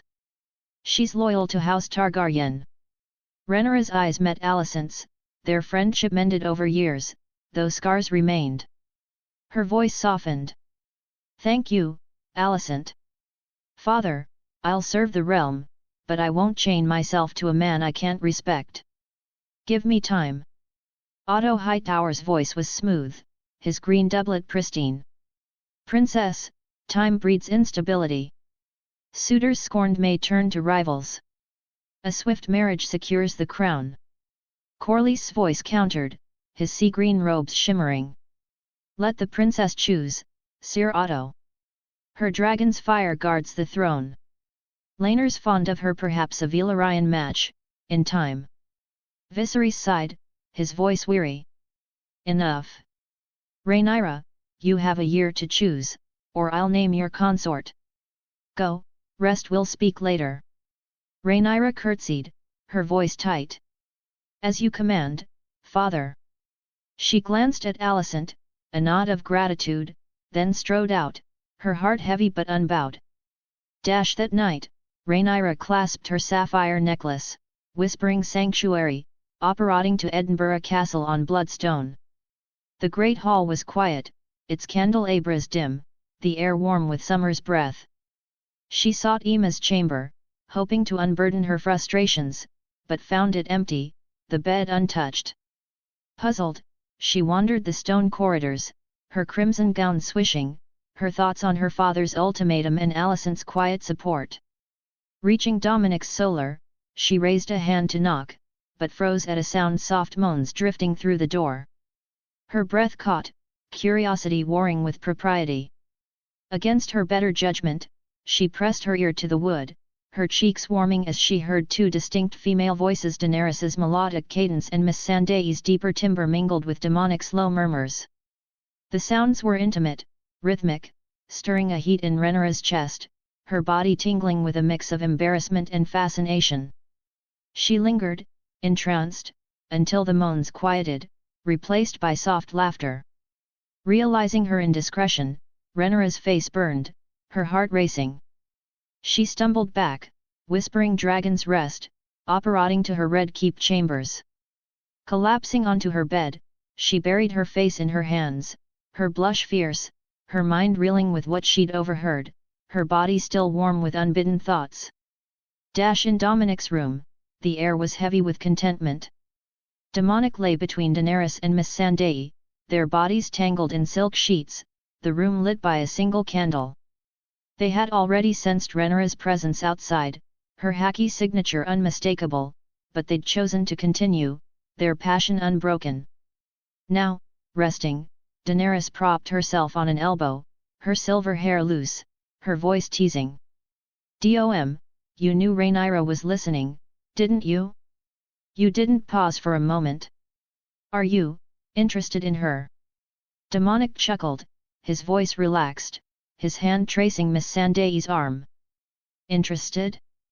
She's a dragon, fierce and beautiful, I'd be blind not to notice. But marry her? No. The lords of Westeros would riot if their future queen became a third wife to a foreign king. They barely tolerate our stepstone's crown." Miss Sandai smirked, her dark eyes glinting, her voice playful. "You said you can't marry her, love, but you didn't mention anything about bedding her. There's a difference, you know." Dominic laughed, his voice warm but puzzled. "What does marriage have to do with sex?" Daenerys shook her head, her voice amused. "So she will share our bed but will not be married to you, but she has to take initiative if she wants you." Miss Sandai's voice was soft, her fingers trailing down Daenerys's shoulder. "She's young, dainty, tasting desires she doesn't understand. We've seen it in Paradise girls drawn to power, to freedom. Rhaenyra's caged by her crown, but she's no stranger to fire." Dominic's voice grew serious, his hand stilling. "If she seeks us, it's her choice, but I won't chase. We've got enough flames to 10 stepstones, Paradise, Uruk." Daenerys's smile was sly, her voice teasing. "Fair enough, my king. But if she knocks again, don't be surprised if Missy and I invite her in." Miss Sandai laughed, her voice rich, pulling Daenerys closer. "Let's see if she's bold enough. For now, I'm not done with you two." Dominic grinned, his voice low. "Greedy queens." Their laughter mingled as they resumed their intimacy, the candle flickering, Edinburgh Castle a sanctuary of their unconventional love. Bloodstone, a growing family. Over the past 9 years, the Stepstones had transformed. Bloodstone's ports teemed with merchants, its tariffs enriching House Velaryon and Dominic's coffers. Corlys' small folk had settled the islands, building towns under Edinburgh Castle's protection. In Essos, Miss Sandai's Paradise stretched from Astapor to Bravus, its blue and white wings banner a symbol of liberation. Her Mori Mori no Mi had turned deserts green, her rule uniting former slaves and free cities under a vision of justice. Dominic, Daenerys, and Miss Sandai balanced their realms with Uruk, their interdimensional home. After half a year in Westeros, they brought their children, 2 sons and 1 daughter, letting time flow naturally in both worlds. Uruk, managed by Demonic's trusted lieutenants, thrived as a hub of multiversal trade. The children, raised with Visenya, adored Emma's stories and Rhaenyra's dragon tales, their laughter filling Edinburgh's halls. Rhaenyra, now a sisterly figure, taught them High Valyrian, her bond with them deepening her loyalty to the Stepstones royals. The North, under House Stark, had profited most from the shifting world. Trade with Paradis, Missandei's kingdom, had transformed Winterfell's fortunes. Paradis's goods, spices, silks, and steel forged with magical precision were cheap yet unmatched in quality, flooding northern markets. In exchange, the North sent timber, furs, wool, and iron, their longships laden with wealth. White Harbour's docks swelled with Paradis's blue and white wings banners, its merchants hailing the Mother of Nature. Lord Rickon Stark and Missandei forged a personal bond, exchanging gifts, furs and dire wolf pelts from Winterfell, emerald tapestries and coral carvings from Paradis. Rickon visited Paradis's green capital, marvelling at forests risen from sand, while Missandei and Dominic journeyed to Winterfell, welcomed with feasts of roasted aurochs and mead. This alliance strengthened both realms. Paradis gained a steady supply of northern resources, while the North's wealth rivaled the Vale's, its isolation breached by sea trade. Rhaenyra, during her tour, noted Winterfell's prosperity. The Starks' loyalty to Paradis subtly shifted Westeros's balance, a northern anchor for Missandei's vision. Westeros enjoyed peace, though undercurrents stirred. Daemon Targaryen, freed from exile, led the Gold Cloaks with ruthless efficiency, his eyes on Rhaenyra's suitors, his ambitions unchecked. Viserys' marriage to Alicent had borne 3 children, Aegon, Helena, and Aemond, yet Rhaenyra remained heir, her position secure but contested by Otto's whispers. Alicent and Rhaenyra, reconciled, navigated the court as allies, their friendship a fragile bridge over Otto's schemes. Chapter 63, Thrones Price 114 AC, King Landing, third-person POV. One night, Rhaenyra slipped into her Red Keep chambers, her heart restless after another day of courtly pressure. On her bed lay a bundle of coarse commoner's clothes, a rough spun tunic and cloak, and a letter in Daemon's bold hand. Wear these. Be ready at midnight. Adventure awaits. Puzzled but intrigued, Rhaenyra's lips curved. Daemon's recklessness always promised excitement. She changed, the fabric scratching her skin, and waited, her sapphire necklace hidden beneath the cloak. At midnight, Daemon appeared, his black cloak blending with the shadows, his grin roguish. Ready, niece? Let's see the city's heart. Rhaenyra nodded, her voice cautious. Where are we going, uncle? Daemon's eyes gleamed. Follow, and find out. He led her through Maegor's secret tunnels, their torches flickering on damp stone. Emerging in Flea Bottom, the stench of sweat and offal hit Rhaenyra, but she kept pace, her curiosity piqued. Daemon guided her to a ramshackle stage where mummers performed a crude play, a boy crowned as Aegon, usurping a silver-haired queen. Rhaenyra's stomach twisted, her voice low. This mocks me, Daemon. Why show me this? Daemon's voice was sly. To see the small folks whispers, Rhaenyra. They dream of Aegon, not you. Her eyes narrowed, but she followed as he led her deeper into the city, toward Silk Street's gaudy lanterns. Brothels glowed, their air thick with perfume and laughter. Rhaenyra froze, her voice sharp. Silk Street? Daemon, what's your intent? Daemon's grin widened, his voice smooth. To show you life, niece. Come, choose a pleasure, loosen that crown's weight. Rhaenyra's heart raced, Emma's warnings echoing Daemon's ambition, his hunger for the throne. She saw his game, to compromise her, bind her to him, or ruin her claim. Her voice hardened. No, uncle. I'm no fool. Before he could react, she bolted, weaving through drunken crowds into a shadowed alley.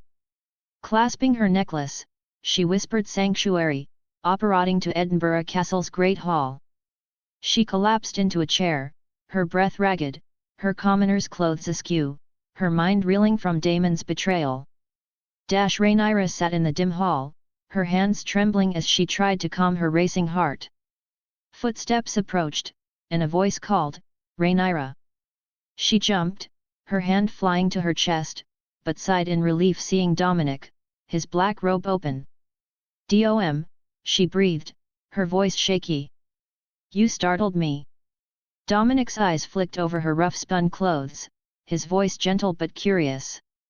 "What are you doing in those rags, princess?" Rhaenyra blushed, her voice halting.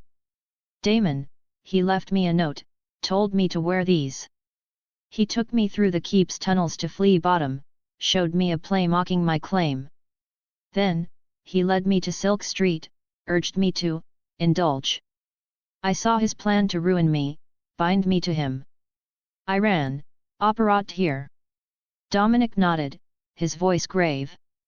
"You did well, Rhaenyra. Damon's ambitions are a wildfire, boundless, destructive. Escaping him was wise." As he spoke, Rhaenyra's eyes traced his face, his steady gaze, his quiet strength. Her heart, still raw, surged with need. She stepped closer, her voice soft. "Dom, thank you." Rising on her toes, she pressed her lips to his, tentative but bold. Dominic froze, stunned, but his hands found her waist, kissing her back, his lips firm yet tender. Heat flared between them, Rhaenyra's hands clutching his robe. She pulled back, gasping, her eyes wide.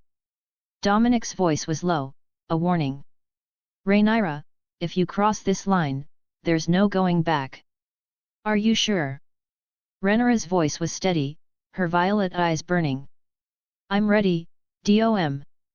I choose this." He searched her face, then nodded, pulling her close. Their kisses deepened, urgent, as he lifted her, carrying her to his solar. In the candlelit room, they shed their clothes, her rough-spun tunic, his robe, their hands exploring, her silver hair spilling over silk sheets. Dominic's touch was reverent, his magic weaving a contraceptive spell, ensuring no consequences. Rhaenyra's gasps filled the air, her body arching under his, their connection a blaze of passion and trust. As they moved together, time dissolved, Edinburgh Castle their sanctuary. After, they lay entwined, Rhaenyra's head on his chest, her voice soft. "I needed this, Dom. Not just this, but you. Someone who sees me, not the crown." Dominic's voice was warm, his hand stroking her hair. "You're more than a throne, Rhaenyra. Always will be to us." The next morning, in the Red Keep's small council chamber, Sir Otto Hightower stood before Viserys, his voice grave. "Your Grace, grave news. Prince Daemon took Princess Rhaenyra to Silk Street last night, parading her through brothels. The city buzzes with scandal." Viserys' face purpled, his voice a roar. "Daemon? Defiling my heir? Summon him." Daemon strode in, his black cloak swirling, his grin defiant. Viserys' voice thundered. "Is it true, brother? Did you drag Rhaenyra to Silk Street's filth?" Daemon shrugged, his voice cool. "I showed her the city, brother. She's no child, let her taste life." Viserys slammed his fist on the table. "You've shamed her, shamed our house. You're banished, Daemon. Leave King's Landing by dawn, or I'll chain you in the black cells." Daemon's eyes flashed, but he bowed, his voice mocking. "As you will, your grace." He strode out, his ambitions smoldering. Viserys summoned Rhaenyra, his voice tight. "Daughter, did you lie with Daemon? Speak true." Rhaenyra's eyes met his, her voice firm. "No, father. He took me to Silk Street, but I fled when I saw his intent. I swear, I'm untouched by him."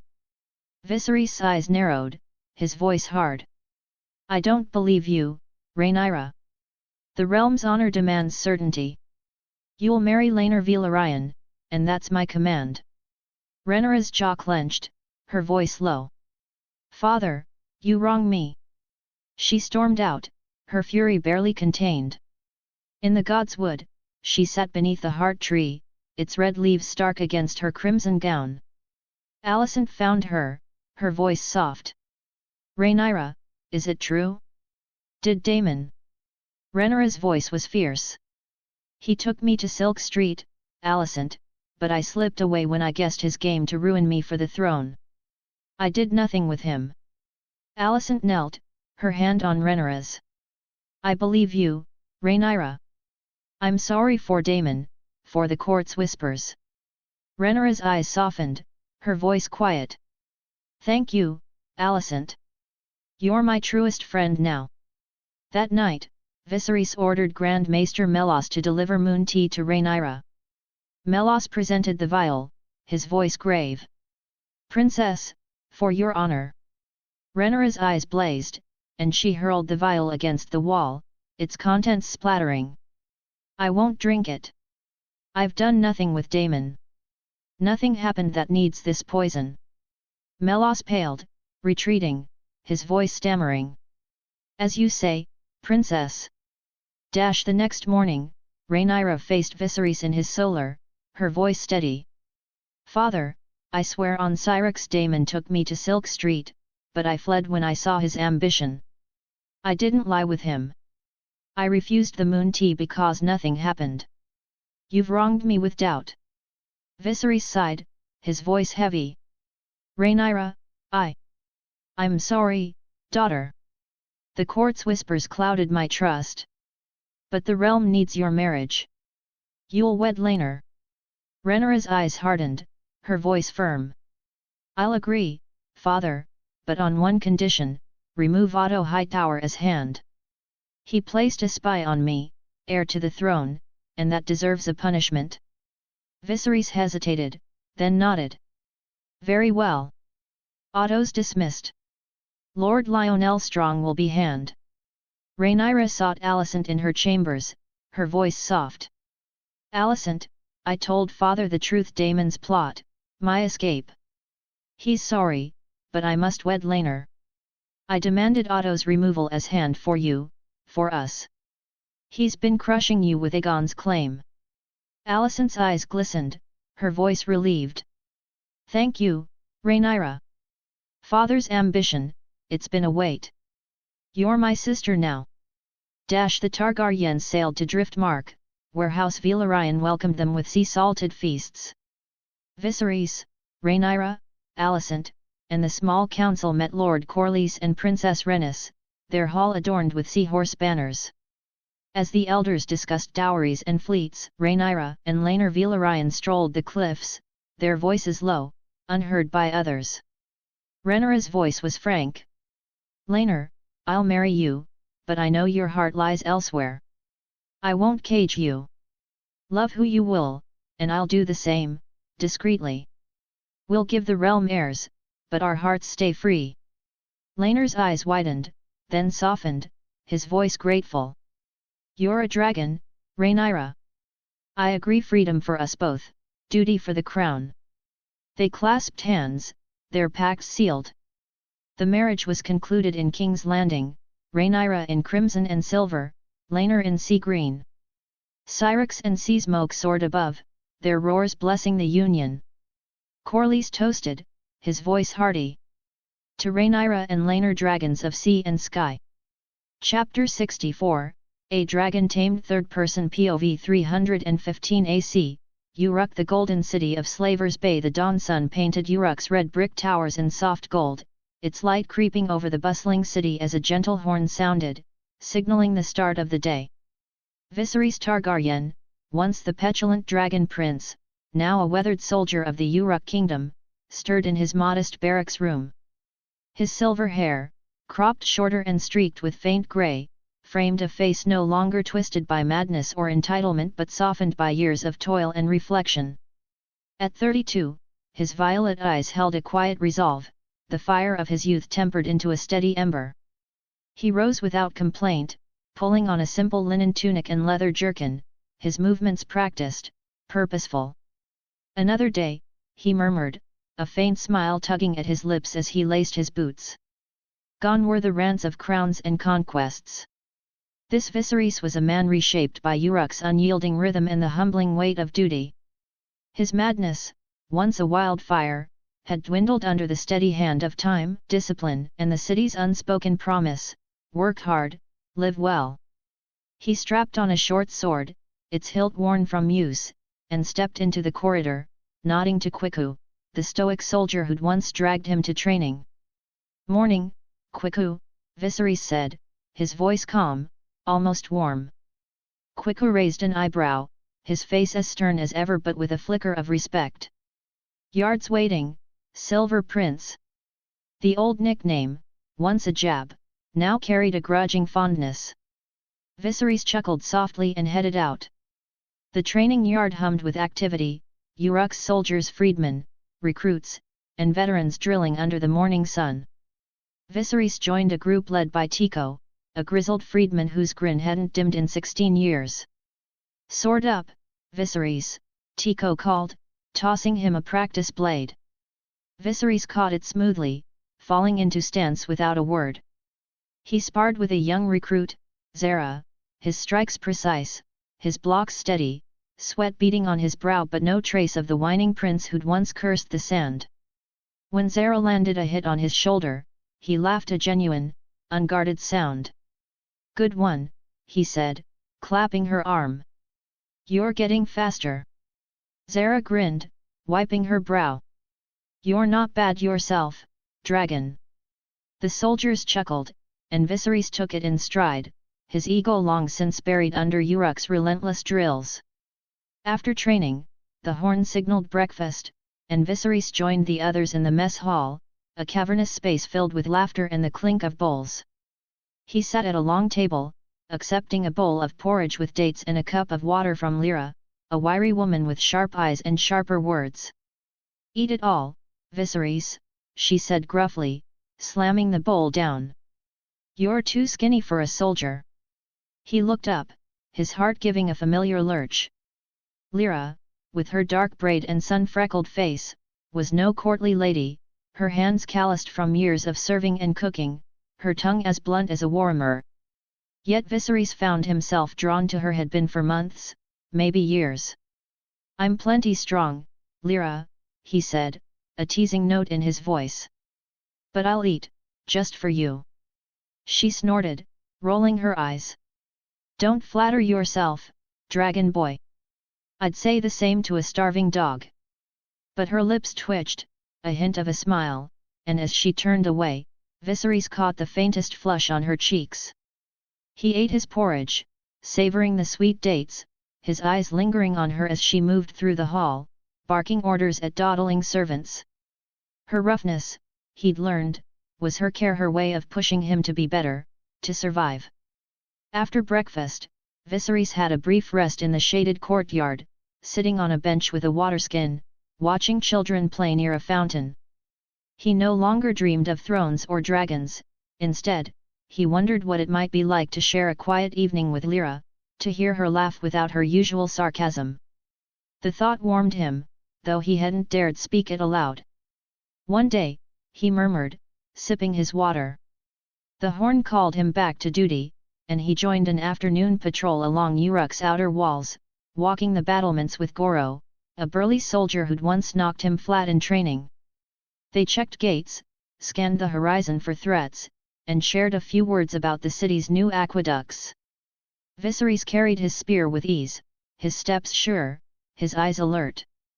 "Quiet day," he noted, and Goro grunted in agreement.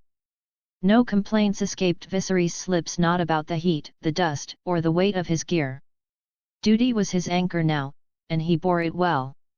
Lunch was stew and flatbread, served by Lyra, who shoved a bowl at him with her usual brusqueness. "Don't spill it, Viserys. I'm not cleaning your mess." He grinned, catching her eye. "Wouldn't dream of it, Lyra. This looks fit for a king." She scoffed, but her hand lingered a moment as she passed him bread, her fingers brushing his. His heart raced, and he ate slowly, hoping she'd pass by again. She didn't, but he caught her glancing his way from the kitchen, and it was enough to make his day. The afternoon brought more training archery this time, under Mara, a sharp-eyed instructor. Viserys' arrows hit the target's center more often than not, his aim honed by years of practice. When one went wide, Mara clapped his shoulder. "Not bad, Targaryen. Keep at it." He nodded, wiping sweat from his brow, and loosed another arrow, striking true. The soldier's nods of approval warmed him more than any crown ever could. Evening duty was guard post at the city's market gate, where Viserys stood watch with Tico, checking merchants' carts and keeping the peace. The market buzzed with life vendors hawking spices, children darting through crowds, the air rich with scents of roasted meat and jasmine. Viserys greeted a passing trader with a nod, his presence calm, authoritative. "All clear?" Tico asked, and Viserys confirmed with a quiet eye. No whining about the heat or the long hours, he stood tall, a soldier of Uruk, trusted and steady. Dinner was roasted goat, fresh bread and figs, and Lyra served him with her usual gruffness. "Don't choke on the bones, Viserys," she said, dropping a plate before him. He smiled, softer this time. "I'll be careful, Lyra. Thanks for the feast." She paused, her eyes meeting his, and for a moment, her roughness softened. "Just eat," she muttered, turning away, but Viserys saw the faintest smile. He ate heartily, his heart full, imagining a future where he might sit across from her, not as soldier and server, but as something more. That night, as Viserys sat in his small room, polishing his boots by candlelight, a soft knock came. He opened the door to find Daenerys Targaryen, his sister, her silver hair glowing in the torchlight, her violet eyes warm. She wore a simple gown, no crown, yet carried the grace of a queen. "May I come in, brother?" she asked, her voice gentle. "Of course, Dany," Viserys said, stepping aside.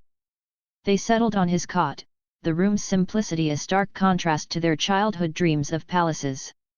"How are you, Viserys?" Daenerys asked, her gaze searching. "Truly?" He smiled, a rare, genuine expression. "I'm fine, Dany. Better than I've been in years.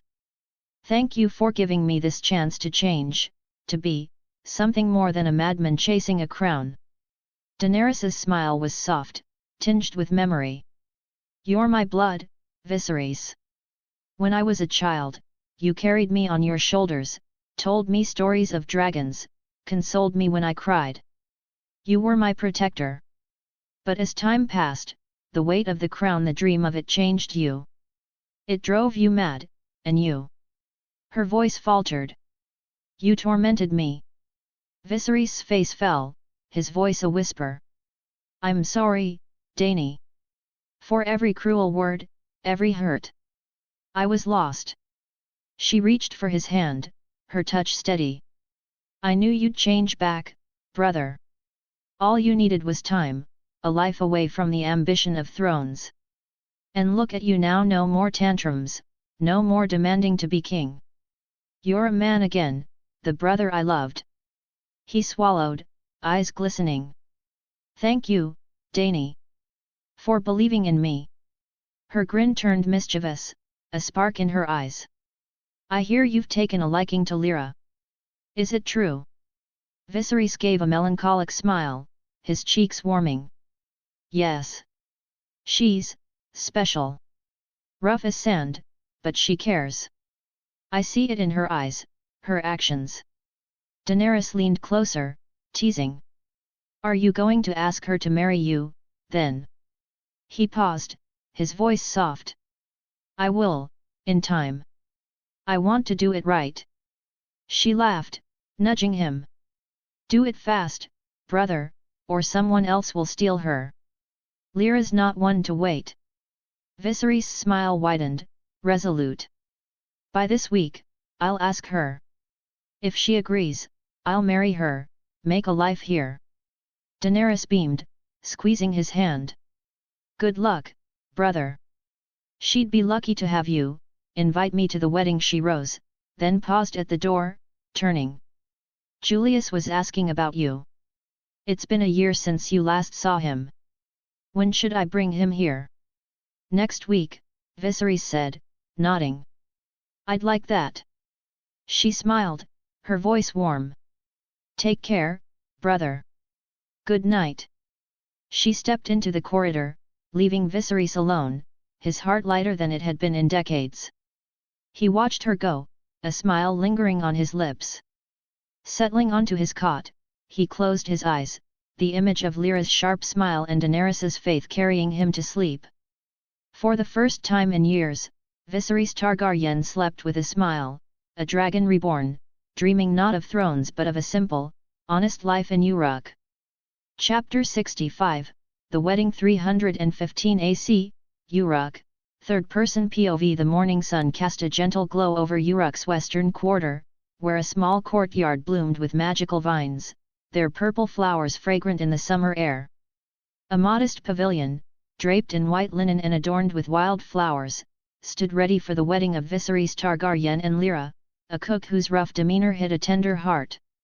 The ceremony, as befit a commoner's means, was simple yet heartfelt, attended by Viserys' fellow soldiers, Lyra's kin from Uruk's kitchens, and a few neighbors who'd grown fond of the reformed Targaryen.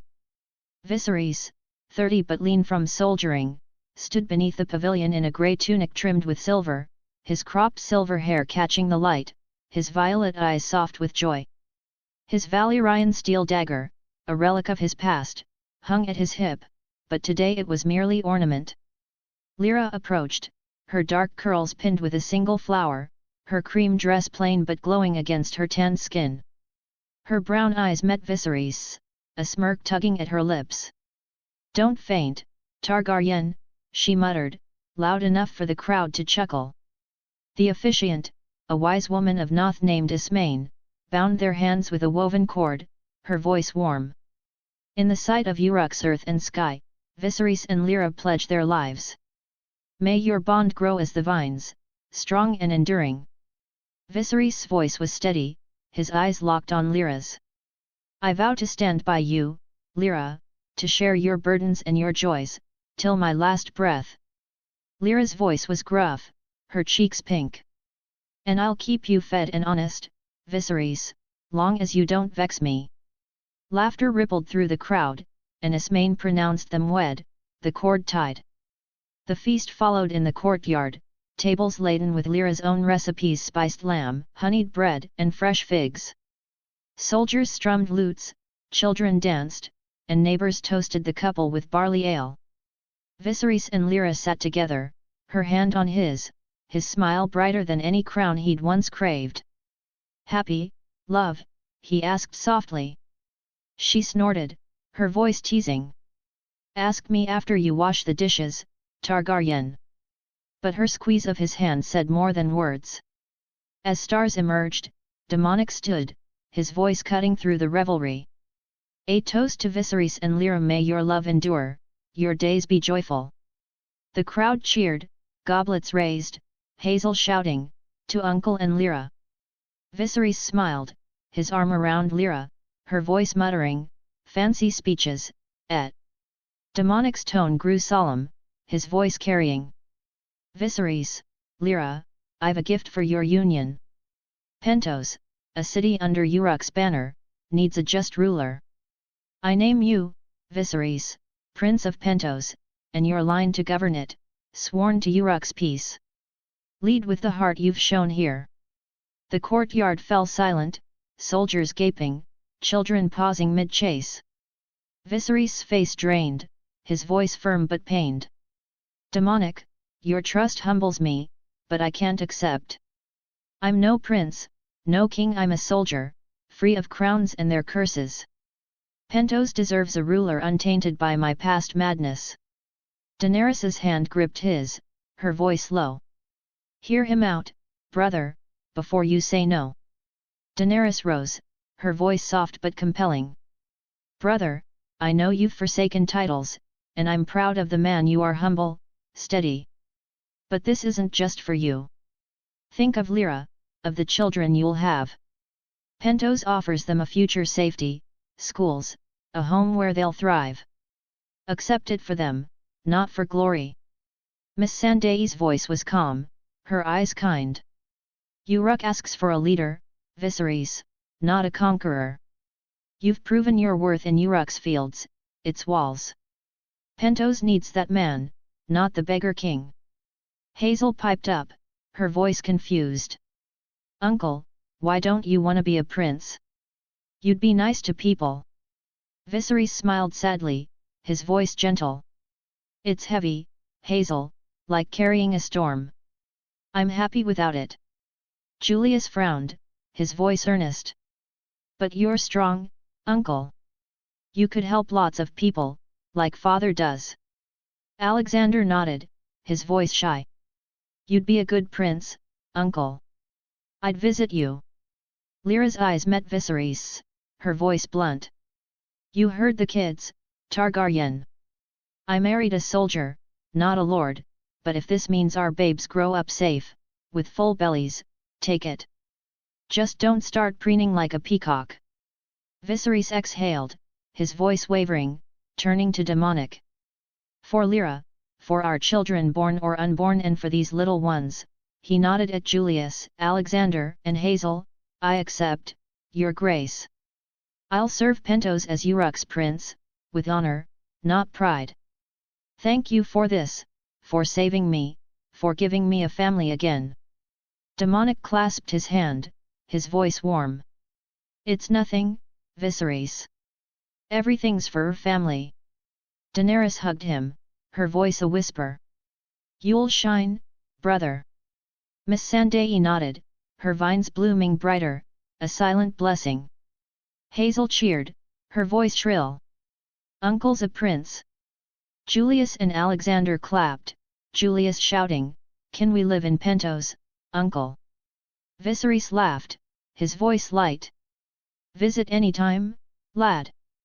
The crowd erupted, toasting Prince Viserys and Princess Lyra. Lyra muttered, her voice dry. Princess? I'll gut the first fool who curtsies. Viserys grinned, his voice soft. Stay you, love, that's enough. The celebration surged anew, bonfires roaring, music swelling. Viserys and Lyra danced, her laughter ringing as he spun her, soldiers joining in raucous circles. Julius and Alexander dragged Viserys back to the floor, their voices pleading. Dance with us, uncle. He obliged, dancing with Hazel, her giggles infectious. Faster, uncle, she squealed, and he spun, Lyra shaking her head, her voice fond. You'll spoil her, soldier. Demonic shared ale with Thaler, Daenerys taught Lyra a Bravasi step, and Miss Sandai wove glowing vines for the children, who wore them as crowns. Hazel thrust one at Lyra, her voice bossy. You're a princess now, wear it. Lyra sighed, donning it, her voice gruff. Only for you, troublemaker. Alexander gave Viserys a vine bracelet, his voice shy. For luck, uncle. Viserys ruffled his hair, his voice warm. I'll treasure it, lad. As midnight neared, the royals prepared to depart. Julius hugged Viserys, his voice earnest. Be the best prince, uncle. Alexander clung to him, his voice soft. Come back soon, okay. Hazel kissed his cheek, her voice commanding. Don't forget us, uncle. Viserys knelt, his voice thick. Never, my dears. You're my knights and queen. Demonic, Daenerys, and Miss Sandai bid farewell, their children trailing. Viserys and Lyra stood arm in arm, the crowd thinning, stars blazing above. Prince of Pentos, Lyra muttered, her voice teasing. Don't let it swell your head, or I'll knock it off. Viserys laughed, his voice soft. With you beside me, love, I'll stay grounded. The wedding's joy lingered in Uruk's tales, a commoner's love crowned by royalty's grace. Viserys, now Prince of Pentos, vowed to rule not as the beggar king, but as a man redeemed, for Lyra, their future children, and the family blood and chosen that had restored him. Pentos adopted a sigil, a silver dragon entwined with vines, symbolizing their union under Uruk's banner. Chapter 66, Aer is born 115 AC, King's Landing, third-person POV. The Red Keep lay quiet under a moonless sky, its stone corridors hushed save for the distant clink of gold cloak armor. In Rhaenyra's chambers, high in Magur's holdfast, candle light cast a warm glow, mingling with the scent of lavender and the soft breaths of new life. Rhaenyra reclined in a canopied bed, her silver hair loose, her violet eyes weary but radiant as she cradled her newborn son, Perseus Velaryon. Barely a day old, the boy bore the unmistakable Targaryen coloring, pale skin, silver hair, and eyes hinting at Violet securing his place as Laenor's heir in the court's eyes, though his true father's identity remained a closely guarded secret. A faint shimmer stirred in the corner, and under a disillusionment charm, Aemma Oren, Visenya Targaryen, King Demonic Augustus, Queen Daenerys Augustus, Queen Missandei Augustus, and the children Julius, Alexander, and Hazel apparat into the room.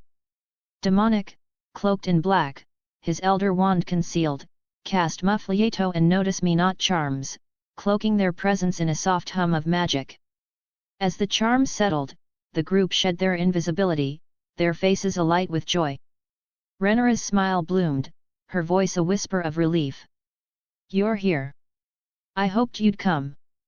She adjusted Perseus in her arms, her voice tender. "This is Perseus, my son." Demonic approached, his eyes softening as he gazed at his secret son, a truth veiled from the world. His voice was warm, low. "He's perfect, Rhaenyra. A dragon's heart, like his mother's." He brushed a finger against Perseus's tiny hand, his smile tinged with quiet pride. "Perseus Velaryon, a strong name for a stronger boy." Daenerys, her red gown faintly, leaned closer, her voice gentle. "He's beautiful, Rhaenyra. Those eyes hold fire, yours, and someone's spirit." She glanced at Demonic, her smile knowing, and Rhaenyra's cheeks warmed, her voice soft. "Thank you, Dany." Missandei, her green dress rustling, kissed Rhaenyra's forehead. "A new branch for your lineage, Rhaenyra. Perseus will grow mighty, I sense it." She touched the boy's cheek, her voice melodic. "Welcome, little dragon." Aemma, her blue robe soft in the candlelight, sat beside Rhaenyra, her eyes glistening. "My darling girl, you've done so well.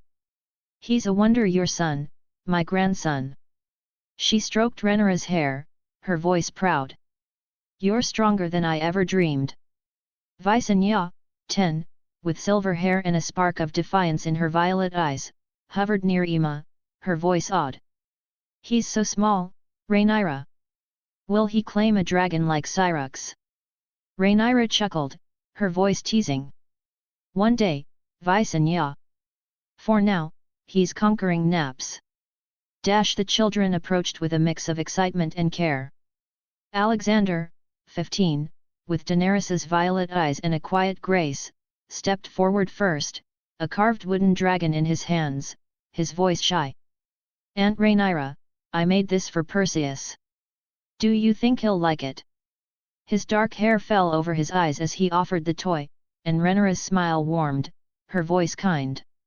"It's beautiful, Alex. He'll treasure it." "Thank you." Alexander placed it beside the cradle, his voice soft. "Stay safe, Perseus." Julius, 14, bold and dark-haired like Demonic, leaned over, his training sword tucked at his belt, his voice confident but gentle. "He's got the Targaryen look, Aunt Rhaenyra. Can I hold him?" Rhaenyra laughed, her voice playful. "Yes, come, Julius. Sit here." She guided Perseus into his arms, Julius's eyes widening as the boy stirred. "He's light. Look, Hazel, he's got your nose." He grinned, his voice proud, cradling Perseus like a seasoned brother. Hazel, 13, with Missandei's curls and a mischievous glint, pushed past Julius, her voice bossy. Move over, Jules, you're hogging him. I'm his favorite sister, right, Perseus? She sat beside Julius, her hands deft as Rhaenyra placed Perseus in her lap. Oh, he's adorable. I'm gonna teach you to climb trees, little dragon, her voice conspiratorial. We'll sneak sweets when Mama's not looking, deal? Perseus gurgled, and Hazel gasped, her voice delighted. He agrees, Papa. Visenya, eager to join, squeezed between Hazel and Alexander, her voice teasing. You're all crowding him. I'm his aunt, I get first rights. She touched Perseus's hand, her voice softening. You're gonna be fierce, little nephew. I'll show you how to swing a sword. The children hovered around Perseus, their chatter lively. Alexander hummed a Bravecy lullaby, his voice soothing, while Julius mimicked a dragon's roar, earning a giggle from Visenya. Not too loud, Jules, she hissed, her voice playful. Hazel, her voice firm. He's gonna be the best-dressed baby in Westeros. Visenya rolled her eyes, her voice teasing. He's a dragon, Hazel, not a doll.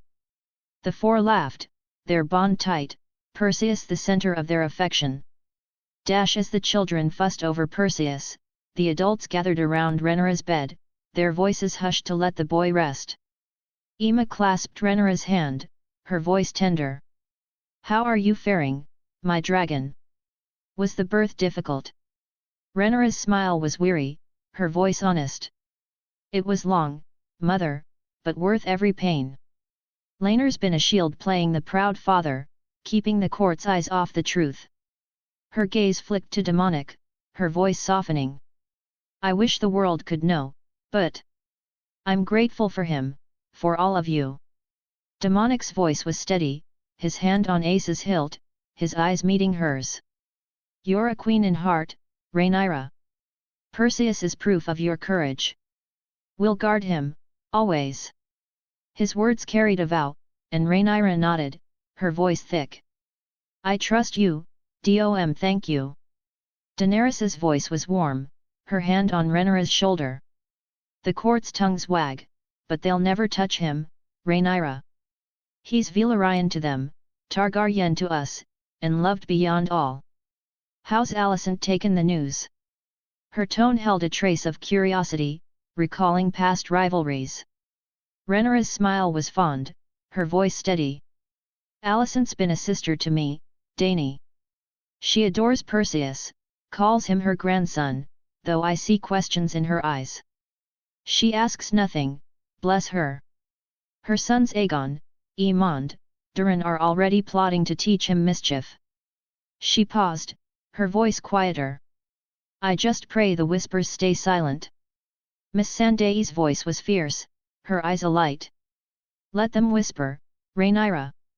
Paradise rose above lies, and so will Perseus. He's born of fire and magic, he'll forge his own way, with you and us at his side. She glanced at the children, her voice softening. Look at them. He's got an army already.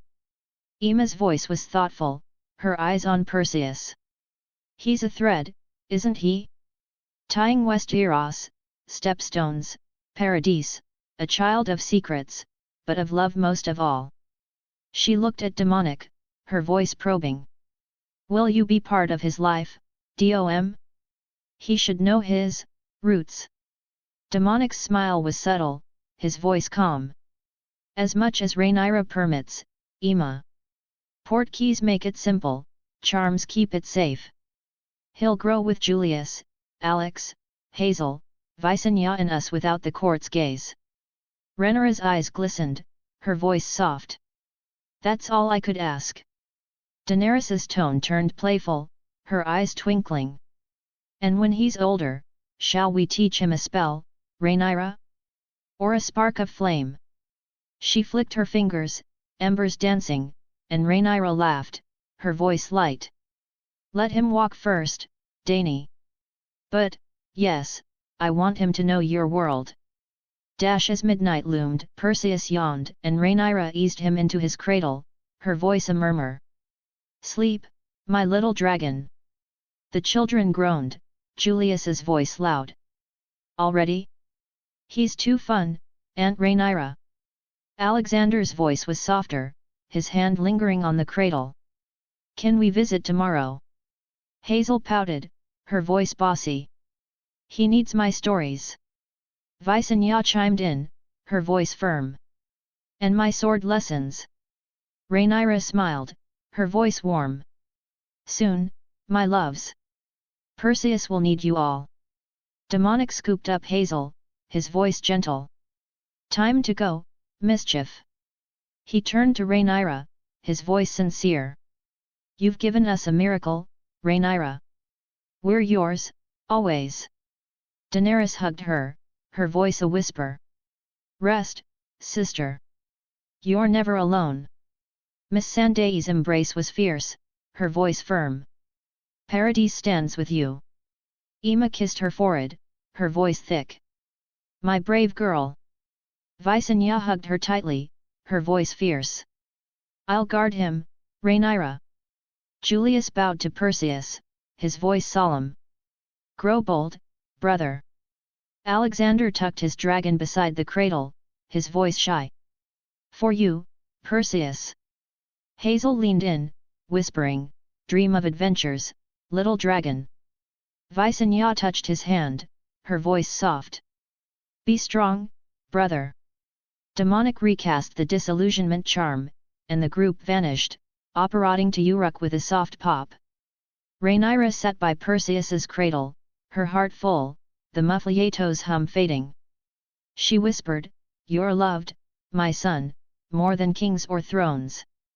Chapter 67, Poll give some suggestions for powers for following characters: Rhaenyra Targaryen, Julius Augustus, Alexander Augustus, Hazel Augustus, Perseus, Valerian, Rhaenyra second and third son, Rhaenyra daughter. Chapter 68, Powers 315 AC, Stepstones, third-person POV. In the solar of Edinburgh Castle, sunlight streamed through stained glass depicting Griffin, casting vibrant hues across the stone floor. Demonic Augustus stood at the head of an oak table, his black doublet simple.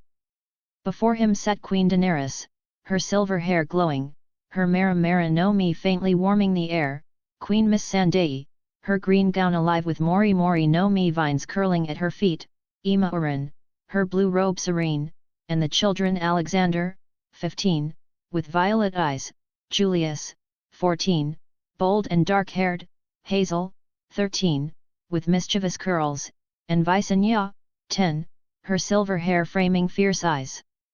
Demonic's voice was calm but commanding, his eyes sweeping the room. Today, we forge a new bond, one of trust and power. I need your oath never to betray me, as I'll never harm you. He slid a parchment across the table, a contract glowing with magical runes, binding their loyalty without coercion. Each signed without hesitation, their trust in demonic absolute. Emma's hand was steady, her voice soft. For you, Dom, always. Visenya scrawled her name, her voice fierce. I'd never turn on you, Dom. The children followed, Julius grinning, easy, father, Alexander nodding quietly, Hazel quipping, no betrayal here, papa. Satisfied, Demonic produced a vial of super soldier serum, its liquid shimmering like starlight. This will enhance your strength, speed, and resilience beyond mortal limits. He administered it to each, their eyes widening as warmth surged through them. Emma exhaled, her voice awed. I feel alive. Hazel flexed her arm, her voice excited. I could punch a dragon. Next, Demonic revealed 2 devil fruits, their surfaces swirling with unnatural patterns. He handed one to Emma, the other to Hazel. Eat them, quickly. Emma bit into hers, gagging at the bitter taste, her voice strained. Gods, it's foul. Hazel grimaced, her voice dramatic. It's like mud, papa. Demonic's voice was firm. Swallow, both of you. They did, choking it down, and Demonic placed a weakness removal card on each, a flash of light negating the fruit's curse of drowning. Emma's voice was relieved. No see weakness. Demonic nodded, his voice steady. You're free. To Ima, he presented a Marco character card, its surface glowing. You ate the Tori Tori no Mi, model, Phoenix. You can transform into a blue-flamed phoenix, heal yourself and others, and fly with unmatched speed. Marco's card guides your mastery. Ima's eyes widened, her voice awed. A phoenix? I can heal. She clutched the card, a blue spark flaring at her touch. To Hazel, he gave a Yamato character card. You ate the Inu no Mi, model, Akuka no Makamai, a mythical wolf god. You can become a white wolf wreathed in ice, wield frost and strength, and summon blizzards. Yamato's card will sharpens your control. Hazel's grin was feral, her voice thrilled. A wolf god? I'm gonna freeze Julius. She gripped the card, frost curling around her fingers. For Julius, Demonic produced a Julius Nova Chrono card. You gain time magic, Julius. Slow, accelerate, or reverse time in bursts, wield chronostasis blades, and foresee brief futures. Your namesake's cunning is yours. Julius's eyes gleamed, his voice eager. Time magic? I'm unstoppable. To Visenya, he offered a Skathik card. You inherit Skathika's warrior spirit, Visenya. Master all weapons, summon Gi Balga spear that never misses, and manipulate runes for strength or barriers. You're a battle goddess. Visenya's voice was fierce, her hand closing on the card. I'll make you proud, Dom. Finally, to Alexander, he gave an Iskander, Fate/0, card. You command conquest, Alex. Summon the Ionian Hittyroi, an army of loyal spirits, ride Bucephalus, and wield a chariot of thunder. Iskander's charisma fuels your leadership. Alexander's voice was soft, odd. An army, for me.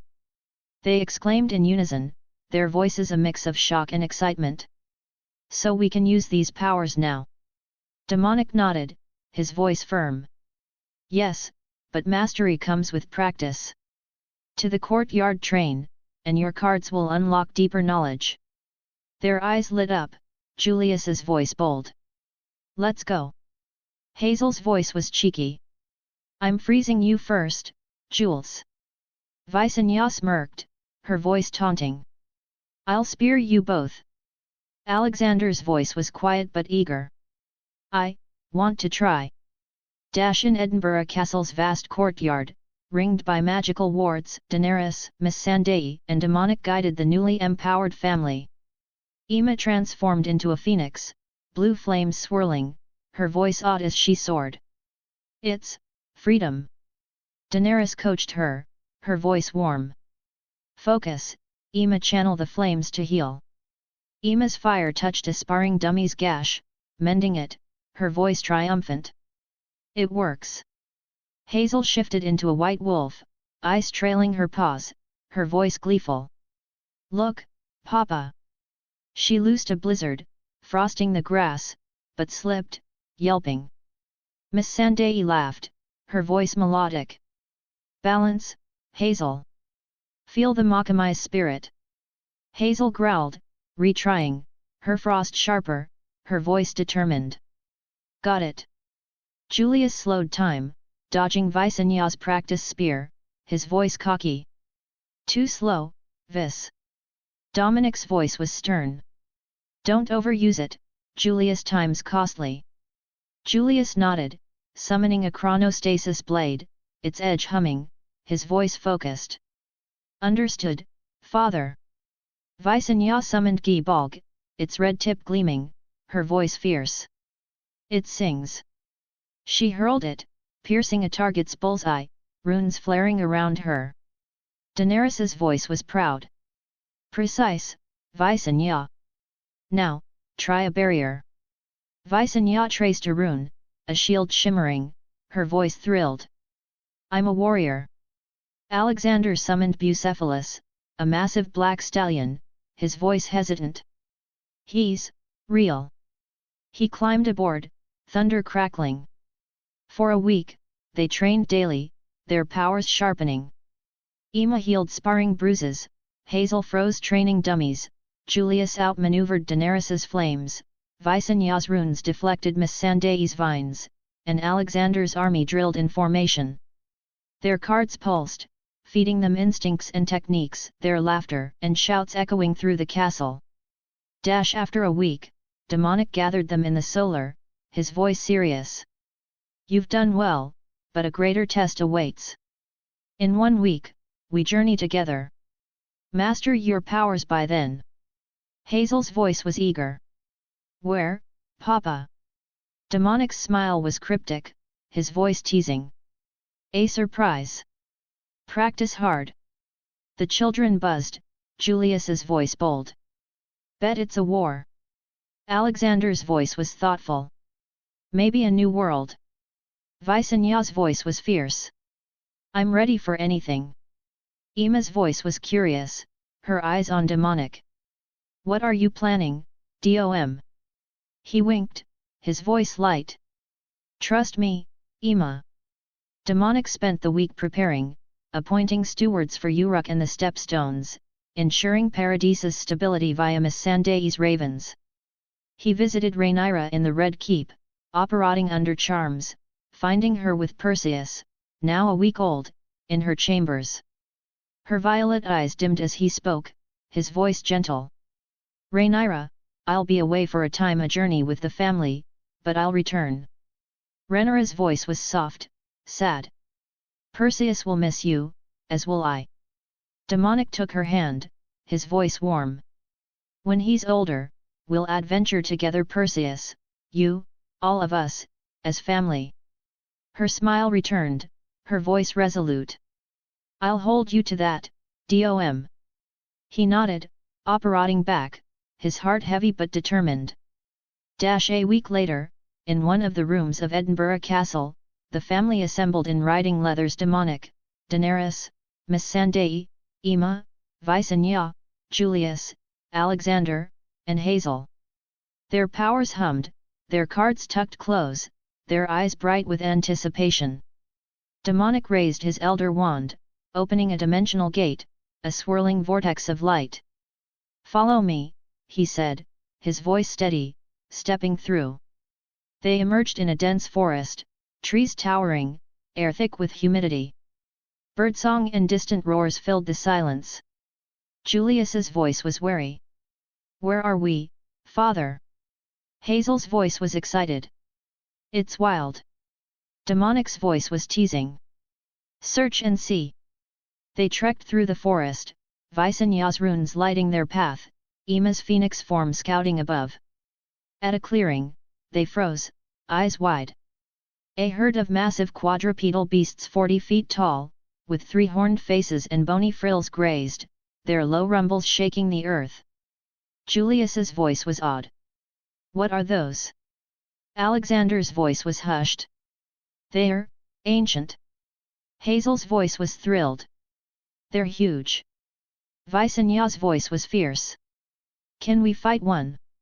Demonic's grin was wide, his voice grand. "Welcome to Jurassic Island."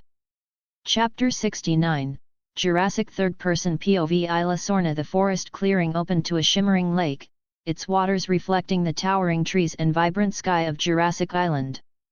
The family: Dominic, Daenerys, Missandei, Ima, Visenya, Julius, Alexander, and Hazel stood at the edge, their eyes wide as a massive quadruped with an impossibly long neck lumbered toward the water, its steps shaking the ground.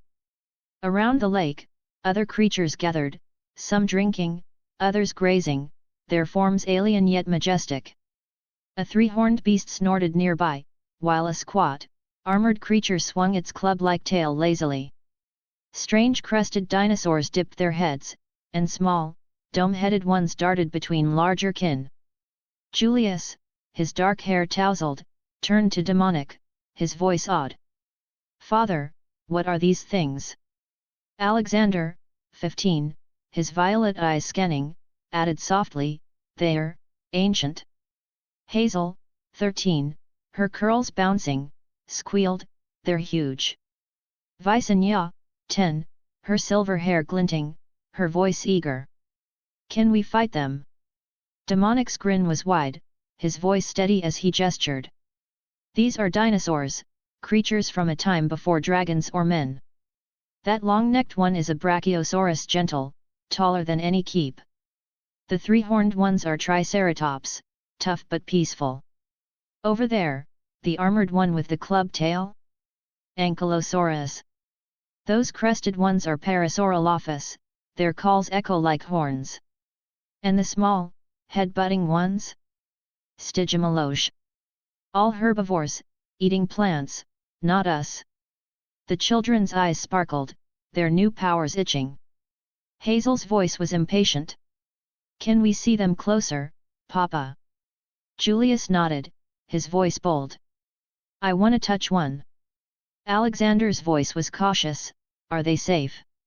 Demonic chuckled, his voice reassuring. These ones are. Go, but stay gentle, they're big, but they spook. The children bolted toward the lake, their laughter echoing. Emma's voice was sharp, her blue eyes worried. Dom, is this wise? Daenerys's hand touched her arm, her voice warm. They're stronger than they look, Emma. Let them explore.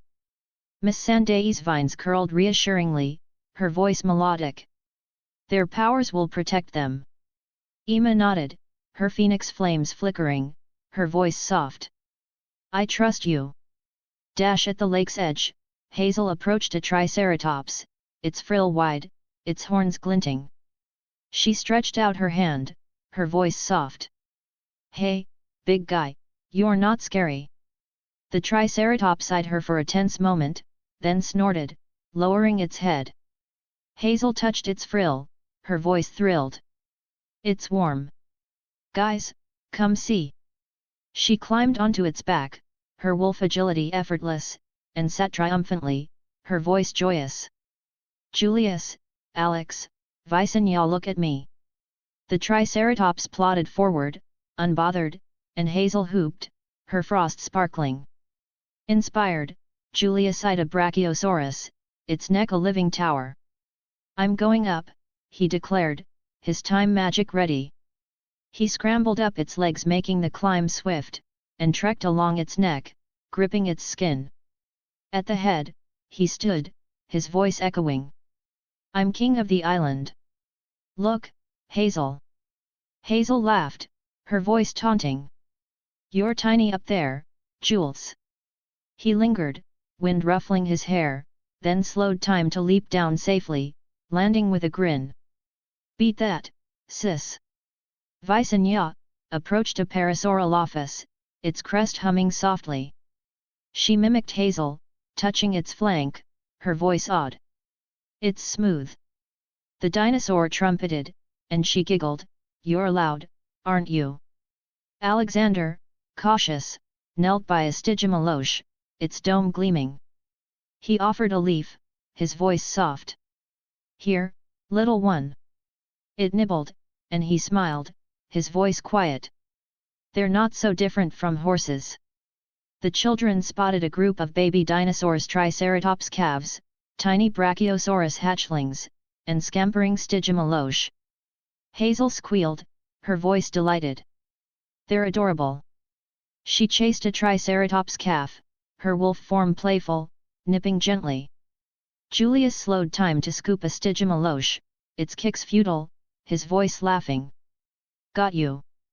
Vicenya summoned a rune to lift a Brachiosaurus hatchling, her voice proud. Look, I'm strong. The adults joined, their steps slower but curious. Emma, in phoenix form, glided over a Brachiosaurus, her flames healing a scratch on its flank, her voice odd. They're magnificent.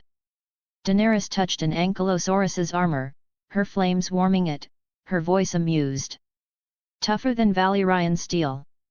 Miss Sandai's vines entwined a Parasaurolophus's crest, her voice melodic. They sing with the earth. As afternoon neared, the sun high and humid, Dominic conjured a magical tent, its canvas shimmering with wards to repel curious dinosaurs. No guests for lunch, he said, his voice teasing, casting spells to secure the perimeter. Inside, he prepared a feast: roasted lamb, honeyed bread, fresh fruits, and chilled wine, his wand flicking to set the table. "Come eat," he called, his voice carrying. The children raced back, dusty and grinning, their voices overlapping. Hazel's voice was loud. "Papa, I rode a triceratops. It liked me." Julius's voice was smug. "I climbed a brachiosaurus's head." "Top that, Hazel." Visonya's voice was fierce. "I lifted a baby with runes." Alexander's voice was soft. "The Stygimolosh ate from my hand, they're gentle." Emma's voice was fond. "You're all fearless." Daenerys laughed, her voice warm. "And filthy. Wash up." They ate heartily, their chatter lively. Hazel's voice was animated. "The Triceratops's frill was like a shield. I want one as a pet." Julius's voice was boastful. "The Brachiosaurus's neck was like a mountain. I could see forever." Visonya's voice was excited. "The Parasaurolophus sang to me." Alexander's voice was thoughtful. "They're alive, like us, but so old." Miss Sandai's voice was warm. "You felt their spirits. That's true magic." Demonic's voice turned serious, his eyes on the children. "These are herbivores, peaceful. But carnivores roam this island fast, sharp, hungry. Your powers can handle them easily, but don't be reckless. No idiotic stunts."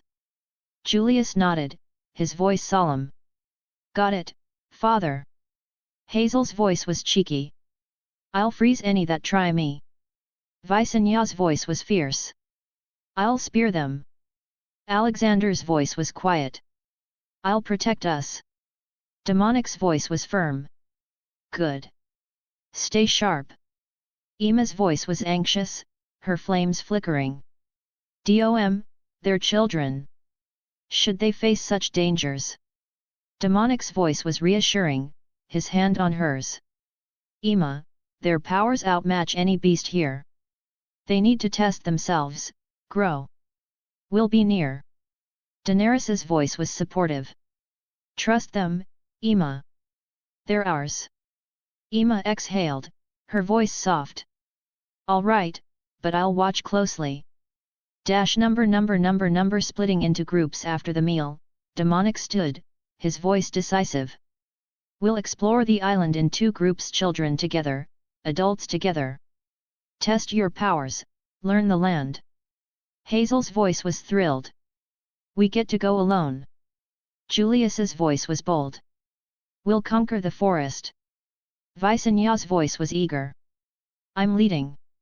Alexander's voice was calm. "We'll stick together." Emma's voice rose, her eyes worried. Is this safe?" Demonic's voice was steady. "They're stronger than any predator, Emma. Their magic guide them, and we'll be a shout away." Miss Sandai's vines curled reassuringly, her voice soothing. "They'll shine, Emma." Emma nodded, her voice reluctant. "Be careful, all of you." The children prepared themselves for the adventure. Demonic's voice was warm. "Meet back here by dusk. Explore, but don't chase trouble." Hazel grinned, her voice cheeky. "Trouble chases us, Papa." The groups parted, the children vanishing into the forest with laughter, the adults taking a different path, their senses sharp. The children's group, led by Visonya's glowing runes, wove through dense ferns, Julius slowing time to dodge vines, Hazel freezing puddles for fun. Their voices echoed with excitement, their powers a shield against the unknown. The adults, Demonic's hacky scanning, moved with purpose, ready to guide or intervene. Jurassic Island pulsed around them, its roars and rustles a promise of wonders and perils. Chapter 70, Into the Forest's Depths. Tiered person POV, Isla Norma. The forest of Jurassic Island loomed dense and vibrant, its canopy filtering sunlight into dappled patterns. Julius, 14, led the way, his dark hair damp with sweat, clearing vines with swift slashes of his blade. Alexander, 15, followed, his violet eyes scanning. Hazel, 13, her curls bouncing, froze stray branches with a flick of her hand, her wolfish grin wide. Visanya, 10, her silver hair glinting, traced glowing runes to light their path, her gi-balg strapped across her back. Their laughter echoed, their steps light despite the unknown ahead. As they pushed deeper, a faint rustle stirred the undergrowth. Julius paused, his voice low. "Hear that?" Alexander tilted his head, his voice cautious. "Something's moving." Hazel shrugged, her voice cheeky. "Probably a squirrel." Visanya's eyes narrowed, her voice sharp. "No squirrels here, Hazel." They peered into the ferns, seeing nothing but shadows, and Julius waved them on, his voice bold. "Come on, let's keep moving." The rustles grew louder, sharper, circling them. Alexander's voice tightened. "It's close." Hazel's grin faded, her voice alert. "Wild, not friendly." Visanya gripped her spear, her voice fierce. "I'm ready." From the foliage, a pack of 15 velociraptors burst forth, their sickle claws gleaming, eyes feral, charging with piercing shrieks. Julius's voice was thrilled. "Here we go." The children sprang into action, their training instinctive. Julius slowed time, dodging a raptor's leap, his blade slicing its flank. Hazel shifted into her white wolf form, eyes trailing her claws, freezing two raptors mid-stride.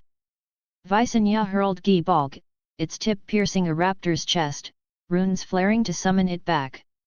Alexander summoned a single Hittyroi warrior, its spear impaling another, his voice steady. "Stay tight." The fight was swift, the raptors no match for their speed and strength. Hazel's frost pinned the last, and Visanya's spear finished it. Julius grinned, wiping blood from his blade, his voice cocky. "Too easy." Alexander exhaled, his voice calm. "Good work, everyone." Hazel shifted back, her voice smug. "Told you I'd freeze 'em." Visanya smirked, her voice teasing. "My spear was faster." They shrugged off the encounter, their confidence unshaken, and continued through the forest, their steps purposeful. For 2 hours, they trekked, Julius leading with Haki to sense obstacles, Hazel chattering about triceratops, Alexander sketching a raptor's claw in the dirt, Visanya humming a Valerian tune. The forest parted, revealing a rocky cliff overlooking a vast plain. Above, pterodactyls soared, their wings casting shadows, their screeches echoing. Hazel's voice was odd. "Flying dinosaurs." Julius's voice was excited. "Can we ride one?" Alexander's voice was thoughtful. "They're graceful." Visanya's voice was eager. "I bet I could spear one." They turned left, skirting the forest's edge, their boots crunching on gravel. A thunderous roar shattered the air, deep and primal, sending birds scattering. Julius's eyes lit up, his voice thrilled. "That's big." Hazel's voice was eager. "Let's see it." Alexander's voice was cautious. "Careful, it sounds hungry." Visanya's voice was fierce. "I'm not scared." They crept toward the sound, Haki guiding them to a clearing. There, a Tyrannosaurus rex prowled, its massive jaws glinting, its tail lashing. Its eyes scanned the trees, its roar shaking the ground. Alexander's voice was hushed. "It's a king." Hazel's voice was soft. "So strong." Julius's voice was respectful. "Carnivore, like father said." Visanya's voice was firm. "We don't need to fight it." They backed away, intending to leave the beast in peace, but the T-Rex's head snapped toward them, its eyes locking on. It roared, charging, trees splintering in its path. Julius laughed, his voice wild. "Run! First one caught's the loser." He bolted, time slowing to give him a head start. Hazel's voice was indignant, her wolf form sprinting. "Don't make stupid bets, Jules. Julius's voice echoed, teasing. Then why are you running? Hazel's voice was fierce, eyes trailing her. It's a dumb bet, but I don't lose. Alexander and Visenya surged past, Alexander's voice calm. Focus, you two. Visenya's voice was gleeful. I'm winning. They ran, their enhanced speed outpacing the T-Rex, though its roars spurred them on. Julius wove through trees, slowing time to dodge roots. Hazel's frost slicked the ground behind, slowing the beast. Visenya's runes boosted her leaps, her laughter ringing. Alexander summoned Bucephalus briefly, galloping ahead, then dismounted to stay with the group, his voice steady. Keep moving. For half an hour, they darted through the forest, the T-Rex's pursuit fading as it tired. They paused, panting, Haki confirming the beast was gone. Julius's voice was smug. No losers here. Hazel's voice was annoyed. Stupid bet, Jules. Visenya's voice was teasing. I was fastest. Alexander's voice was dry. We're alive. That's enough. Dash as the adults ventured deeper, the forest grew denser, its air cooler. A clearing revealed a massive tree, its bark scarred by claw marks, surrounded by shed feathers and bones. Dominic's voice was cautious, his hand on Ace's hilt. Carnivore territory. Likely a theropod Allosaurus, maybe. Emma's voice was tense, her flames flickering. Should we turn back? Daenerys's voice was calm, her flames ready. We're stronger than any beast here. Miss Sandai's vines probed the ground, her voice steady. It's gone, for now. Let's move on. They skirted the clearing, finding a stream lined with water lilies, their petals white as shields. Tiny marine reptiles ichthyosaurs, no longer than a forearm darted in the shallows, their fins flashing. Emma's voice was delighted, crouching to watch. They're like fish, but alive in a different way. Dominic's voice was informative, his eyes scanning. Ocean hunters, but these are young, staying safe here. Daenerys's voice was playful, splashing a hand. They'd make fine pets. Miss Sandai laughed, her vines dipping into the water, her voice warm. They belong here, Dani. A flock of Archaeopteryx, feathered dinosaurs with wings, flitted through the trees, their calls sharp. Emma's voice was odd, her phoenix form itching. They fly, like me. Dominic's voice was warm, watching them perch. Half bird, half beast. This world's full of bridges. Dash as dawn painted the sky gold, the children used Haki to navigate back to the lake, their tents wards a beacon. The forest hummed with morning life, pterodactyls circling above. Julius's voice was tired but cheerful. That was fun. Hazel's voice was proud. T-Rex didn't stand a chance. Visenya's voice was fierce. Next time, I'll face it. Alexander's voice was soft. Let's not. At the lake, the magical tent glowed softly, herbivorous dinosaurs grazing nearby. Dominic, Daenerys, Miss Sandai, and Emma waited, their faces relieved. Emma's voice was sharp, her phoenix flames flickering. You're late. Julius grinned, his voice bold. We fought raptors, saw a T-Rex. Hazel's voice was smug. And outran it. Visenya's voice was proud. I was fastest. Alexander's voice was calm. We're fine. Dominic's voice was warm, his eyes proud. Well done, but no more bets with T-Rexes. Daenerys laughed, her voice teasing. You're trouble, all of you. Miss Sandai's vines curled fondly, her voice melodic. Tell us everything. Chapter 71, Return to the Stepstones 315 AC, Stepstones, third-person POV. The dimensional gate shimmered in Edinburgh Castle's courtyard, spitting out the family, their riding leathers dusty from Jurassic Island's forests. Julius, 14, stretched, his voice bold. Home's nice, but T-Rex chases were better. Hazel, 13, grinned, her curls bouncing. I miss my Triceratops. Alexander, 15, his violet eyes calm, adjusted his reins. The lake was peaceful. Dominic, his black doublet pristine, clapped his hands, his voice warm. Rest, then back to duties. Uruk doesn't run itself. Daenerys, her red gown glowing, teased, nor does Paradise, love. Miss Sandai, her vines curling, smiled, her voice melodic. The earth missed us. Ema, her blue robe soft, sighed, her voice relieved. I'm for a bath. Daily life resumed smoothly. Dominic oversaw trade in the stepstones, Daenerys managed Uruk's fleets, Miss Sandai nurtured Paradise's groves, and Ema taught Visenya etiquette. The children trained, Julius sparring with time magic, Alexander drilling his Hittyroi, Hazel practicing her wolf form, and Visenya honing her runes. A raven arrived from Driftmark, its scroll-bearing House Velaryon seal. Dominic unrolled it in his solar, his family gathered.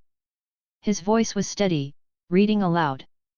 Daemon Targaryen, widowed by Rhea Royce's death, has wed Laena Velaryon. They reside at Driftmark, strengthening House Velaryon's ties. Daenerys's voice was thoughtful. Daemon's ambitious, but Laena's steady. Miss Sandai's voice was calm. A strong match. Ema's voice was wary. Will it stir trouble for Rhaenyra? Dominic's voice was firm. He can try, but he can't do anything. Julius piped up, his voice curious. Is Daemon cool? Hazel's voice was cheeky. Bet he's grumpy. Visenya's voice was proud. He's a dragon rider, like Rhaenyra. Alexander's voice was soft. Family's complicated. Dominic's smile was cryptic, his voice light. You'll meet him someday. That night, under a disillusionment charm, Dominic apparat to Rhaenyra's chambers in the Red Keep. The room was dim, lit by candles, Perseus Velaryon cooing in his cradle. Rhaenyra, her silver hair loose, her violet eyes warm, smiled as Dominic appeared, her voice soft. You're late, Dom. Perseus missed you. Dominic knelt by the cradle, his voice tender, tickling Perseus's chin. Growing fast, little dragon. The boy gurgled, grabbing his finger, and Dominic's smile softened.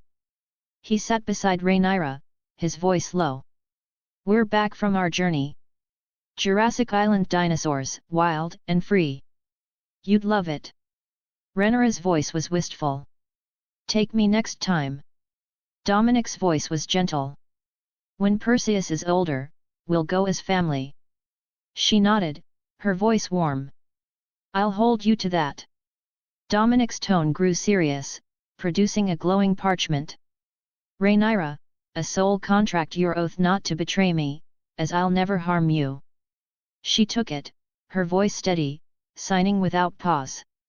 I trust you, Dom. always. He nodded, his voice warm, tucking it away. He offered a vial of super soldier serum, its liquid shimmering. This will make you stronger, faster, beyond mortal limits. She drank it, her eyes widening as warmth surged. Next, he presented a magma fruit, its surface molten. Eat it. She grimaced at the bitter taste, her voice strained. Gods, it's vile. Dominic's voice was firm. Swallow. She did, and he placed a weakness removal card, light flashing to negate the drowning curse. Her voice was relieved. No see weakness. He nodded, his voice steady. You're free. He handed her a Lily Potter template card, its glow soft. You gain Lily Potter's magic protective spells, wand mastery, and love-driven power. The magma fruit lets you summon and control molten rock, shape it, burn through steel. You're a force, Rhaenyra. Her eyes gleamed, her voice eager.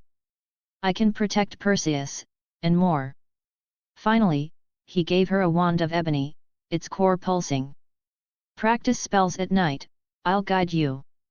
She flicked it, a spark flaring, her voice thrilled.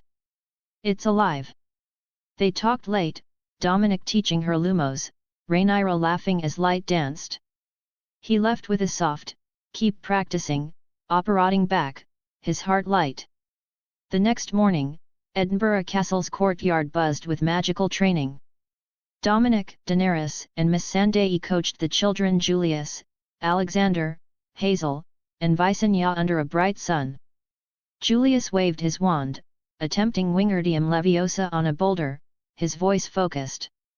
Up you go!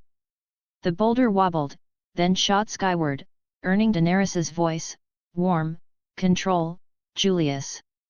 Alexander practiced Oxio, summoning his carved dragon, his voice calm. Nice and steady. Hazel tried Aguamenti, a jet of water splashing Visenya, her voice cheeky. Oops! Visenya, soaked, traced a rune, her voice fierce. You're dead, Hazel. When Julius, eager to impress, decided to combine his time magic with a spell. Watch this, father, he called, aiming his wand at a practice dummy. Incendio and chronostasis. His intent was to freeze a fireball mid-air, but his focus slipped. The fireball erupted, slowed briefly, then sped up, veering wildly toward Hazel, who yelped, "Jules, you idiot!" She shifted into her wolf form, dodging, but the fireball hit a nearby barrel of apples, exploding it into a shower of fruit. Apples rained down, one smacking Julius's head, his voice indignant. Ow! Hazel, back in human form, laughed, her voice mocking. Nice aim, genius. Visenya, dodging an apple, hurled ghee bulg at the dummy, her voice smug. That's how you hit. Dominic's voice was stern, but his eyes twinkled. Julius, spells don't mix with time magic unless you're precise. Try again. Daenerys's voice was teasing, her flames catching stray apples. At least we have pie now. Miss Sandai's vines gathered the fruit, her voice amused. Focus, children. Julius, red-faced, muttered, sorry, and cast reparo, fixing the barrel, his voice sheepish. Won't happen again. Hazel lobbed an apple at him, her voice cheeky. Better not, or I'll freeze you. The courtyard erupted in laughter, the mishap a light moment in their rigorous training. Edinburgh Castle's great hall glowed with torchlight, a table laden with roast boar, fish, salad, and bread. Dominic sat at the head, Daenerys and Miss Sandai at his sides, Emma chatting with Visenya. Julius, Hazel, and Alexander, dug in, their voices loud. Hazel waved her fork. My Triceratops ride was epic, Jules. Julius smirked. Climbing a Brachiosaurus was better. Visenya grinned. I the baby Dino are better. Alexander shrugged. Stygimalosh liked me. Emma laughed. You're all wild. Daenerys teased. Are wild, Emma. Miss Sandai passed bread. Eat, Julius. Julius grabbed it. When's our next adventure, father? Dominic sipped wine. Another world, in a week. Hazel's eyes lit up. Where? Dominic smiled. Surprise. But I've got things to sort first. Visenya pouted. Tell us. Alexander asked, another island. Julius leaned in. With bigger dinosaurs. Dominic chuckled. Patience, kids. It'll be worth it. Daenerys winked. Trust him, he's got plans. Miss Sandai nodded. Big ones. Emma sighed. No T-Rexes, I hope. Hazel grinned. I'd freeze one. Julius laughed. I'd outrun it. Visenya smirked. I'd spear it. Alexander shook his head. Let's not. Dominic raised his goblet. To family, and what's next? They clinked, voices echoing. To family. Chapter 72, New World. The portal hummed in Edinburgh Castle's courtyard, and the family stepped through, emerging on a hill overlooking a breathtaking city. Cherry blossoms drifted like pink snow, their petals carpeting streets lined with wooden buildings, their curved roofs gleaming under the sun. A grand castle, perched on a massive, stylized plant, loomed at the city's heart, its spires piercing the sky. A tall pagoda in Sakyo gleamed nearby, adding to the city's ethereal charm. Hazel's voice was awed. "It's so pretty." Julius grinned. "Looks like a painting." Visanya's eyes sparkled. "Can we climb that castle?" Alexander's voice was soft. "It's peaceful." Emma's voice was warm.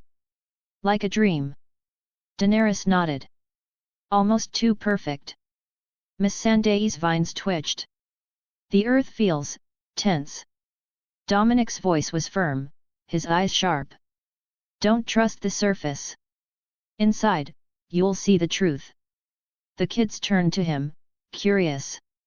Julius's voice was eager. "What's this place called?" Dominic gestured. "This is the Kingdom of Wano. That's the flower capital." Hazel's voice was excited. "Let's explore." The family descended into the bustling streets, the air thick with cherry blossom scent and market chatter. Stalls overflowed with silk kimonos, lacquered bowls, and steaming street food: grilled fish, rice cakes, and mochi. Performers juggled, and vendors hawked wares, their voices mingling with koto music. Julius eyed a katana display, his voice bold. "Bet I could swing one." Hazel darted to a mochi stall, her voice cheeky. "These look yummy." Visanya watched a masked dancer, her voice fierce. "That's cool." Alexander lingered by a calligraphy stand, his voice calm. "Their writing's art." Dominic kept pace, his haki scanning. Daenerys's voice was low. "People smile, but their eyes don't." Miss Sandai's vines brushed a stall, her voice soft. "Fear's hidden here." Emma's voice was wary. "Stay close, children." After 2 hours, their arms full of trinkets, Hazel with a mochi bag, Julius with a wooden sword, Visanya with a fan, Alexander with a scroll, they entered a cozy soba shop, its wooden tables worn but welcoming. The waiter, a wiry man with nervous eyes, served steaming bowls of soba noodles, the broth rich with soy and scallions. Hazel slurped, her voice delighted. "This is awesome." Julius nodded, mouth full. "Better than boar." Visanya's voice was pleased. "Tasty." Alexander's voice was thoughtful. "It's comforting." Emma smiled. "A fine meal." Daenerys's voice was warm. "Well done, Wano." Miss Sandai's voice was kind. "Thank you, sir." As they ate, Julius's voice was curious. "Hey, waiter, what's the deal with Wano?" The waiter glanced around, his voice low. "Wano's ruled by Kurozumi Orokai, daimyo, and shogun. Been 10 years since Kojiki Oden was boiled alive by him and Kaido. Orokai's cruel flower capital's rich, but the rest of Wano starves. Kaido's beasts pirates back him, running weapon factories. Poor folk work or die." Hazel's voice was shocked. "Boiled alive?" Visanya's voice was fierce. "That's awful." Alexander's voice was quiet. "Why do people stay?" The waiter shrugged, his voice bitter. "No choice. Orokai's got ninjas, the Onue Banshu, and Kaido's monsters. Defy him, you're dead or in Uden's prison." Julius's voice was bold. "Sounds like a jerk." Dominic's voice was steady. "Who's Kaido?" The waiter's voice dropped. "A pirate emperor. Rules in Nagashima, an island nearby. He's a dragon, they say, and unbeatable. Orokai's his puppet." Emma's voice was tense. "This place needs help." Daenerys's voice was firm. "We'll learn more." Miss Sandai's voice was calm. "Carefully." Dominic paid, his voice kind. Thanks for the food and the truth. Number a compassionate stop in Okabor town in 315 AC, the magical kingdom of Uruk, led by King Dominic Augustus, Queen Daenerys and Queen Missandei, stood as a beacon of hope across the stepstones and paradise. Having arrived in Wayno's flower capital through a dimensional portal, the family Dominic, Daenerys, Missandei, Oren, Visenya Targaryen, Julius, Alexander, and Hazel learned of the land's oppression under Kurozumi Orokai and Kaido. Moved by compassion, they ventured beyond the city's deceptive beauty to Okabor town, a place of poverty and despair. There, their hearts broke, and their resolve hardened to bring relief and hope to its suffering people. Under a disillusionment charm, the family slipped out of the flower capital's cherry blossom-lined streets, their steps silent as they trekked through Wayno's rugged outskirts. Dominic led, his haki scanning for threats. Daenerys and Missandei flanked him, their senses sharp, while Emma kept close to the children Julius, Alexander, Hazel, and Visenya, who whispered excitedly. Hazel's voice was soft. "Why are we sneaking, Papa?" Dominic's voice was low. "To see the real Wayno, Hazel." Julius's voice was curious. "Is it bad?" Visenya's voice was fierce. "If it is, we'll fix it." Alexander's voice was calm. "Let's see first." They reached Okabor town, a cluster of ramshackle huts baked under a harsh sun. The charm faded, revealing gaunt faces, men and women who hadn't eaten in days, children with hollow eyes. A boy whimpered, asking his mother for food, her voice cracking. "Soon, love." Another child, barely older, offered a pebble, his voice hopeful. "Pretend it's rice." The first boy sobbed, and Hazel and Visenya's eyes filled with tears. Hazel's voice broke, her fists clenched. "They're starving." Visenya's voice was choked, tears streaming. "It's not fair." Emma knelt, hugging them, her voice gentle. "Oh, my dears." Daenerys's voice was soft, her hand on Hazel's shoulder. "We're here now." Missandei's vines curled protectively, her voice warm. "We'll help." Dominic's voice was steady, his eyes kind. "We will, girls. No one goes hungry today." Dominic amplified his voice with magic, its boom echoing through Okabor. "People of Okabor, gather at the center. We bring food." Faces peeked from huts, wary but hopeful, as families shuffled forward, mothers clutching babies, elders leaning on sticks, children tugging at skirts. Dominic opened his magical inventory, pulling out sacks of rice, barrels of fish, baskets of vegetables, and loaves of bread. "Let's cook," he said, his voice warm. Daenerys sparked flames to light fires, Missandei's vines chopped vegetables, and Emma stirred pots. Julius and Alexander hauled supplies, their voices encouraging. "Plenty for all." Hazel and Visenya handed out bowls, their tears drying, their voices bright. "Here, eat." Soon, the air filled with the scent of steaming rice, grilled fish, and vegetable stew. The townsfolk ate eagerly, children giggling as broth dribbled down chins. A girl shared her fish with her brother, her voice shy. "It's good." An elder bowed to Dominic, his voice trembling. "Bless you, strangers." Hazel and Visenya joined the village kids, playing tag between huts, their laughter mingling. Hazel's voice was joyful. "You're fast." Visenya's voice was fierce. "Bet I'm faster." As the townsfolk ate, Daenerys and Missandei approached Dominic, their voices low. Daenerys's voice was firm. "What's next, Dom?" Missandei's voice was gentle. "These people need more than one meal." Dominic watched Hazel and Visenya chase a giggling boy, his voice resolute. "Next, we make sure their smiles never fade."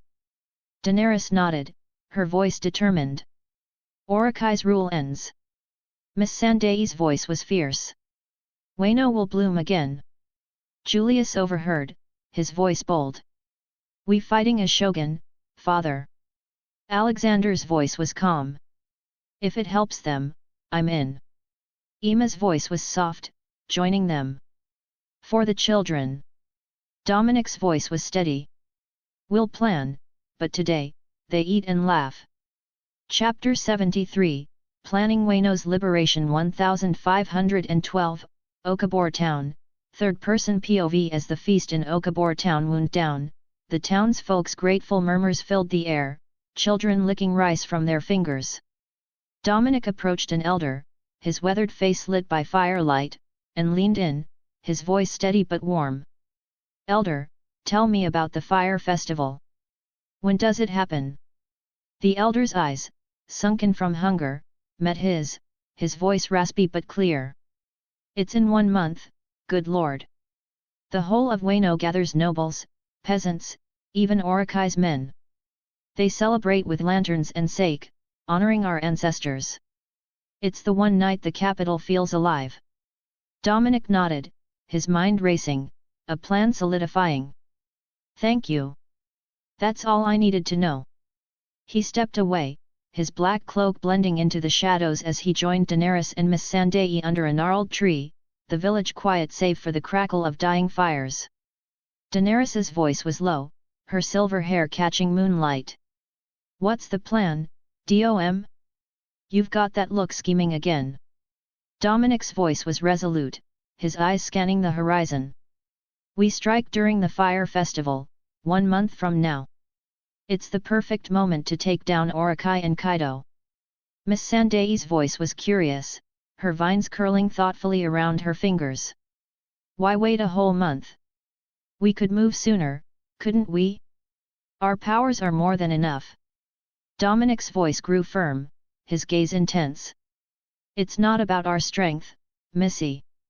The festival brings everyone together, nobles, commoners, Orikai's guards, even Kaido's men. They'll be distracted, drinking, and celebrating. That's our window to hit hard and fast. But more than that, I want Wayno's people in the fight. I'll gather rebels, train anyone willing to stand. This has to be their victory, not just ours. Daenerys's voice was skeptical, her flames flickering faintly. We could end Orikai and Kaido ourselves, Dom.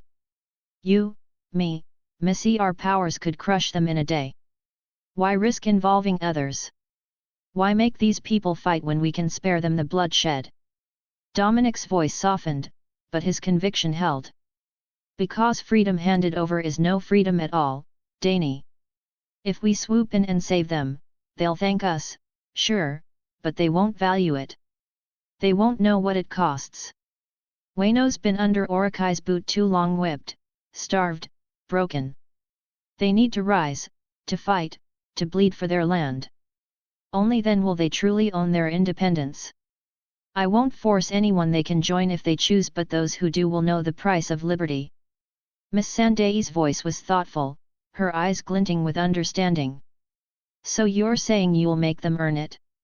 You'll let them face the danger, the pain, to forge their own path? Dominic nodded, his voice resolute. Exactly. Some may die, some will be hurt, but those who survive will stand taller. There's a psychological weight here. They've been cowed for years, told they're nothing. A rebellion, a real fight, will wake them up. They need to win this with their own blood and tears, or it'll never stick. Daenerys's voice was reflective, her hand brushing her braid. It makes sense. I saw it in Slaver's Bay. The slaves didn't just accept freedom, they tore it from their masters' hands. They burned for it, fought for it, and that's why they held it. Wayno's people need to do the same, to overthrow their cruel daimyo and his puppet master. Miss Sandai's voice was soft but determined, her vines tightening. 1 month, then.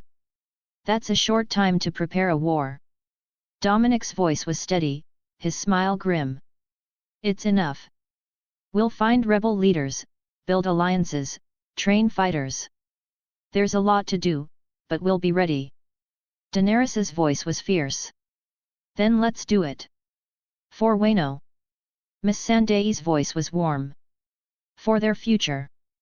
They clasped hands, their resolve sealed, and stepped through a dimensional gate, returning to the stepstones Edinburgh Castle. The next morning, the courtyard of Edinburgh Castle buzzed with energy as Dominic gathered the family: Daenerys, Miss Sandai, Emma, Julius, Alexander, and Hazel. The sun glinted off their training gear, wands, and weapons at the ready. Dominic's voice rang out, commanding attention. "Listen up, all of you. In 1 month, we face our toughest battle yet. A war to free Wano from tyrants. This won't be like Jurassic Island. It's real, it's dangerous, and it's for keeps. Train harder than ever. Every spell, every swing, every summon counts." Julius's voice was eager, his dark hair flopping as he leaned forward. "Who are we fighting, father? Some big bad shogun? A dragon? Spill it." Hazel's voice was cheeky, her curls bouncing. "Better not be dinosaurs again. I'm over them. Give us something juicy." Alexander's voice was calm, his violet eyes thoughtful. "What's the strategy, father? Are we storming a castle? Sneaking in?" Dominic's voice was steady, his eyes meeting each of theirs. "You'll get details soon. You saw the people yesterday. That was because Wano's ruled by a cruel daimyo, Kurozumi Orakai, and a monster called Kaido. They've starved and enslaved the people. We're going to help Wano fight back, but you need to be at your best. Julius, sharpen your time magic. Hazel, master your frost. Alex, prepare everything in your arsenal." Emma's voice was tense, her hands clasped.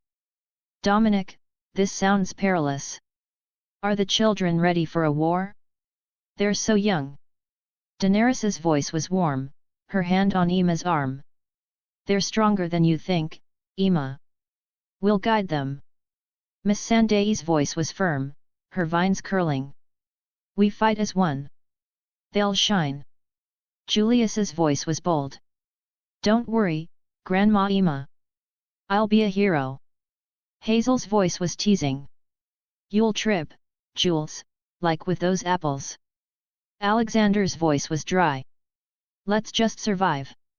Dominic's voice was final. "Enough chatter. Train. We've got a month." The family scattered, Julius dodging with time magic, Hazel freezing targets, and Alexander practicing his sword skills. Dominic watched, his mind on Wano's rebels. That evening, Dominic operated to the flower capital under a disillusionment charm, slipping into a dimly lit tea house tucked in a quiet alley. The air smelled of sake and jasmine. He settled at a low table, ordering soba and a flask of sake, his voice casual but firm. "Send me a high-ranking Warren. The best you've got." The waiter bowed, his voice nervous. "Right away, my lord." After a wait, a woman glided in, long turquoise hair cascading in waves, blue eyes sharp yet guarded, her slender frame draped in a silk kimono. Fuchsia lipstick accentuated her smile, and flowers and pins adorned her hair, glinting in the lantern light. Her voice was smooth, practiced. "Thank you for choosing me, dear guest. I am honored to serve you tonight. May I join you?" Dominic smiled, his voice warm but probing. "Please, sit. I could use the company."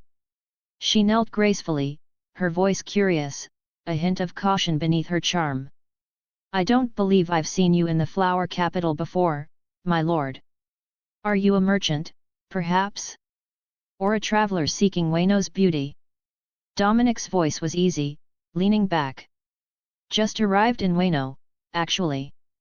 Passing through, you might say. Needed a break from the road." Her voice was polite, her eyes studying him. "And how are you finding our capital? The cherry blossoms are in full bloom, a sight to soothe any weary soul. Have you walked the streets, seen the pagoda?" Dominic's voice was blunt, his gaze steady. "It's not what I expected. Pretty, sure, but it feels empty. Like a mask over something darker." She tilted her head, her voice bright but guarded. "Oh? Most visitors adore the flower capital's charm, the music, the blossoms, the laughter. What do you think of it, truly? I'm curious to hear an outsider's view. Dominic's voice was neutral, probing deeper. It's a fine show, but shows end. You live here, what do you love about it? What keeps you here? Her voice was practiced, her smile unwavering. The capital is my home. I love its life, the festivals, the art, the way the sakura fall like snow. It's a place of beauty, of tradition. Where else could one find such harmony? Dominic's voice was skeptical, his eyes narrowing. Harmony, hey? Tell me, what's worth seeing in Wano? Beyond the blossoms and the polish. The real Wano. She listed sites, temples, hot springs, the castle, her voice light but cautious. There's much to see, my lord. The Ebisu shrines, perhaps you'd enjoy a quieter spot, like the Hakumai coast. She paused, her voice softening. Would you like me to play a song? Music often speaks where words falter. Dominic nodded, his voice warm. Sure. Play something you love, something from your heart. She lifted a shamisen, her fingers deft, plucking a haunting melody that filled the room with longing. Her voice was soft as she finished. Did you enjoy it, my lord? It's an old Wano tune, one close to my soul. Dominic's voice was appreciative, but his words sharp. I did, Hiriheim. Beautiful, just like the tales of Kojiki's daughter. Her eyes flashed with panic, a dagger slipping from her sleeve, aimed at his throat. Dominic caught her wrist, his voice amused. Oh oopsie, that's a bold move. Hiri's voice was fierce, her blue eyes blazing as she struggled. Who are you? How do you know my name? Speak. Dominic's voice was calm authority, his grip gentle but firm. You wouldn't know me, Hiri. I'm a friend, not a foe. Calm down, and I'll let you go. I just want to talk.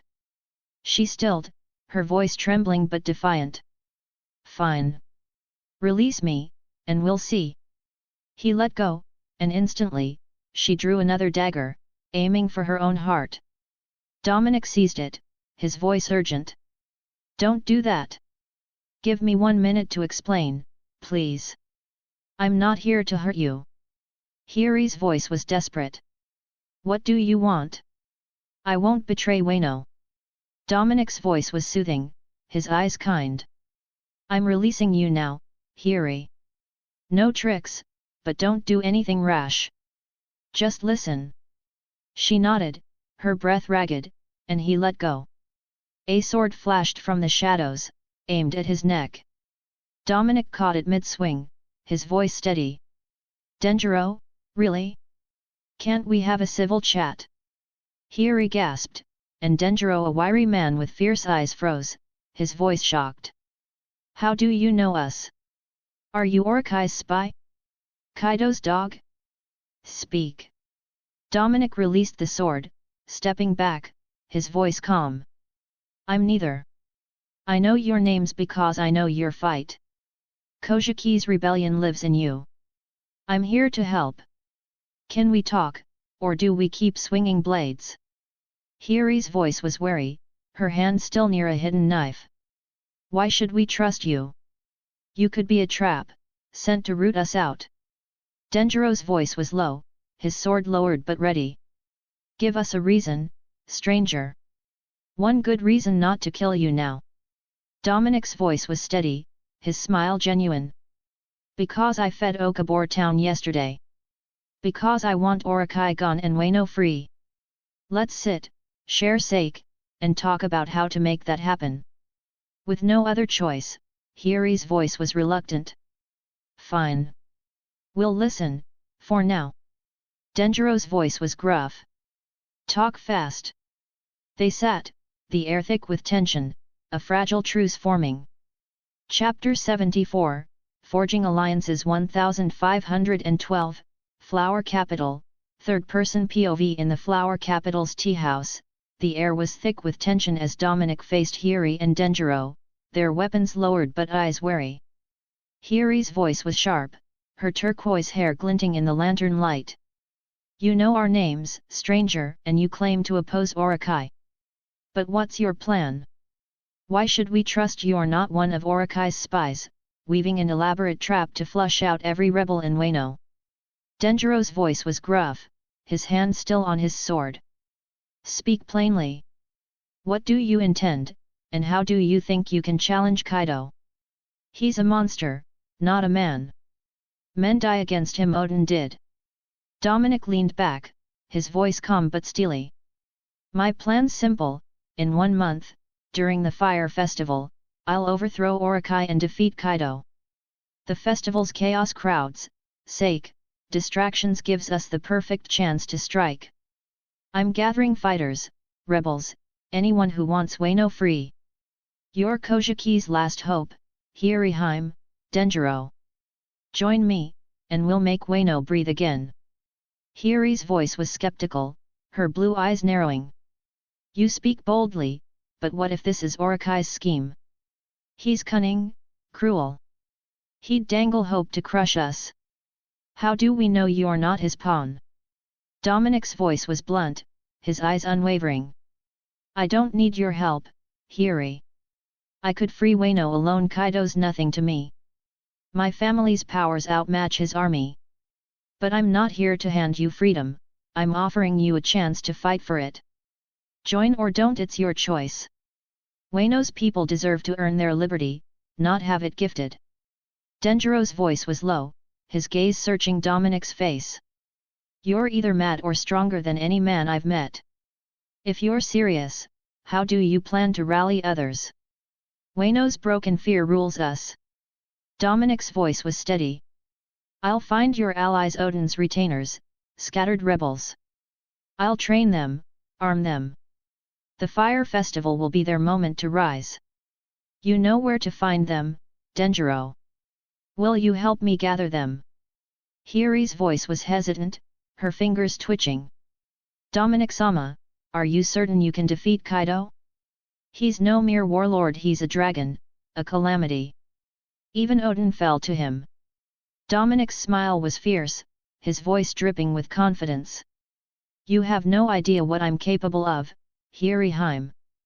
Kaido's a big lizard to me, nothing more. He'll fall, and Orokai with him. The question is, will you stand with me when he does?" Denjiro sat silent, his jaw tight, then spoke, his voice resolute. "I'll join you. I'll gather Odin's retainers, find the rebels. 1 month, Fire Festival. We'll be ready." Hiri's voice was soft but firm. "For my father, for Wano. I'll trust you, Dominic-sama. Don't betray us." Dominic nodded, his voice warm. "You won't regret it." He paid the bill, sake untouched, and left the tea house, his cloak blending into the night. The next day, Dominic operated to Ebisu town under a disillusionment charm, its streets filled with forced smiles and ragged clothes. He sought Shimatsuki Yasui, a former daimyo and Odin's ally, finding him among laughing townsfolk, his face lined but kind. Dominic shed his charm, his voice direct. "Yasui, I'm Dominic. I'm here to free Wano. In 1 month, at the Fire Festival, I'll take down Orokai and Kaido. Join me, bring your people." Yasui's voice was wary, his smile fading. "A bold claim, stranger.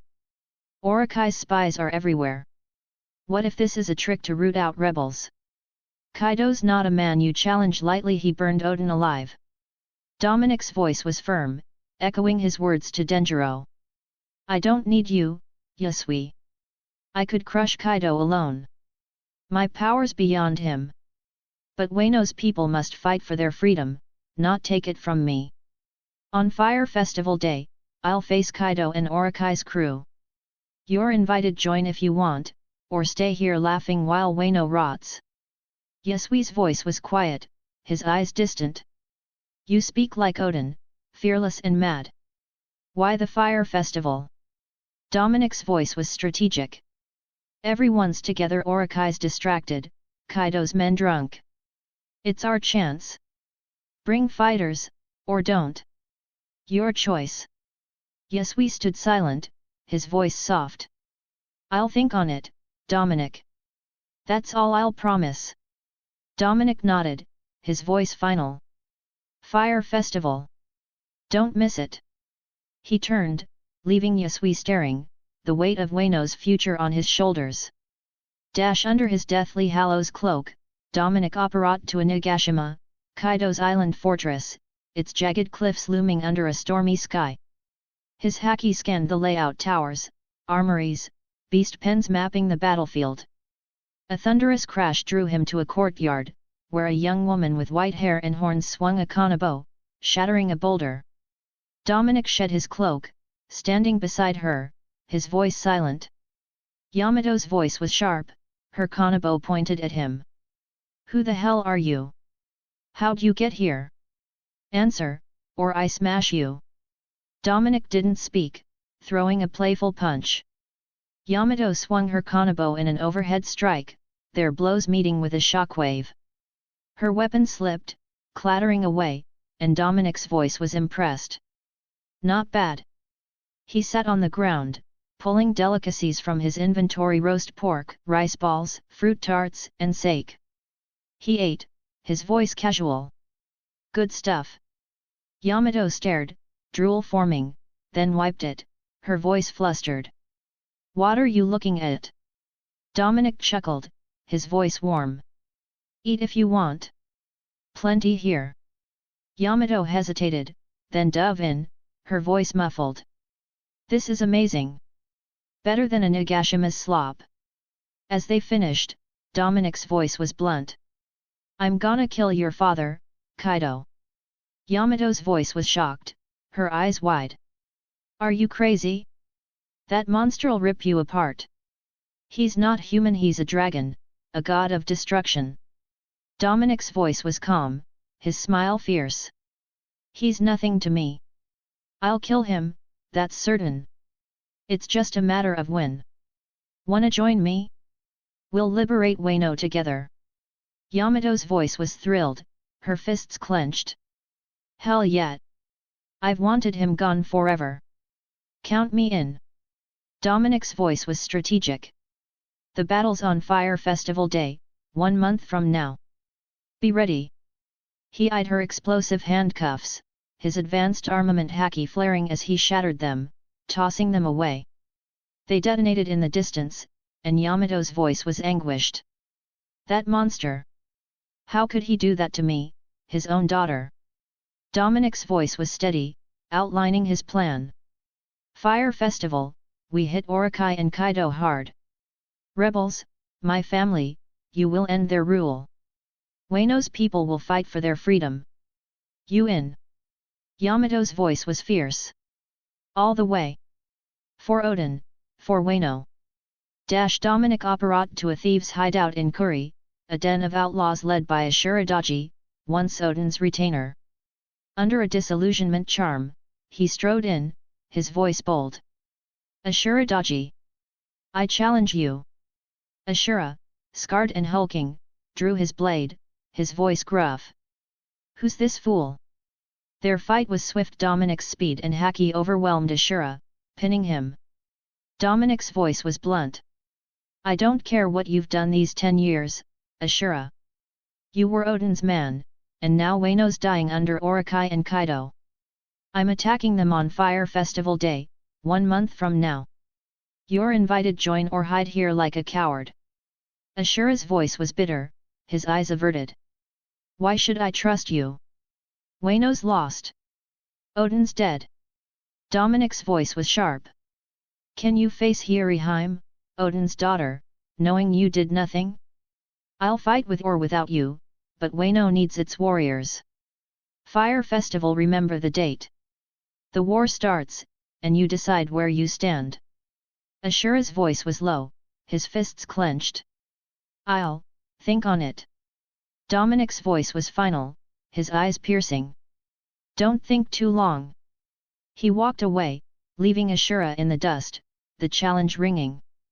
Chapter 75, Final Preparations 1512, Uden Prison, third-person POV. 3 days before the fire festival, Dominic made his way to Uden Prison under a disillusionment charm, its grim walls towering under a leaden sky.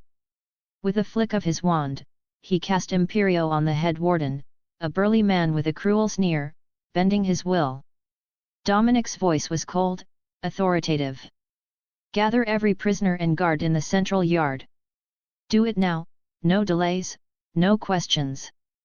The warden's eyes glazed, his voice mechanical as he bellowed. "All prisoners, all guards, to the central yard immediately. Move, or face the whip." Chains rattled, boots stomped, and shouts echoed through the prison's stone corridors. 15 minutes later, the yard brimmed with hundreds starved prisoners in tattered rags, their eyes hollow, and guards clutching spears, their faces wary. Dominic shed his charm, standing tall in his black cloak, ace glinting at his hip. With a single, fluid swing of his sword, he cut down every guard, their bodies collapsing in a heap. Gasps rippled through the prisoners, their voices erupting in a chaotic murmur of shock and fear. "Did you see that? He killed them all in one stroke. Who is this man? Orikai's assassin? Kaido's enforcer? He's mad." Dominic's voice thundered, amplified by magic, cutting through the noise. "Silence! All of you, shut your mouths and listen." The yard fell quiet, eyes wide, some trembling, others defiant. He strode to a sealed cell, its iron door rusted, and struck it with ace, the lock shattering in a shower of sparks. "Kawamatsu, get out here! Now!" A figure emerged. Kawamatsu, a kappa-like warrior with green skin, sharp eyes, and matted hair, his presence commanding despite years in chains. Prisoners whispered, their voices awed. "Prisoner 4, that's Kawamatsu, the red scabbard." "Prisoner 5, Odin's retainer, the mysterious prisoner they kept locked away." "Prisoner 6, thought he was dead." Dominic faced the crowd, his voice unyielding, his gaze sweeping over their gaunt faces. "All right, listen carefully, because I'm only saying this once. In 3 days, during the fire festival, I'm going to kill Kaido. Yes, that Kaido the dragon, the monster, the so-called emperor. I'm ending his reign, and Orikai's with it. I don't care if you think I'm insane. I don't care if you laugh or cower. I'm giving you a chance to fight for Wano, to take back your country.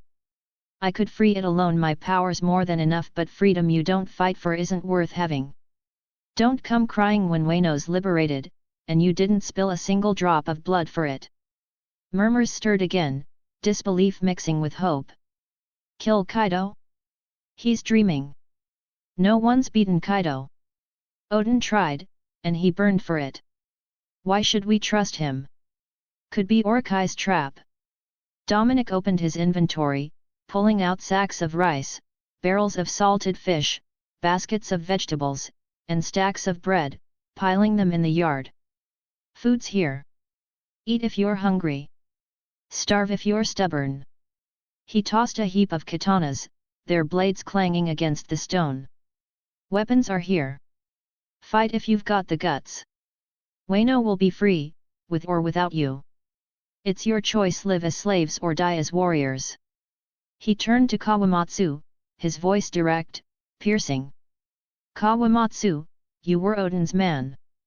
Will you fight for Wano now?" Kawamatsu's voice was guarded, his eyes narrowing as he adjusted to the light. "You speak boldly, stranger, but words are cheap.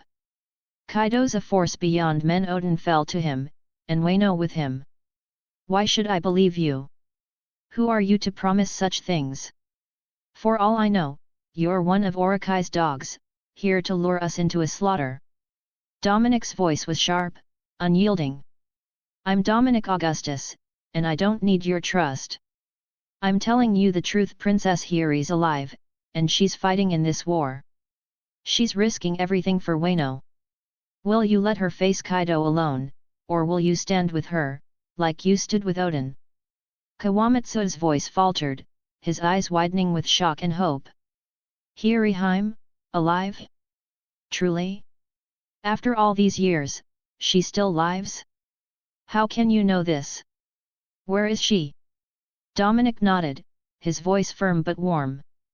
She's alive, Kawamatsu, and she's in the flower capital, rallying rebels. She'll be at the fire festival, sword in hand, fighting for her father's dream. Ships will come to take you to Onigashima if you choose to fight. Be on them, or stay here in chains. What's it gonna be? Kawamatsu's voice was low, his fists clenching, his resolve hardening.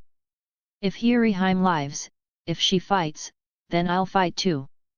For her, for Odin, for Wano. I'll be on those ships. Dominic's voice was final, his eyes glinting with approval. Good. 3 days, Kawamatsu. Don't let her down. He operated, leaving the prisoners to their food and weapons, Kawamatsu's vow sparking a flicker of rebellion in Yuden's despair. That evening, Dominic slipped into the flower capital's familiar tea house under a disillusionment charm, the air heavy with jasmine and sake. He ordered tea, his voice casual but firm. Send for Komurasaki. I want her as my Warren. After a wait, Hiri disguised as Komurasaki entered, her turquoise hair cascading with flower pins, her blue eyes sharp beneath a practiced smile. Her kimono rustled as she knelt, her voice smooth and melodic. Dominic-sama, it's an honor to see you again. I trust the flower capital treats you well this evening? The sakura are particularly lovely under the moonlight, and the streets hum with anticipation for the fire festival. Dominic sipped his tea, his voice warm but direct. Good to see you too, Hiri. Let's skip the small talk. How are the preparations for the fire festival? Are your rebels ready to strike when the time comes? Hiri's voice was confident, her gaze steady as she leaned closer, her tone dropping to a whisper. They're going well, Dominic-sama. Denjiro has been relentless. He's rallied Odin's retainers, samurai from Hakumai, even a few of Orikai's own men who've turned against him in secret. We've hidden caches of weapons across the capital, in tea houses, shrines, even under the castle's shadow. Our numbers grow daily, and morale is high, though fear lingers. By the fire festival, we'll be ready to move. But tell me, what of your efforts? Have you found others to join us in this fight? Dominic nodded, his voice steady. My family's training hard in our island, sharpening their skills for war. Here, I've got Yamato on our side, Kaido's own daughter, ready to turn on him. Yasui's considering joining, Ashuradaji's been challenged, and I just freed Kawamatsu from Muden prison. He's in 3 days, Hiri, and we bring down Orikai and Kaido. Hiri's voice was soft, her eyes widening with hope. Kawamatsu lives? And Yamato, Kaido's child, fights with us? You've worked miracles, Dominic-sama, but Kaido's beasts pirates are a legion, and Orikai's Onue Banju are everywhere, watching, listening. Are you truly certain we can win this war? I want to believe, but Wano's suffered so long. Dominic's voice was fierce, his smile unwavering. We'll win, Hiri. He's a big lizard, nothing more. But we need to be united, unbreakable. He produced a glowing soul contract, sliding it across the table. This binds us, sign it, and I swear I'll never betray you, as you swear the same. No doubts, no secrets, just trust. Hiri read it carefully, her voice thoughtful, her fingers tracing the magical runes. A contract sealed by magic, it's a heavy thing, binding hearts and fates. You offer this to me, knowing I'm Kojiki's daughter, knowing the weight I carry for Wano's people. Why such trust, Dominic-sama? What makes you so certain I'm worthy of this bond? Dominic's voice was warm, his eyes kind but piercing. Because you're Hiriheim, Odin's heir. You've kept Wano's hope alive, hiding as Komurasaki, playing the Warren while plotting rebellion. You've got fire in you, and I trust that fire. Sign, and we're allies to the end, fighting for the same dream. Hiri's voice was resolute, her hand steady as she signed. For Wano, for my father, for every soul crushed by Orokai and Kaido, I swear it. We'll fight as one, Dominic-sama, and we'll see this through. Dominic signed it too, tucking it away, then injected her with super soldier serum, her breath catching as strength surged through her veins. Her voice was odd, her hands flexing with newfound power. What is this strength? It's unlike anything I've known. Dominic applied a Charlotte Rosalie card, its vibrant glow enveloping her.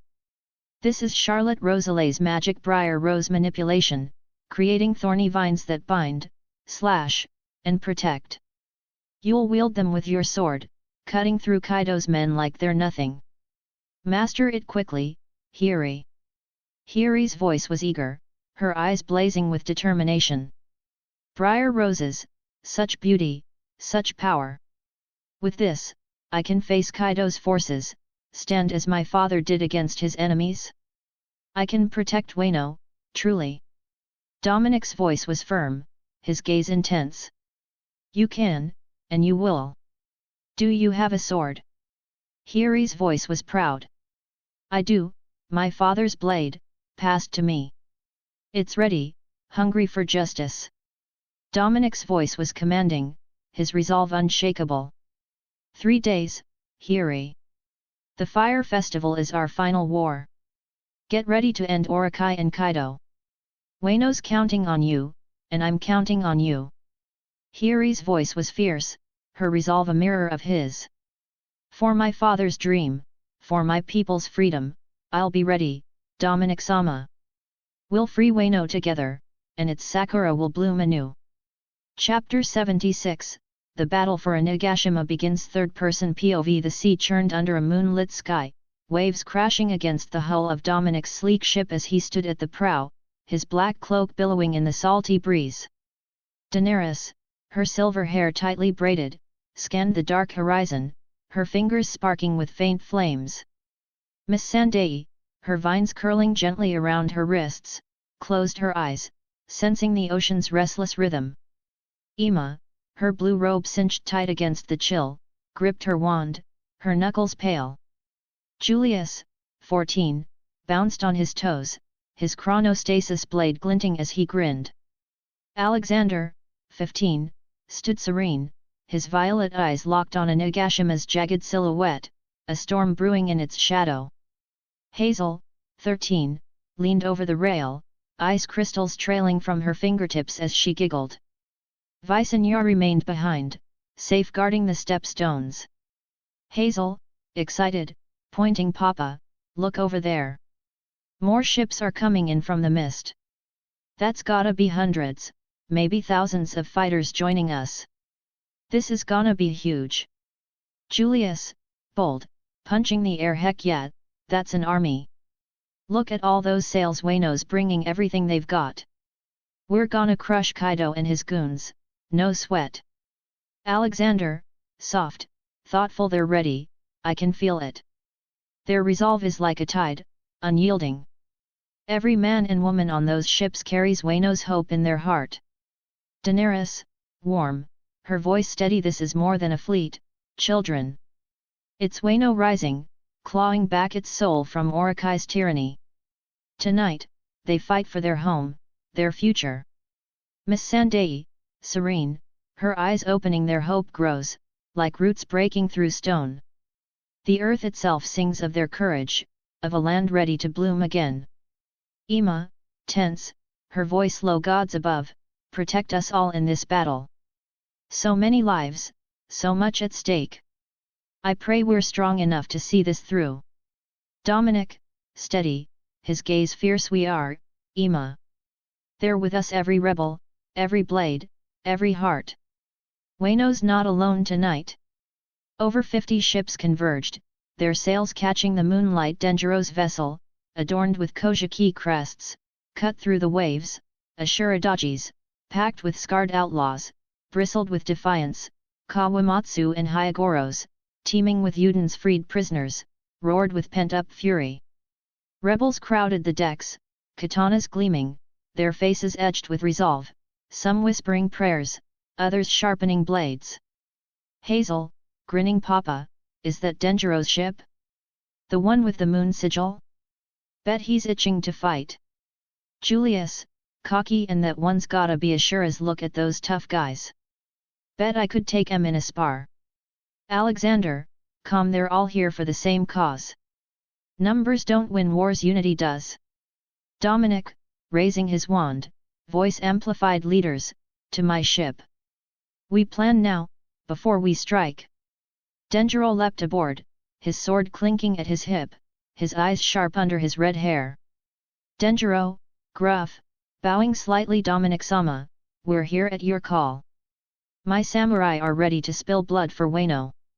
Give us your orders, and we'll carve a path to Orikai's head. Ashuradaji landed heavily, his scars glinting, his voice rough with skepticism. Ashuradaji, this better work, stranger. I've dragged my men from Kuri's shadows, betting everything on your mad plan. If this fails, Wano's hope dies with us. You sure you're ready for Kaido's wrath? Kawamatsu and Hyogoro followed, Kawamatsu's green skin catching the moonlight, Hyogoro's small frame belying his fierce spirit. Kawamatsu, steady, gripping his blade for Hiriheim, for Odin's dream, I'm ready to give my life. Your words in Uden lit a fire, Dominic-sama. Let's see this through. Hyogoro, bold, his voice booming, for Wano's freedom, my men from Uden stand united. We've tasted chains, now we'll break Kaido's. What's the plan, Lord? Dominic gathered them in a tight circle, his voice commanding, cutting through the sea's roar. Dominic, listen closely, because we've got one shot at this. We're hitting Onigashima hard, fast, and without mercy. I'm taking Kaido myself alone. He's mine, and I'll end him. No one interferes, understood? Alexander, Julius, you two are on King Kaido's right-hand man, the Lunarian. His weakness is ki, only attack when the flames on his back go out. That's when his speed surges, but his defenses drop. Strike hard, strike true. Can you handle it? Alexander, calm, nodding, understood, father. We'll study his movements, wait for the moment, and bring him down. Julius, cocky, grinning, no sweat, father. Me and Alex'll roast that bird man.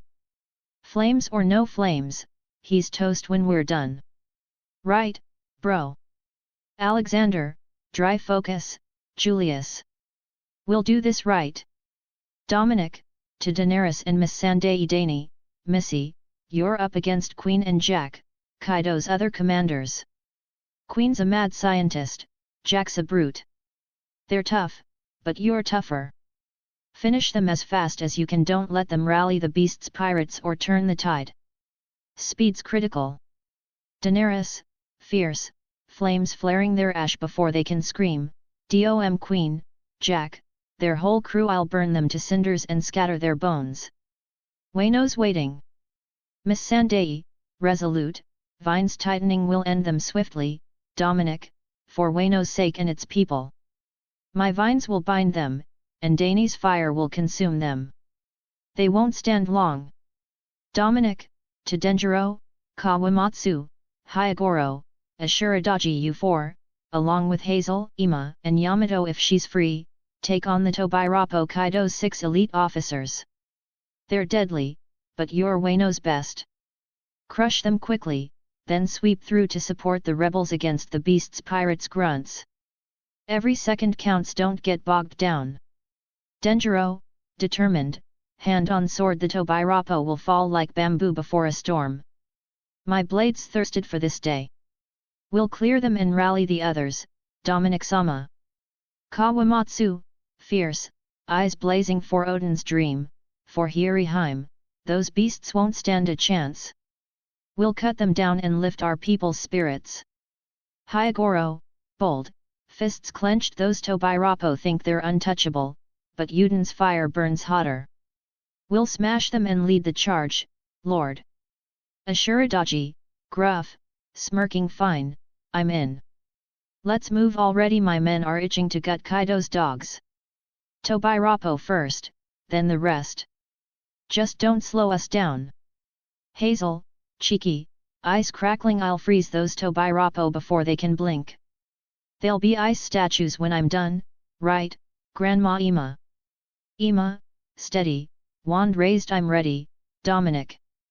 For Wano, for the children, I'll fight with all I have. The Tobirapo won't know what hit them. Dominic, Hiri and Yamato are already on a Nagashima, waiting for our signal. We strike as one, no hesitation, no mercy. Is that clear to everyone? All, in unison clear. Denjiro, for Kojiki, will win. Kawamatsu, for Odin's legacy. Hyagoro, for freedom. Ashuradaji, let's end this. Dominic, final good. Let's make Wano free. As a Nagashima's outpost loomed, its torches casting eerie flickers across the cliffs, Dominic nodded to his family. They raised their wands, their voices blending in a low chant, casting a massive disillusionment charm. The entire fleet shimmered and vanished, cloaked in invisibility, the sea swallowing their presence. Dominic, hushed, intense, no noise. Not a whisper, not a creak. We're ghosts until I say otherwise. One sound, and we lose the surprise. Julius, whispering, got it, father. Quiet as a mouse, promise. Hazel, giggling softly, mice are loud, Jules. We're quieter. Alexander, low focus, both of you. The outposts close. Daenerys, murmuring, this charm's perfect. They'll never see us coming. Miss Sandai, soft, the earth hides us, as it hides its seeds. Ema, tense, I hope it holds, so many lives depend on it. The ships glided silently, nearing the outpost's jagged docks. Dominic pointed to a group of rebels, their faces shadowed but determined. Dominic, whisper, you lot, take out the guards. Silent kills, knives, garrotes, no screams. Go. The rebels slipped into the water, their movements sleek as eels. Knives flashed in the moonlight, and moments later, they signaled guards down, throats slit, bodies hidden. The fleet docked, rebels disembarking with soft steps, katanas drawn, eyes glinting with purpose. Dominic, whisper, everyone ready? This is it. Nods rippled through the ranks, no shouts, only the quiet clink of steel and the fire in their gazes. Dominic turned to Alexander, his voice firm. Dominic, Alex, you're up. Open the way. Show Wano what Uruk's heir can do. Alexander stepped toward Nagashima's entrance, his sword gleaming like a star. Dominic raised a hand, his voice a low command. Dominic, stop. Everyone, watch. Alexander lifted his blade, his violet eyes blazing as his voice rose, resonant and commanding, carrying across the silent fleet. Alexander, come, gather again, fearless fighters who dreamed of reaching the farthest land. You, who rode with me through dust and blood, who carved glory from chaos. The marks we make here will echo through Wano's history, a testament to our unbreakable will. Ionio I Hitiroi. Alalalalalalet. A golden rift tore open the night, and the Ionio I Hitiroi, thousands of spectral warriors, clad in ancient armor, spears and shields raised, surged forth like a tidal wave. Their battle cry shattered the silence, a thunderous alalalai, that shook Nagashima's cliffs. The army marched, their boots pounding, their banners snapping, a storm of steel and valor charging into Kaido's stronghold. Rebels gaped, jaws slack, eyes bulging, some clutching their katanas tightly, others frozen in awe. Denjiro, stunned, voice hoarse, what in the name of the gods is that? An army summoned from the heavens? This is beyond anything Wano's ever seen. Dominic-sama, your son commands legends. Kawamatsu, awed, gripping his blade, such power, it's as if Odin's spirit walks with us, reborn in this boy's army. Hiriheim's dream lives in this moment. Hyagoro, thrilled, laughing incredible. Kaido's beasts don't stand a chance against this might. Ashuradaji, gruff, smirking humph. Never thought I'd see the day. We might just win this after all, stranger. Your boy's got guts and an army to match. Hazel, smug, nudging Julius, that's my big brother, kicking butt like a boss. Told ya Alex was awesome. Julius, hyped, fist pumping, let's go, Alex. That's how you start a war. Time for us to shine, right, Hazel? Daenerys, proud, smiling, well done, Alexander. You've set the stage for Wano's rebirth. Your army lights the way. Miss Sandai, warm, vines blooming, a new dawn rises with your warriors, Alexander. Their march is Wano's heartbeat. Dominic, fierce, wand raised, follow them. For Wano. For freedom. Charge. The rebels roared, gripping their blades as they surged after the Ionio Ihitiroi. The battle for Onigashima ignited with a blaze of hope and steel. Chapter 77, Wano War, 1/3 person POV. The gates of Onigashima shuddered as Alexander's Ionio Ihitiroi, thousands of spectral warriors, charged through, their spears gleaming and their battle cry "Ah-ah-ah-ah-ah!" echoing like thunder. Wano's rebels, led by Denjiro, Kawamatsu, Hyagoro, and Ashuradaji, surged behind, katanas flashing, cutting down Orikai's samurai and Kaido's beasts' pirates' foot soldiers. Blood sprayed across the stone floors, mingling with sake spilled from shattered barrels, as the fire festival's revelry turned to screams. In the central hall, Queen, Kaido's all-star, stood atop a stage, his plague-ridden grin wide as he strummed a biwa, his music a mocking anthem for the chaos. His voice boomed, taunting. Oi, you Wano rats! Dance to my tune before my plagues melt your flesh. Kaido-sama's untouchable, and Orikai's shogun forever. Give up and grovel. Dominic, at the forefront, locked eyes with Daenerys, her silver braid glinting. He nodded, his voice low. Dany, shut him up. Daenerys, fierce, flames roaring with pleasure, DOM.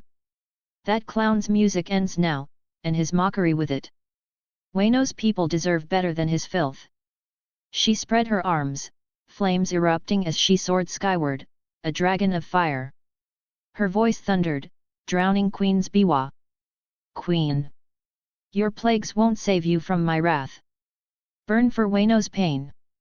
A torrent of crimson fire blasted from her hands, engulfing Queen.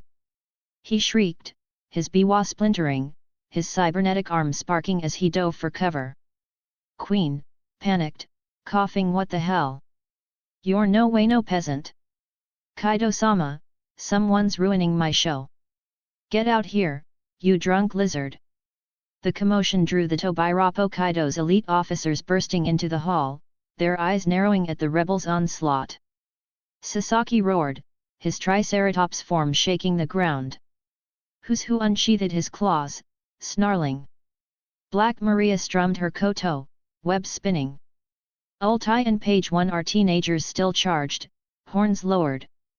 Denjiro stepped forward, his blade gleaming, his voice resolute. Tobirapo, your reign of terror ends here. For Kojiki, for Odin, we'll cut you down. Wano's samurai rise tonight, and your blood will water its freedom. Kawamatsu, fierce, spinning his blade, you served Kaido, crushed our people, and laughed at our pain. No more. For Hiriheim, for the rivers of Wano, I'll carve your hearts out and offer them to Odin's spirit. Hyagoro, bold, cracking his knuckles, you young beasts think you're invincible, but Udin's fire burns brighter. We've broken chains, and now we'll break you. For every soul you've crushed, taste our blades. Ashuradaji, gruff, smirking humph, fancy titles won't save you. My outlaws have waited years for this. Tobirapo? You're just meat to us. Let's see how tough you are when Wano's fighting back. Hazel, ice crackling, and Ima joined them. Yamato, Kanabo ready, leapt from the shadows, her voice defiant. I'm done with my father's cruelty. Tobirapo, face Wano's wrath.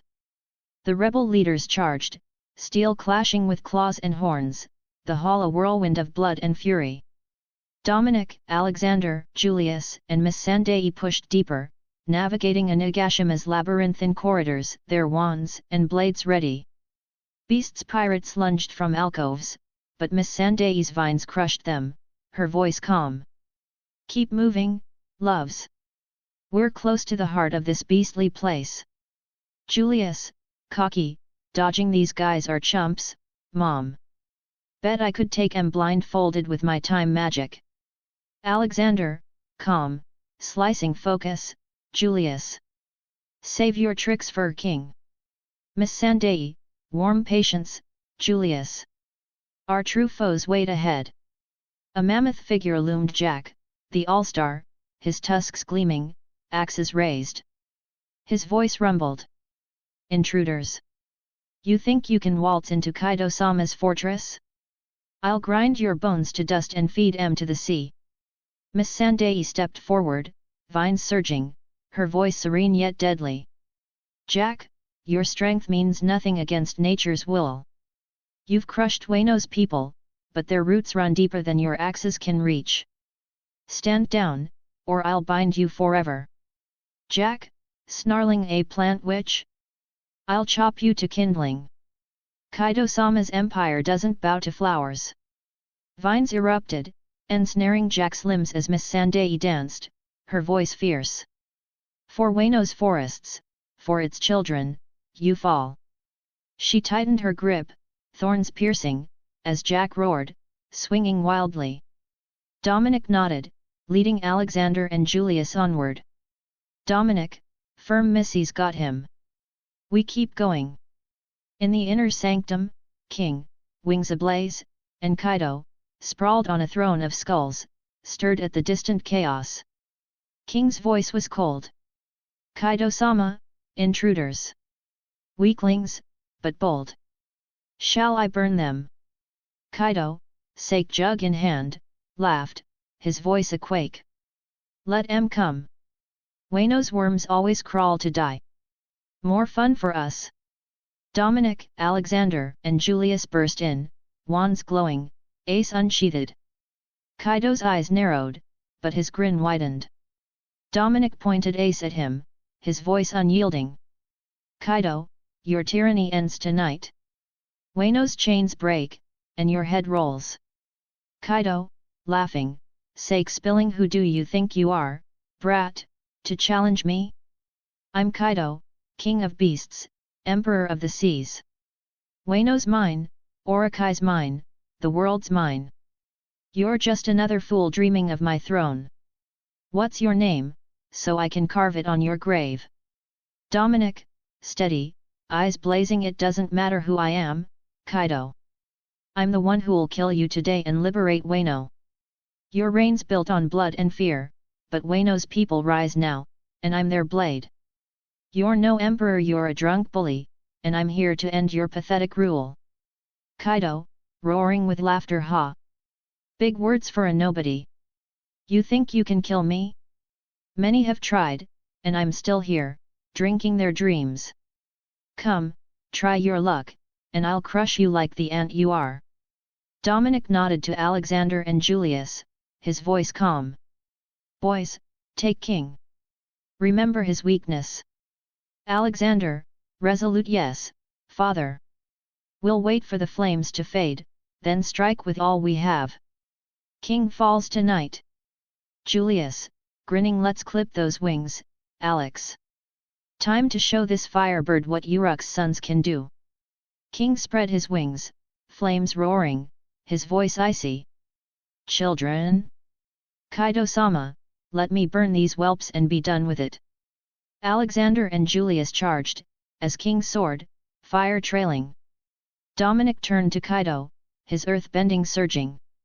The ground beneath Kaido's throne buckled, a stone pillar erupting, lifting him skyward through Onigashima's ceiling to the rooftop. Kaido flailed, his voice stunned. What the hell? What devil fruit is this?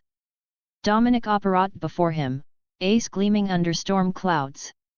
Kaido's eyes blazed, and he unleashed his conqueror's haki, a wave of rowel shaking the island. Dominic countered, his own conqueror's haki clashing, lightning crackling as their auras split the sky. Dominic, calm, smirking ready, Kaido. Kaido, laughing, gripping his kanabo, come, brat. We'll see if you can back those fancy words.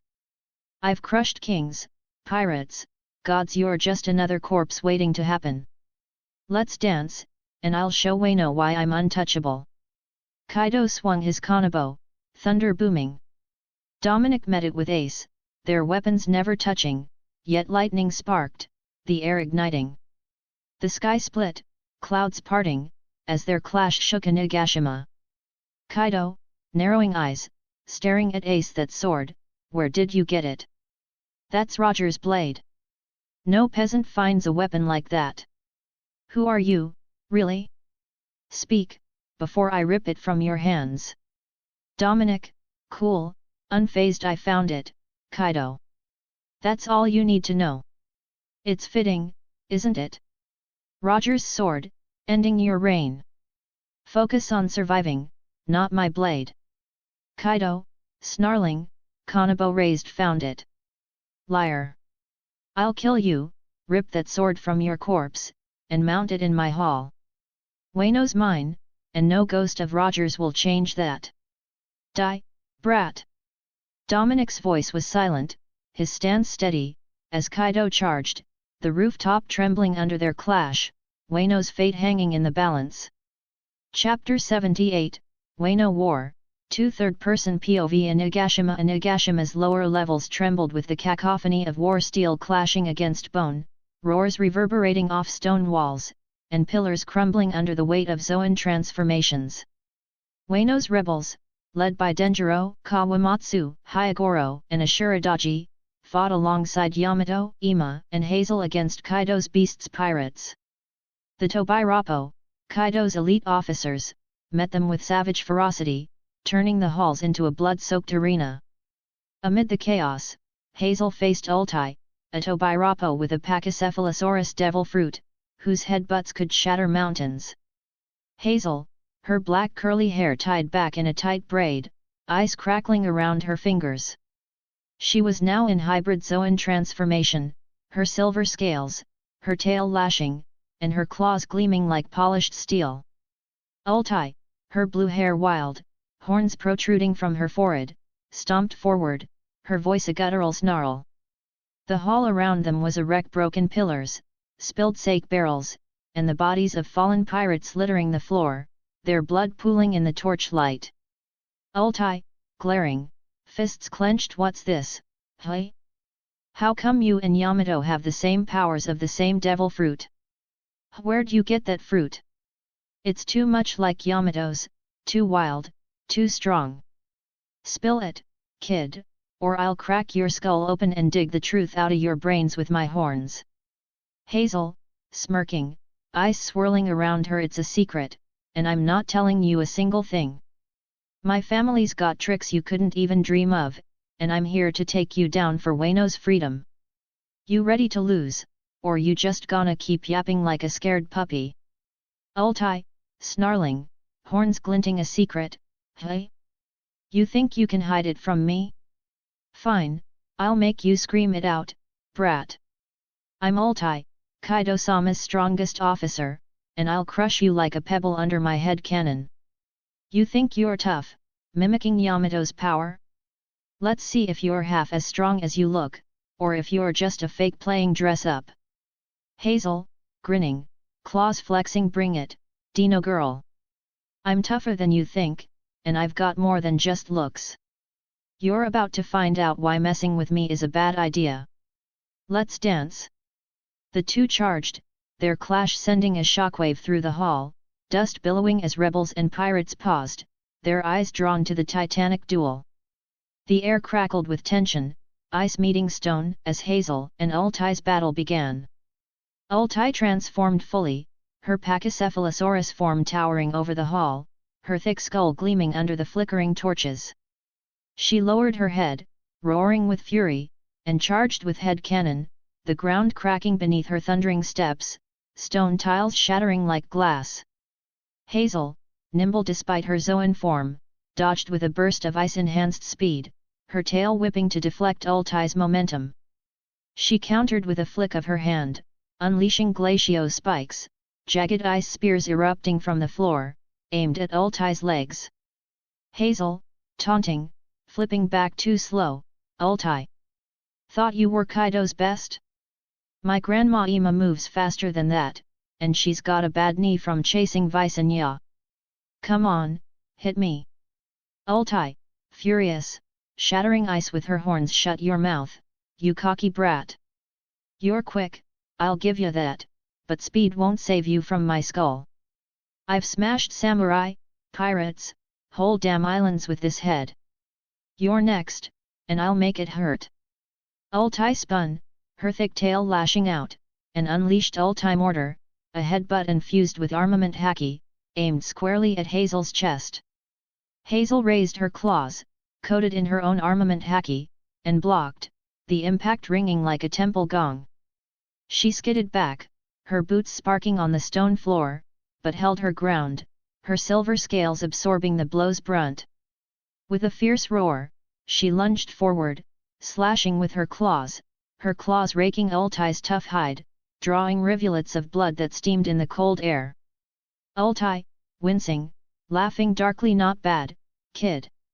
You've got some bite, I'll admit. Those claws sting, and that haki's no joke. But I'm tougher than Kaido's own scales, and I hit way harder. Bet you can't take another one of my headbutts. Wanna test it? Hazel, grinning, eyes crackling on her scales. Bet I can, Ultai. You hit like my little brother Julius when he's mad. Your head's hard, but my ice is harder. Let's see if you can keep up, or if you're all talk. The hall trembled as their blows collided, Ultai's headbutts meeting Hazel's ice and claws in a storm of power. Ultai's raw strength was immense, her haki-coated attacks denting Hazel's scales, sending jolts through her bones. But Hazel's agility and magic kept her a step ahead, her dragon form weaving through Ultai's charges with grace. She conjured Frost Nova, a burst of freezing air that coated Ultai's legs in thick ice, slowing her next charge. Ultai shattered the ice with a roar, her voice echoing off the walls, her eyes blazing with rage. Ultai, panting, enraged. Cheap tricks, hey? Ice won't stop me, kid. I've fought through blizzards, volcanoes, even Kaido-sama's own thunder. You're strong, I'll give you that, but I'm Ultai, and I don't lose to brats playing dress-up with fancy magic. I'll pound you into the ground and make you beg. Hazel, focused, wand glowing blue. Keep talking, Ultai. Every word's another second I'm wearing you down. Wano's counting on me, on all of us, and I'm not letting some Dino bully stand in our way. Hazel vaulted over Ultai, landing nimbly behind her, and unleashed cryo breath, a torrent of icy mist from her maw that enveloped Ultai. Frost formed on Ultai's horns and hide, her movements slowing as she shielded her face. Ultai countered with Dino Rush, a flurry of haki-infused headbutts that forced Hazel to dodge, flipping through the air with acrobatic precision. Rebels nearby cheered, their voices rising over the chaos, their katanas flashing as they fought lesser pirates. Rebel 1, odd, slashing. Look at that girl go. She's holding her own against Ultai, one of Kaido's monsters. Rebel 2, shouting, blocking for Wano. Keep fighting. You're our hope. Rebel 3, grinning. That kid's got fire. Ice. Ultai's in trouble now. The duel intensified, Hazel and Ultai trading blows with near-equal ferocity, their strengths pushing each other to the brink. Ultai's Pachycephalosaurus form granted her brute force, her haki-enhanced headbutts capable of shattering mountains, each strike reverberating through the hall like thunder. Hazel's Zoan transformation, bolstered by Uruk's magic and her Targaryen heritage, matched Ultai's raw power, her ice magic adding a layer of versatility that kept Ultai off balance. The hall became a battlefield of ice and stone, pillars crumbling as their attacks collided, frost creeping up walls and sparks flying from hacky clashes. Ulti grabbed a fallen pillar, hefting it like a massive club, her voice dripping with mockery. "Think you're a match for me, kid? I've fought Kaido's all-stars and lived to brag about it. I'll smash you and that secret right outta ya." Hazel, dodging, laughing. "I'm no wannabe, I'm Hazel Augustus, and I'm taking you down for good. That pilla's cute, but my ice hits way harder. Keep swinging, Dino girl, you're only making this more fun." Hazel conjured glacial wall, a towering ice barrier that shattered under Ulti's pillar swing, sending shards flying like deadly snow. She used the distraction to close the gap, slashing with her claws, tearing deeper into Ulti's hide, blood splattering the floor. Ulti roared, dropping the pillar and charging with head cannon overdrive, her skull glowing with haki, the air warping around her. Hazel met it head-on, casting Ice Aegis, a shimmering shield of frost that cracked but held, absorbing the blow. Ulti, gritting teeth, blood dripping. "Damn you, brat. You're tougher than you look, and that ice is a pain. But I'm not done." Kaido-sama didn't raise no quitter. "I'll keep coming till you're pulp under my horns." Hazel, panting, scales dented. "You're tough too, Ulti, I'll give you that. But Wano's tougher, and so am I." Their clash grew frantic, Ulti's headbutts hammering Hazel's defenses, each blow testing her endurance. Hazel's ice countered Ulti's brute force, her cryo breath slowing Ulti's charges, her glacio spikes forcing Ulti to dodge or shatter them, expending energy. The two were nearly matched, Ulti's experience and durability pitted against Hazel's agility and magical edge. But Hazel's youth and Uruk's training gave her a slight advantage, her stamina holding as Ulti's began to falter, her breaths growing ragged. Ulti seized a broken beam, hurling it at Hazel, her voice a roar. "You're good, kid, but not good enough. I'll bury you under this hall and laugh while Kaido-sama rules forever." Hazel, deflecting with Ice Dream on, "Ulti. You're slowing down, I can see it. Time to end this, Dino girl." Hazel unleashed Blizzard Barrage, a storm of ice shards raining down, forcing Ulti to shield herself, her hide lacerated. Ulti countered with Ulti Mortar Barrage, a series of rapid headbutts, each one aimed to crush Hazel. Hazel dodged most, but one grazed her shoulder, denting her scales and drawing blood. She gritted her teeth, her voice fierce. Hazel, growling, "Nice shot, Ulti, but I'm still here. Wano's waiting, and I'm not letting them down. Let's finish this." Hazel's slight edge began to show as Ulti's relentless attacks took their toll. Ulti's haki was formidable, but her stamina waned, her headbutts growing slower, her roars less confident. Hazel pressed her advantage. She conjured frostbind chains, icy tendrils wrapping Ulti's legs, anchoring her momentarily. Ulti, struggling, shattering chains. "What's this crap? You think chains LL hold me? I'm Ulti, Kaido's chosen. I'll break free and smash you to bits." Hazel, focused, circling, "You're tough, Ulti, but you're not unbeatable. I've got Wano's heart behind me, my family's strength, and a whole lot of ice. You're done, you just don't know it yet." Ulti broke free, charging with head cannon apocalypse, her strongest attack, haki coating her skull like black lightning. Hazel met it with Draco Frost Strike, her claws and wand merging ice and haki into a single, devastating slash. The collision shook the hall, ice and stone exploding outward, rebels ducking for cover. Hazel skidded back, her scales cracked, but Ulti staggered, blood pouring from a gash across her chest. Ulti, gasping, clutching her wound. "You, little monster, how are you still standing? That was my best shot. Kaido-sama LL kill you for this." Hazel, panting, wand raised. "Maybe, but he won't be around to see it, Ulti. You fought hard, I'll give you that, but Wano's freedom means more than your pride. This is for them." Hazel summoned her final attack, Eternal Winter's Claw, channeling all her power and haki into a single strike. Ice surged from her hand, forming a massive claw that enveloped her own, glowing with frost and power. She lunged, roaring, and struck Ultai's chest, the claw piercing her hide, freezing her from within. Ultai screamed, her body encased in ice, her eyes wide with shock as she collapsed, her Zoan form reverting, unconscious. Hazel, exhausted, standing tall. That's for Wayno. Stay down, Ultai. Rebels erupted in cheers, their voices shaking the hall, katanas raised in triumph. Rebel 1, odd she did it. She beat Ultai.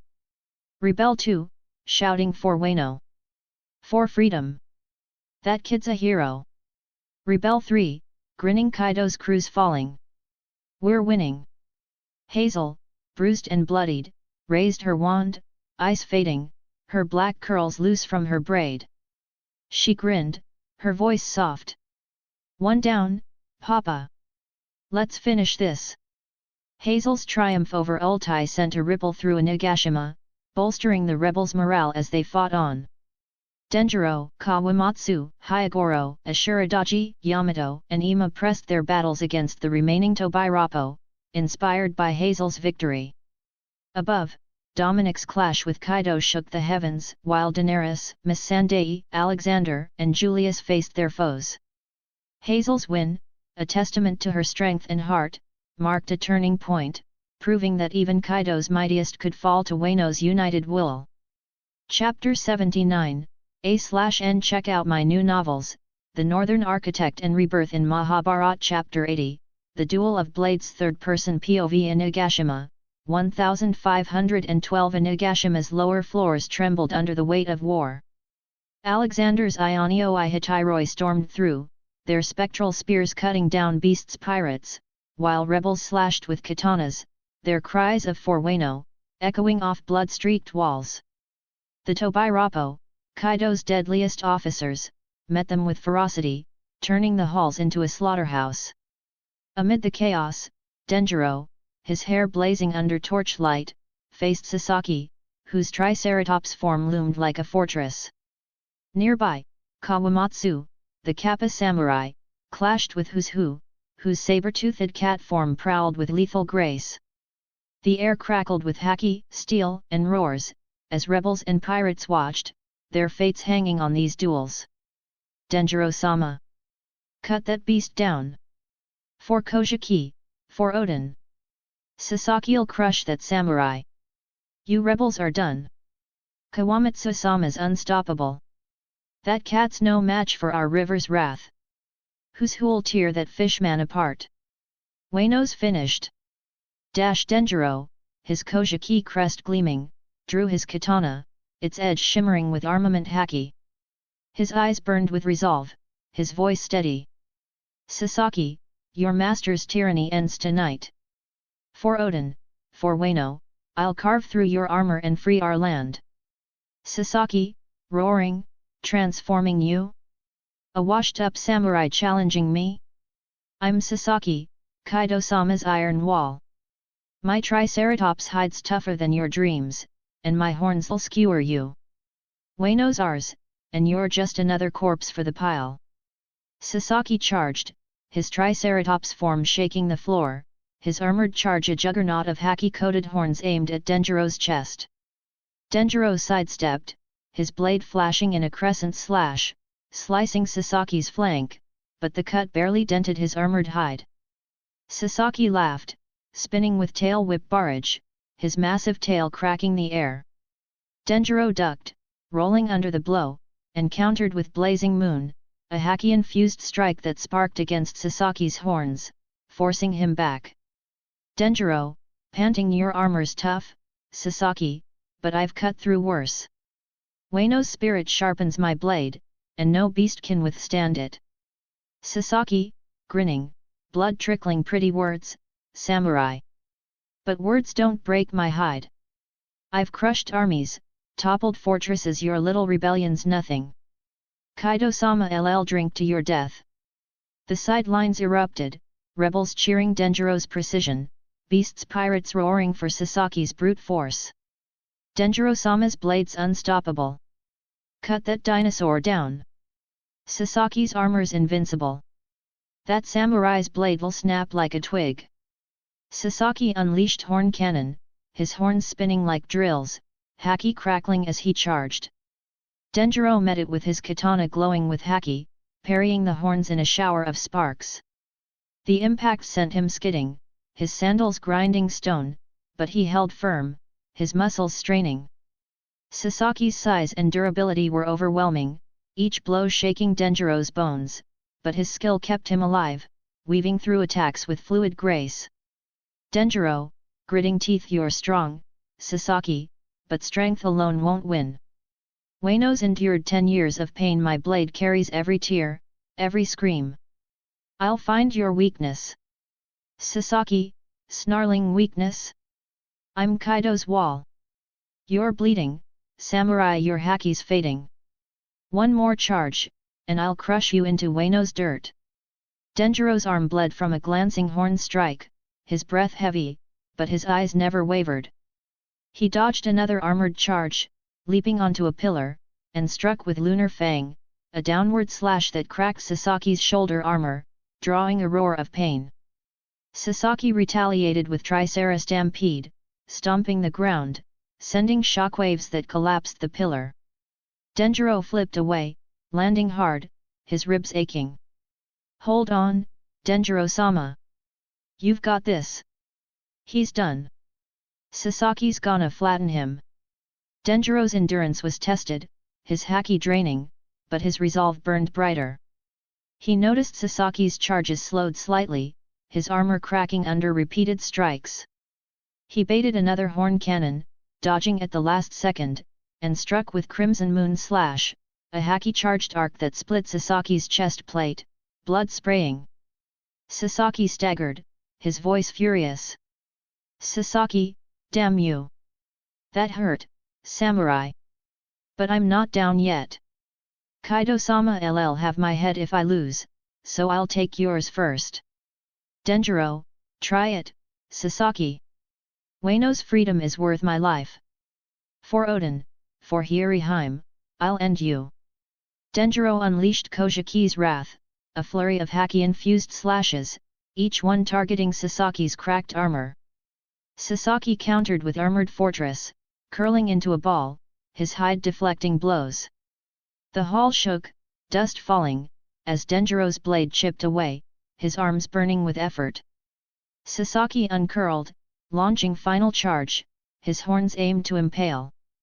Denjiro, exhausted, summoned his last strength, channeling Odin's spirit into Dawn's blade, a single, radiant slash that cleaved through Sasaki's horns and chest, felling him in a pool of blood. Denjiro, gasping, standing for Wano, you fall. Sasaki collapsed, his Zoan form reverting, unconscious. Rebels roared, their morale soaring. Denjiro-sama did it. Sasaki's down. Wano rises. No way. Sasaki lost? We're doomed. Nearby, Kawamatsu's skin gleamed, and he wielded his shikomizu, its blade flashing with haki. His voice was resolute. Who's who, your claws have torn Wano's rivers and people.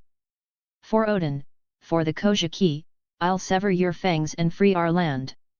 Who's who, snarling, transforming a fishman samurai. Ha! I'm Who's Who, Kaido's sharpest blade. My saber-tooth forms hunted bigger prey than you, Kappa. Wano's mine to shred, and I'll start with you. Who's Who transformed, his saber-toothed cat form sleek and deadly, claws extended. He lunged with fang flash, his haki-coated claws slicing the air. Kawamatsu parried with river's flow, his blade deflecting the strike, but the force pushed him back, his webbed feet skidding. He countered with Kappa thrust, a precise stab that grazed Who's Who's flank, drawing blood. Who's Who roared, leaping with claw barrage, a whirlwind of slashes. Kawamatsu, focused, your speed's impressive, cat, but Wano's rivers run deeper than your claws. I've guarded Hiriheim through worse, I'll outlast you. Who's who, grinning outlast me. You're a relic, fish man. I was a CP9 agent, trained to kill gods. Kaido-sama's empire needs no rivers, only blood. Yours'll do nicely. The sidelines buzzed, rebels rallying for Kawamatsu, beasts pirates jeering. Rebel 6, cheering Kawamatsu-sama. Show that Cap Wano's strength. Beasts pirate 6, mocking who'll rip that Kappa to shreds. He's no match. Who's speed was blinding, his fang dash weaving through Kawamatsu's defenses, claws nicking his armor, drawing blood. Kawamatsu endured, his fishman strength absorbing blows, and struck with tide slash, a sweeping cut that forced Who's Who to leap back. The cat landed on a beam, launching saber strike, his fangs glowing with haki, aiming for Kawamatsu's throat. Kawamatsu blocked with Kappa shield, his blade spinning, but the impact cracked his arm guard, pain shooting through him. Kawamatsu, grunting, "You're fast, Who's Who, but speed alone won't win. Wano's rivers have weathered storms, your claws won't break me." Who's Who, hissing, "Keep talking, fish man. Your rivers'll dry up when I'm done. Kaido-sama ll hang your head as a trophy." Kawamatsu's durability was tested, his armor dented, blood seeping from cuts. Who's Who's agility and training made him elusive, each strike a calculated attempt to wear Kawamatsu down. Rebels watched, tense, as Kawamatsu bled but stood firm. "Kawamatsu-sama's hurt. Hold on, you can do this. He's bleeding out. Who's got him?" Kawamatsu noticed Who's strikes grew reckless, his arrogance showing. He baited a fang flash, dodging and countering with River's Wrath, a haki-charged slash that cut Who's shoulder, slowing him. Who's Who roared, launching Predator's leap, claws and fangs aimed to end it. Kawamatsu, his strength fading, spun his blade in Kappa whirlpool, deflecting the attack but taking a claw to his side, blood soaking his kimono. Kawamatsu, panting for Hiriheim, for Wano. "I won't fall." Who's Who, snarling, "You're half dead, Kappa. One more strike, and you're cat food." Kawamatsu, battered, channeled his fishman resilience, his love for Wano fueling him. He lured Who's Who into a narrow corridor, limiting his mobility, and unleashed Ocean's Blade, a flurry of haki-infused strikes. Who's Who countered with saber frenzy, claws slashing wildly, but Kawamatsu's precision won out. With a final Kojiki tide, he struck Who's Who's chest, his blade piercing deep. Who's Who collapsed, reverting to human form, defeated. Kawamatsu, exhausted for Wano's rivers, you fall. Rebels cheered, their voices thunderous, while beasts pirates gaped in disbelief. "Kawamatsu-sama! You did it! Wano's unstoppable." Who's Who lost? "No way!" Denjiro and Kawamatsu, bloodied and battered, stood over their fallen foes, their victories hard won. The rebels' morale soared, their katanas gleaming as they pressed the attack, inspired by their leader's triumphs. Beasts pirates faltered, their confidence shaken as Sasaki and Who's Who lay defeated. Above, Dominic's battle with Kaido raged, while Hazel, Daenerys, Miss Sandai, Alexander, and Julius fought on. Denjiro and Kawamatsu's victories marked a pivotal moment, proving Wano's resolve could topple even Kaido's mightiest, forging a path to freedom through blood and steel. Chapter 81, Wano War 3. The battleground ablaze. Nagashima's lower levels were a chaotic maelstrom. The Tobirapo, Kaido's elite, met Wano's champions with savage ferocity, turning the halls into a blood-soaked arena. Amid the chaos, Ima faced Black Maria's web-choked chamber, Hyogoro squared off against Page One's lumbering might, and Yamato clashed with Kaminoko Vanazake's venomous strikes. The air crackled with haki, magic, and the screams of the fallen, as the fate of Wano hung in the balance. Ima, her silver hair aglow with azure flames, stood in a chamber draped with glistening webs, her phoenix zoan fruit radiating regenerative heat. Her blue robe was tattered, but her resolve burned fiercely. Black Maria, your cruelty has bound Wano in despair.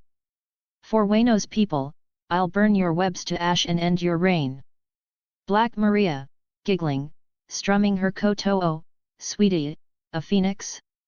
I'm Black Maria, Kaido-sama's spinner of fates. My spider webs'll snuff your flames, and my claws'll tear your heart out. Wano's mine to toy with, let's play, old bird. Ima transformed, her body erupting in blue flames, wings of fire spreading as she took her hybrid phoenix form, talons gleaming with haki. Black Maria shifted into her massive spider form, 8 legs tipped with haki-coated claws skittering across the stone. She lunged with web snare, sticky threads shooting from her abdomen, weaving a dense net to trap Ima. Ima unleashed Phoenix Blaze, a torrent of azure flames that incinerated the webs, the heat warping the chamber's walls. Black Maria scuttled forward, slashing with claw dance, her talons raking the air in a haki-charged whirlwind. Ima soared above, dodging, but a claw grazed her wing, singeing feathers, though her phoenix flames healed the wound instantly. Ima dove, her flame talons slashing, haki coating her claws as they tore into Black Maria's hide, drawing blood. The spider hissed, retaliating with silk barrage, a rapid-fire volley of adhesive threads that coated the chamber, sticking to Ima's wings. She countered with solar flare, a burst of blinding phoenix fire that burned the webs away, forcing Black Maria to shield her eyes. The spider's speed was relentless, her venom claw striking, claws dripping with poison aimed at Ima's chest. Ima banked sharply, the venom grazing her arm, pain flaring, but her phoenix flames cauterized the wound, her body regenerating. Black Maria roared, unleashing Silk Prison, a massive web cocoon to engulf Ima. Ima spun, her phoenix cyclone creating a fiery vortex that shredded the cocoon, embers scattering. She struck with blazing dive, her flaming body slamming into Black Maria, scorching her thorax. The spider retaliated with spider fang, her jaws snapping with haki-enhanced venom. Ima twisted mid-air, her flame shield absorbing the bite, though the impact sent her crashing into a pillar, stone crumbling. Bleeding but unyielding, Ima soared again, her regal ember, a haki-charged fireball, blasting Black Maria's legs, charring them. Black Maria's webs relied on anchors for mobility. Ima targeted them, her inferno-cutting web lines with flaming talons, unbalancing the spider. Black Maria lunged with death's embrace, her legs coiling to crush Ima. Ima countered with Phoenix Rebirth, a massive explosion of blue flames that burned through the embrace, scorching Black Maria's hide. Exhausted but resolute, Ima unleashed Eternal Flame, a haki-fueled phoenix dive that engulfed Black Maria in a fiery maelstrom, collapsing her in a smoldering heap, her spider form reverting as she fell unconscious. Ima, panting, flames fading for. Wano, stay down. Hyagoro, his small frame radiating defiance, stood before Page 1, fists clenched, eyes blazing with Yuden's fire. Page 1, you've trampled Wano's hope, my prisoner's spirits. For my men, for freedom, I'll break your bones and light Wano's flame.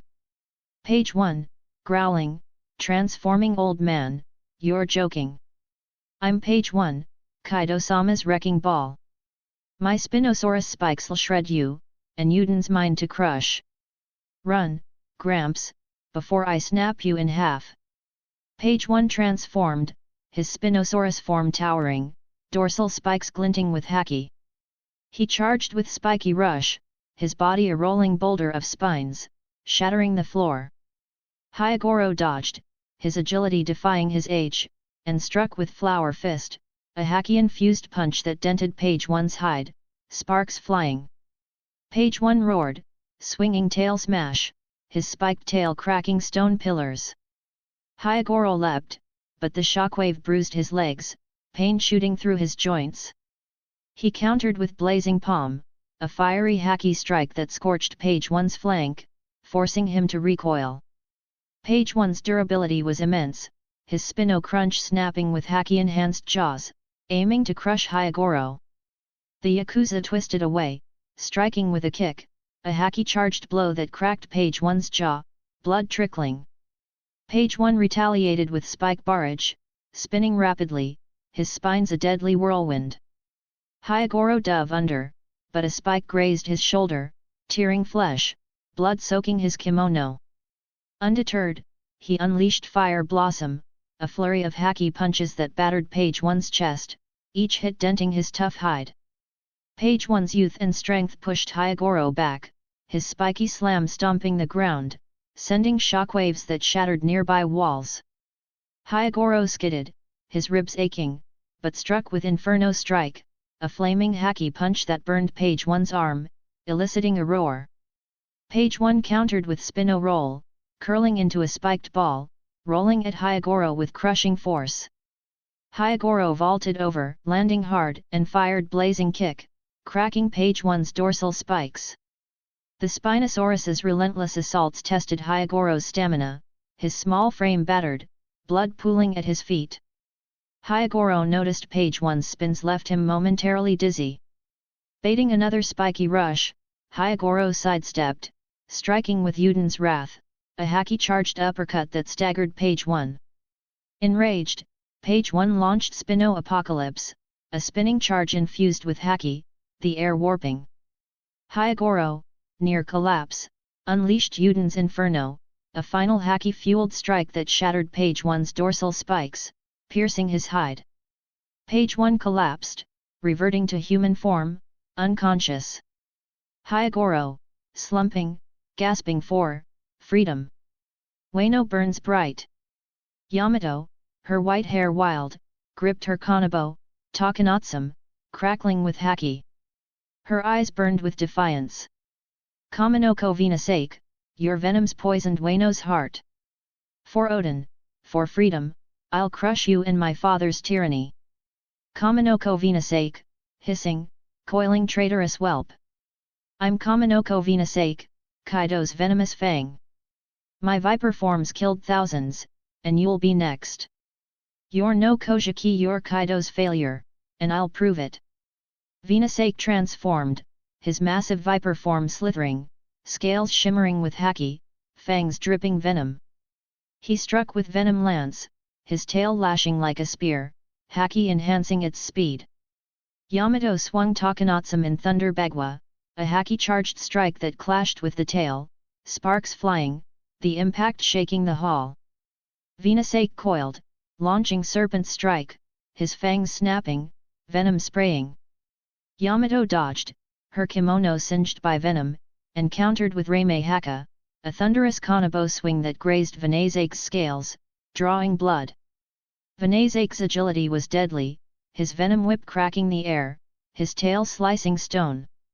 Yamato blocked with Ice Fang, her haki and frost breath freezing the tail's tip, but Venasake shattered it, striking with Poison Barrage, a flurry of venomous bites. Yamato parried with Takanatsum, but venom splashed her arm, burning her skin, pain-searing. She roared, unleashing Narukami, a haki-charged spin that battered Venasake's head, cracking scales. Venasake hissed, coiling around a pillar, and fired Toxic Mist, a venom cloud that choked the air. Yamato held her breath, leaping through the mist, her Hakugen blizzard freezing the venom droplets mid-air. She struck with Shoryu Kaiba, a rising kanabo strike that smashed Venasake's jaw, blood spraying. Venasake's resilience was terrifying, his serpent crush coiling around Yamato, squeezing with haki-enhanced strength. Yamato's ribs creaked, but she unleashed Kagutsuki, a fiery haki burst that burned Venasake's coils, forcing him to release her. Bleeding and bruised, Yamato pressed on, her kanabo glowing with frost and thunder. Venasake's venom weakened Yamato, her movements slowing, but her resolve burned brighter. She baited a venom lance, dodging and striking with Hakugen Storm, a haki-fueled kanabo flurry that shattered Venasake's fangs. Enraged, Venasake launched Viper's End, a full-body charge, his venomous maw wide. Yamato, near her limit, channeled Odin's spirit, unleashing Odin's thunder, a final haki-charged strike that crushed Venasake's skull, felling him in a lifeless coil. Yamato, panting, leaning on Takanatsum 4. Odin, for Wano, you're done. Ima, Hyagoro, and Yamato, battered and bloodied, stood over their fallen foes, their victories hard won through skill and unyielding spirit. The rebels' resolve strengthened, their blades gleaming as they surged against the beast's pirates, who faltered under the weight of their losses. Chapter 82, Wano War, for the air was thick with the clash of haki, the scent of blood, and the screams of the fallen. In a vast chamber littered with shattered pillars and scorched earth, Miss Sandai, her dark curls tied back, stood resolute. Opposite her loomed Jack, his massive frame radiating menace, his ancient Zoan mammoth form ready to crush all in his path. The hall shook as their battle began, a clash of nature's wrath against a beast's might. Miss Sandai, her eyes sharp with determination, channeled her Mori Mori no Mi, the forest floor beneath her erupting with roots and vines. Her voice was steady, laced with defiance. Jack, your rampage has crushed Wano's spirit for too long. For Wano's people, I'll bind your strength and end your terror with my forest's might. Jack, roaring, trunk raised puny bitch. I'm Jack the Drought, Kaido-sama's unstoppable force. My mammoth strength'll trample your weeds, and Wano's mine to crush. You're nothing but a twig under my feet. Jack transformed fully, his ancient Zoan mammoth form towering, tusks gleaming with armament haki, his massive weight cracking the stone floor. He charged with mammoth stampede, his haki-coated tusks swinging like battering rams, shattering pillars in his path. Miss Sandai dodged and unleashed verdant snare, thick vines bursting from the ground, coiling around Jack's legs. The mammoth roared, snapping the vines with brute force, but Miss Sandai followed with thorn barrage, haki-infused thorns erupting from the floor, piercing Jack's hide, blood dripping. Jack swung his trunk in tusk swing, a haki-charged arc that cleaved through vines and stone, forcing Miss Sandai to leap, her cloak torn by flying debris. She countered with forest surge, roots surging like spears, their haki-coated tips stabbing Jack's flanks, drawing a bellow of pain. Jack's durability was immense, his iron hide, a haki-enhanced defense, shrugging off most strikes. He stomped with calamity quake, the ground splitting, shockwaves buckling the chamber. Miss Sandai vaulted over the cracks, her vine shield absorbing the impact, though her arms trembled from the force. Miss Sandai pressed forward, her sylvan wrath summoning a storm of haki-infused branches that lashed Jack's face, one gashing his eye, blood streaming. Jack roared, charging with tusk drill, his spinning tusks glowing with haki, aimed to impale her. Miss Sandai sidestepped and struck with bramble fang, haki-coated roots piercing Jack's shoulder, slowing his charge. The mammoth's raw power pushed her back, his trunk smash slamming the ground, sending stone shards flying. A shard grazed Miss Sandai's side, blood soaking her tunic, but she stood firm, her forest powers undeterred. The battle intensified, Jack's mammoth form a relentless force, his haki-enhanced attacks shaking the chamber like an earthquake. Miss Sandai countered with endless growth, vines and roots reforming faster than Jack could destroy them. She unleashed Emerald Tempest, a whirlwind of haki-infused leaves and thorns that slashed Jack's hide, tearing gashes across his legs. Jack retaliated with Mammoth Roar, a haki-charged bellow that shattered her vines, the sonic force knocking Miss Sandai back, her ears ringing, blood trickling from a cut on her forehead. Jack's iron tusk charge followed, his tusks spinning like drills, haki crackling as he barreled forward. Miss Sandai conjured ironwood wall, a massive haki-coated tree trunk that cracked under the impact but held, buying her time. She leapt onto the trunk, striking with vine lash, haki-infused tendrils whipping Jack's face, one wrapping his trunk, pulling it taut. Jack snapped the vines, his calamity slam stomping the ground, collapsing the trunk and sending Miss Sandai tumbling, her ribs bruised. She rose, summoning Forest Spire, a towering tree that pierced Jack's side, blood gushing, but his durability kept him standing. Jack's relentless assaults tested Miss Sandai's stamina, her haki draining as she wove through his attacks. His tusk barrage, a flurry of haki-charged swings, tore through her vine cage, shredding it to splinters. Miss Sandai dodged, but a tusk grazed her shoulder, tearing flesh, pain-searing. She countered with Sylvan Crush, roots erupting to bind Jack's legs, their haki tips digging into his hide. Jack broke free, his mammoth quake splitting the floor, forcing Miss Sandai to leap onto a pillar. She struck with Thorn Tempest, a storm of haki-coated thorns that peppered Jack's back, slowing him, though his roars shook the chamber. Miss Sandai's agility and forest powers kept her a step ahead, but Jack's sheer endurance was overwhelming. He charged with Drought's Wrath, a full-body tackle, his haki-coated frame like a fortress.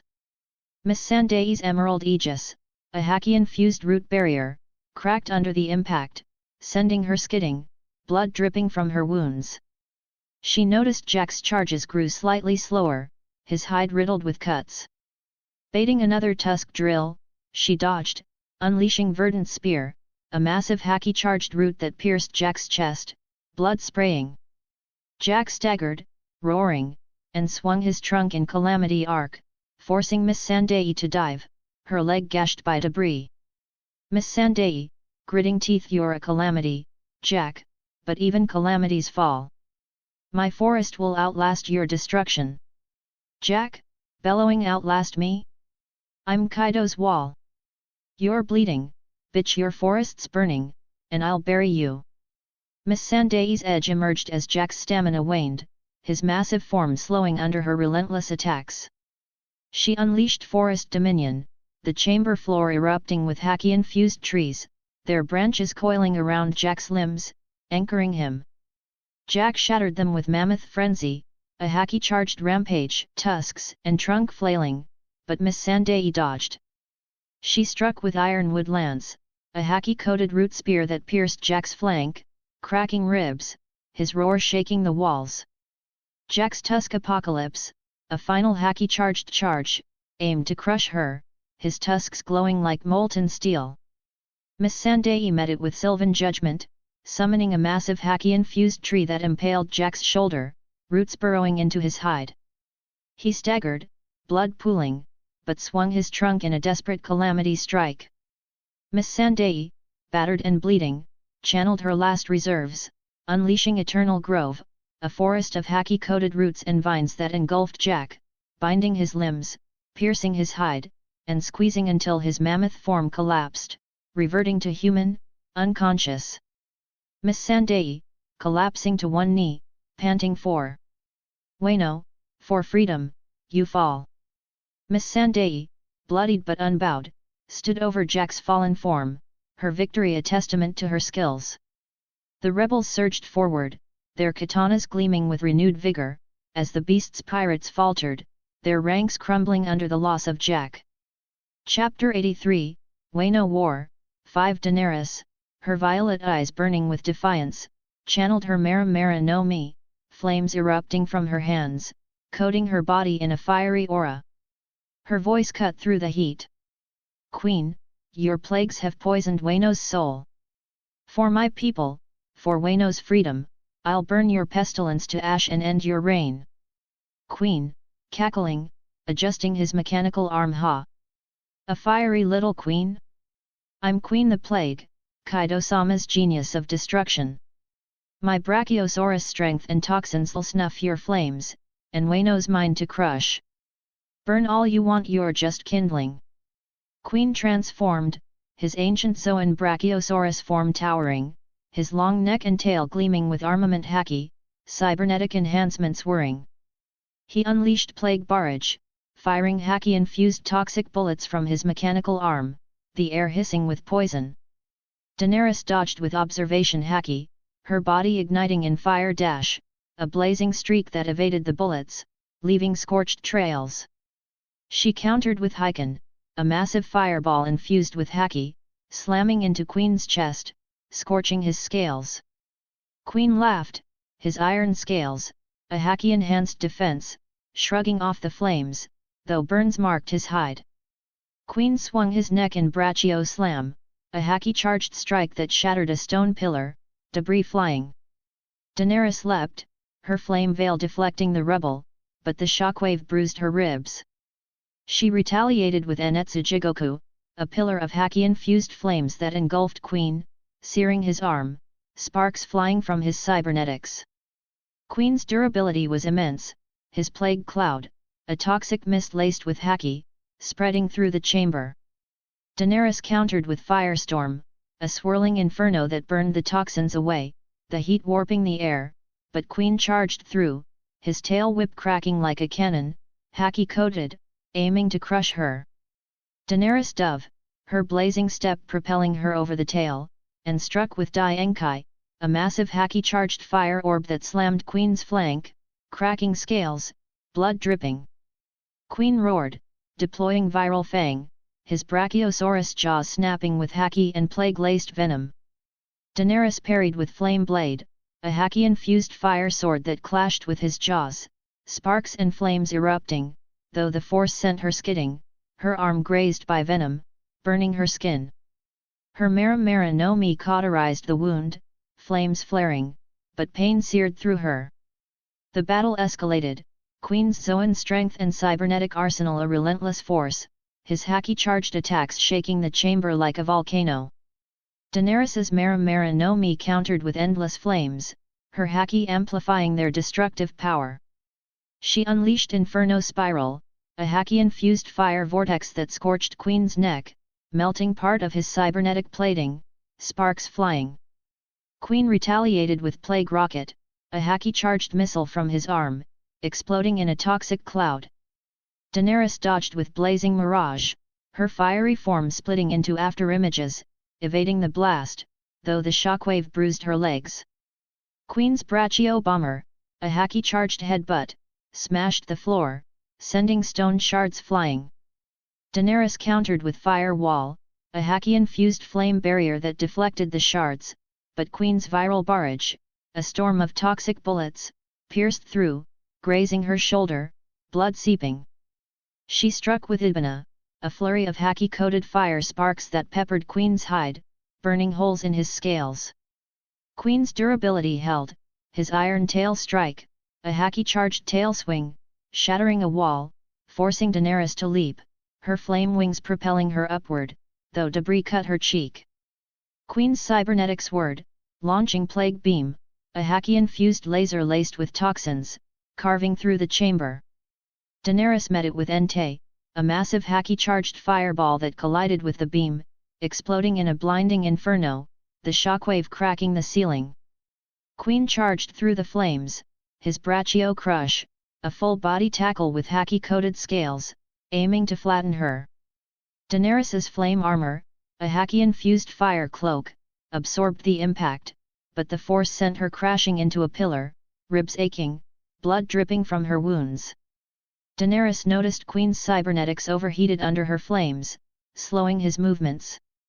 She baited a Viral Fang, dodging with Blazing Step, and unleashed Kajiro, a haki-charged flame lance that pierced Queen's shoulder, melting his cybernetic arm, sparks and blood spraying. Queen roared, deploying Plague Apocalypse, a massive toxic cloud infused with haki, choking the chamber. Daenerys countered with Fire Tempest, a haki-fueled inferno that burned the toxins away, scorching Queen's hide, his scales cracking. His relentless assaults tested her stamina, her haki draining, but her dragon-blooded resolve burned brighter. Daenerys, gritting teeth, flames roaring, your pestilence ends here, Queen. Wano's freedom is my fire, and it will consume you. Queen, snarling, arms sparking, consume me? I'm Kaido's plague. You're burning out, Queen, my toxins'll bury you. Daenerys's edge emerged as Queen's cybernetics faltered, his Zoan form slowing under her relentless flames. Her Mara no Mi's versatility overwhelmed his plagues, targeting his mechanical weaknesses. She unleashed Inferno Dominion, a haki-infused firestorm that engulfed the chamber, melting Queen's cybernetic enhancements, his arms sparking and smoking. Queen countered with Brachio Frenzy, a haki-charged rampage, his neck and tail flailing, shattering pillars. Daenerys dodged with Blazing Mirage, her observation haki guiding her, and struck with Flame Javelin, a haki-coated fire spear that pierced Queen's chest, blood and sparks erupting. Queen's Plague Devastator, a final haki-charged toxic missile, aimed to end her, its explosion shaking the chamber. Daenerys met it with Dai Enkai, Entei, a colossal haki-infused fireball that consumed the missile, the resulting explosion scorching Queen's hide, his scales blackened. He staggered, swinging his iron tail crush, a desperate haki-charged strike.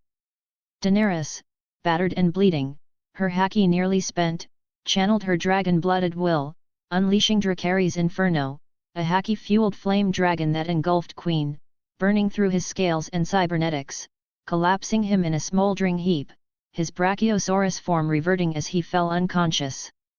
Daenerys, collapsing to one knee, flames fading for Wano, for freedom, you burn. Daenerys, bloodied but unyielding, stood over Queen's fallen form, her victory a testament to her Mara no Mi, haki mastery and dragon-blooded resolve. The rebels surged forward, their katanas gleaming with renewed fire, as the beast's pirates faltered, their ranks crumbling under the loss of another all-star. Chapter 84, Wano War. 6 Onigashima's upper levels were a maelstrom of destruction. Wano's rebels carved through beast's pirates with flashing katanas, stone pillars crumbled under the roars of Zoan transformations, and the air crackled with the raw power of haki and supernatural forces. In a vast arena, its walls scorched and floor fractured from prior battles, Alexander stood tall, his red cape billowing. Beside him, Julius, his grimoire glowing with time magic, radiated calm authority. Opposite them loomed King, his black wings ablaze with flames, his pteranodon form a harbinger of destruction, haki coating his talons and masked face. The arena quaked as their battle ignited, a clash of conquest, time and fire that threatened to tear the hall apart. Alexander, his eyes blazing with the ambition of a conqueror, summoned his chariot, Gordius Wheel, lightning crackling as it roared across the arena, haki amplifying its speed. His voice boomed, echoing with resolve. King, your flames burn for tyranny. For Wano, for my army of companions, I'll conquer you with the might of our shared will. Julius, his grimoire floating before him, added calmly, your reign ends here, King. Time bends to my will, and Wano's future will be free. King, snarling, flames surging around his wings. Conquerors? Wizards? I'm King, Kaido-sama's unyielding flame. My pteranodon wings'll burn you to ash, and Wano's mine to crush.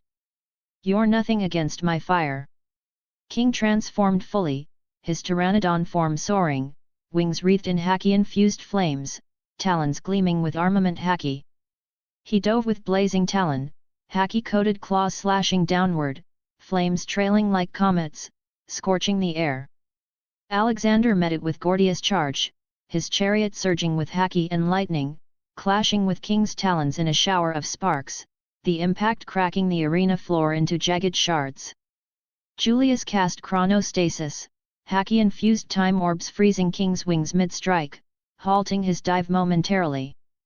King broke free with Inferno Burst, a haki-charged flame wave that shattered the orbs, forcing Julius to dodge, his cloak singed by the heat, stone melting nearby. Alexander summoned Ionio Ihitiroi, his reality marble unfolding a vast desert battlefield, spectral soldiers materializing, their haki-coated spears glinting as they charged King, slashing his wings, blood dripping onto the sand. King countered with Flame Tempest, a haki-infused firestorm that swept through the reality marble, incinerating dozens of spectral soldiers, their forms dissipating in clouds of ash. Julius struck with Mana Zone, Time Flow, haki enhancing his time magic to slow King's movements, allowing Alexander to land Sword of Cypriot, a haki-charged blade strike from his chariot, gashing King's chest, scales cracking, blood streaming. King roared, his iron wing, a haki-coated defense, deflecting further blows, his flames scorching the desert, sand turning to glass. King's speed was relentless, his ptero dive plunging with haki-infused talons, flames trailing, aiming to shred Alexander. Julius intervened with Chrono Rewind, Haki amplifying his spell to reverse time, pulling Alexander back from the strike, though the effort strained him, blood trickling from his nose. Alexander retaliated with Bucephalus charge, his spectral steed trampling King, Haki-coated hooves cracking his scales, blood spraying. King's blaze barrage, a volley of Haki-infused fireballs, exploded across the reality marble, wounding spectral soldiers and grazing Alexander's arm, blood seeping through his armor. Julius cast time snare, Haki-infused temporal chains binding King's wings, slowing him, but King's inferno roar, a Haki-charged flame blast, shattered the chains, singeing Julius's shoulder, pain flaring as his robe charred. The battle escalated, King's Pteranodon form a blazing juggernaut, his Haki-charged flames and aerial speed testing Alexander and Julius's synergy, the arena trembling with each clash. Alexander pressed forward, spectral cavalry charging with Haki-infused lances, piercing King's wings and legs, blood spraying across the desert sands. King countered with blazing cyclone, a Haki-charged fire vortex that incinerated dozens of soldiers, their forms vanishing, the reality marble trembling under the strain. Julius cast chrono acceleration, Haki enhancing his speed, weaving through flames to strike with temporal slash, a Haki-infused time blade that gashed King's leg, slowing his flight, though King's iron talon, a Haki-coated claw strike, grazed Julius's side, blood soaking his robe, pain searing. King Dove with Ptero Apocalypse, a Haki-charged plunge, flames and talons aimed to crush Alexander, the air warping with heat.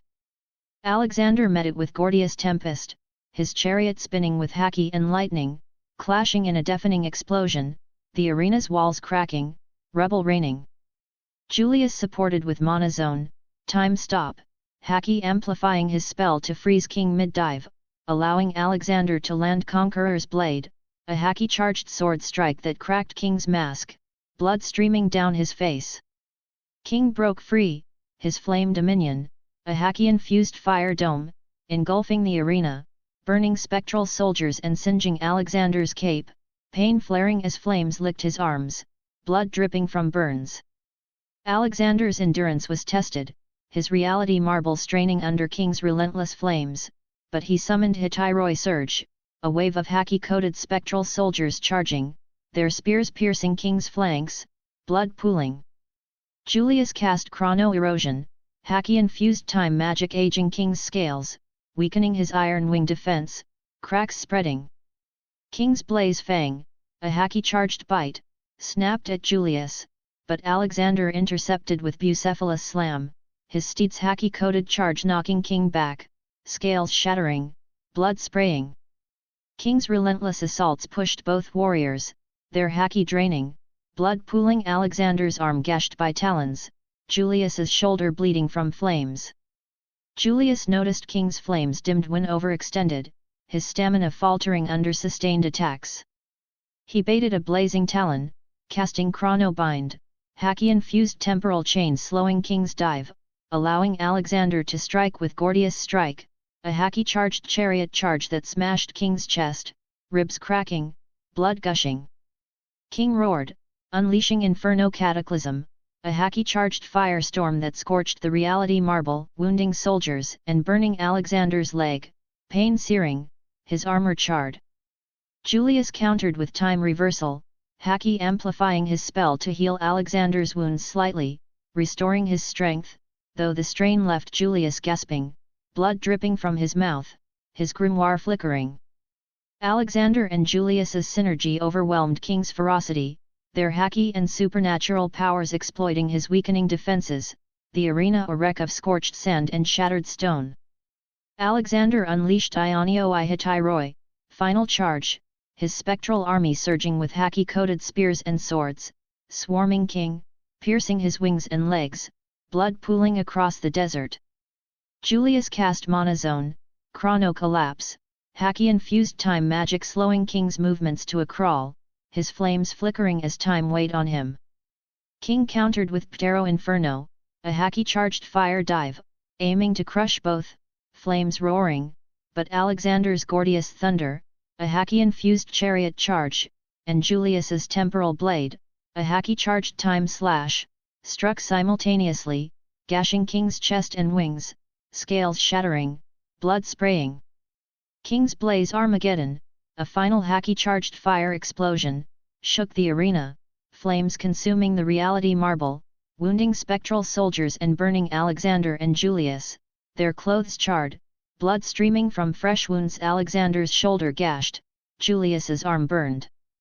Alexander, battered, summoned his last reserves, unleashing Conqueror's will, a haki-charged sword strike backed by his army's unified might, slashing King's flank, blood gushing. Julius followed with Chrono Annihilation, a haki-infused time spell that aged King's wounds, weakening his body further, scales crumbling. King staggered, his flames dimming, and collapsed under united conquest, a combined haki-charged assault. Alexander's chariot and Julius's time blade striking as one, felling King in a heap, his pteranodon form reverting to human, unconscious, his mask shattered amidst the rubble. Alexander, panting, cape tattered, chariot fading for Wayno, conquest prevails. Julius, gasping, grimoire dimming time, has spoken. Freedom rises.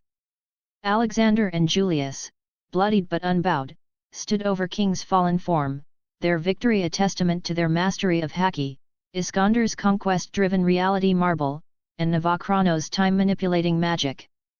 The rebels surged forward, their katanas gleaming with renewed vigor, as the beast's pirates faltered, their ranks crumbling under the loss of their final all-star.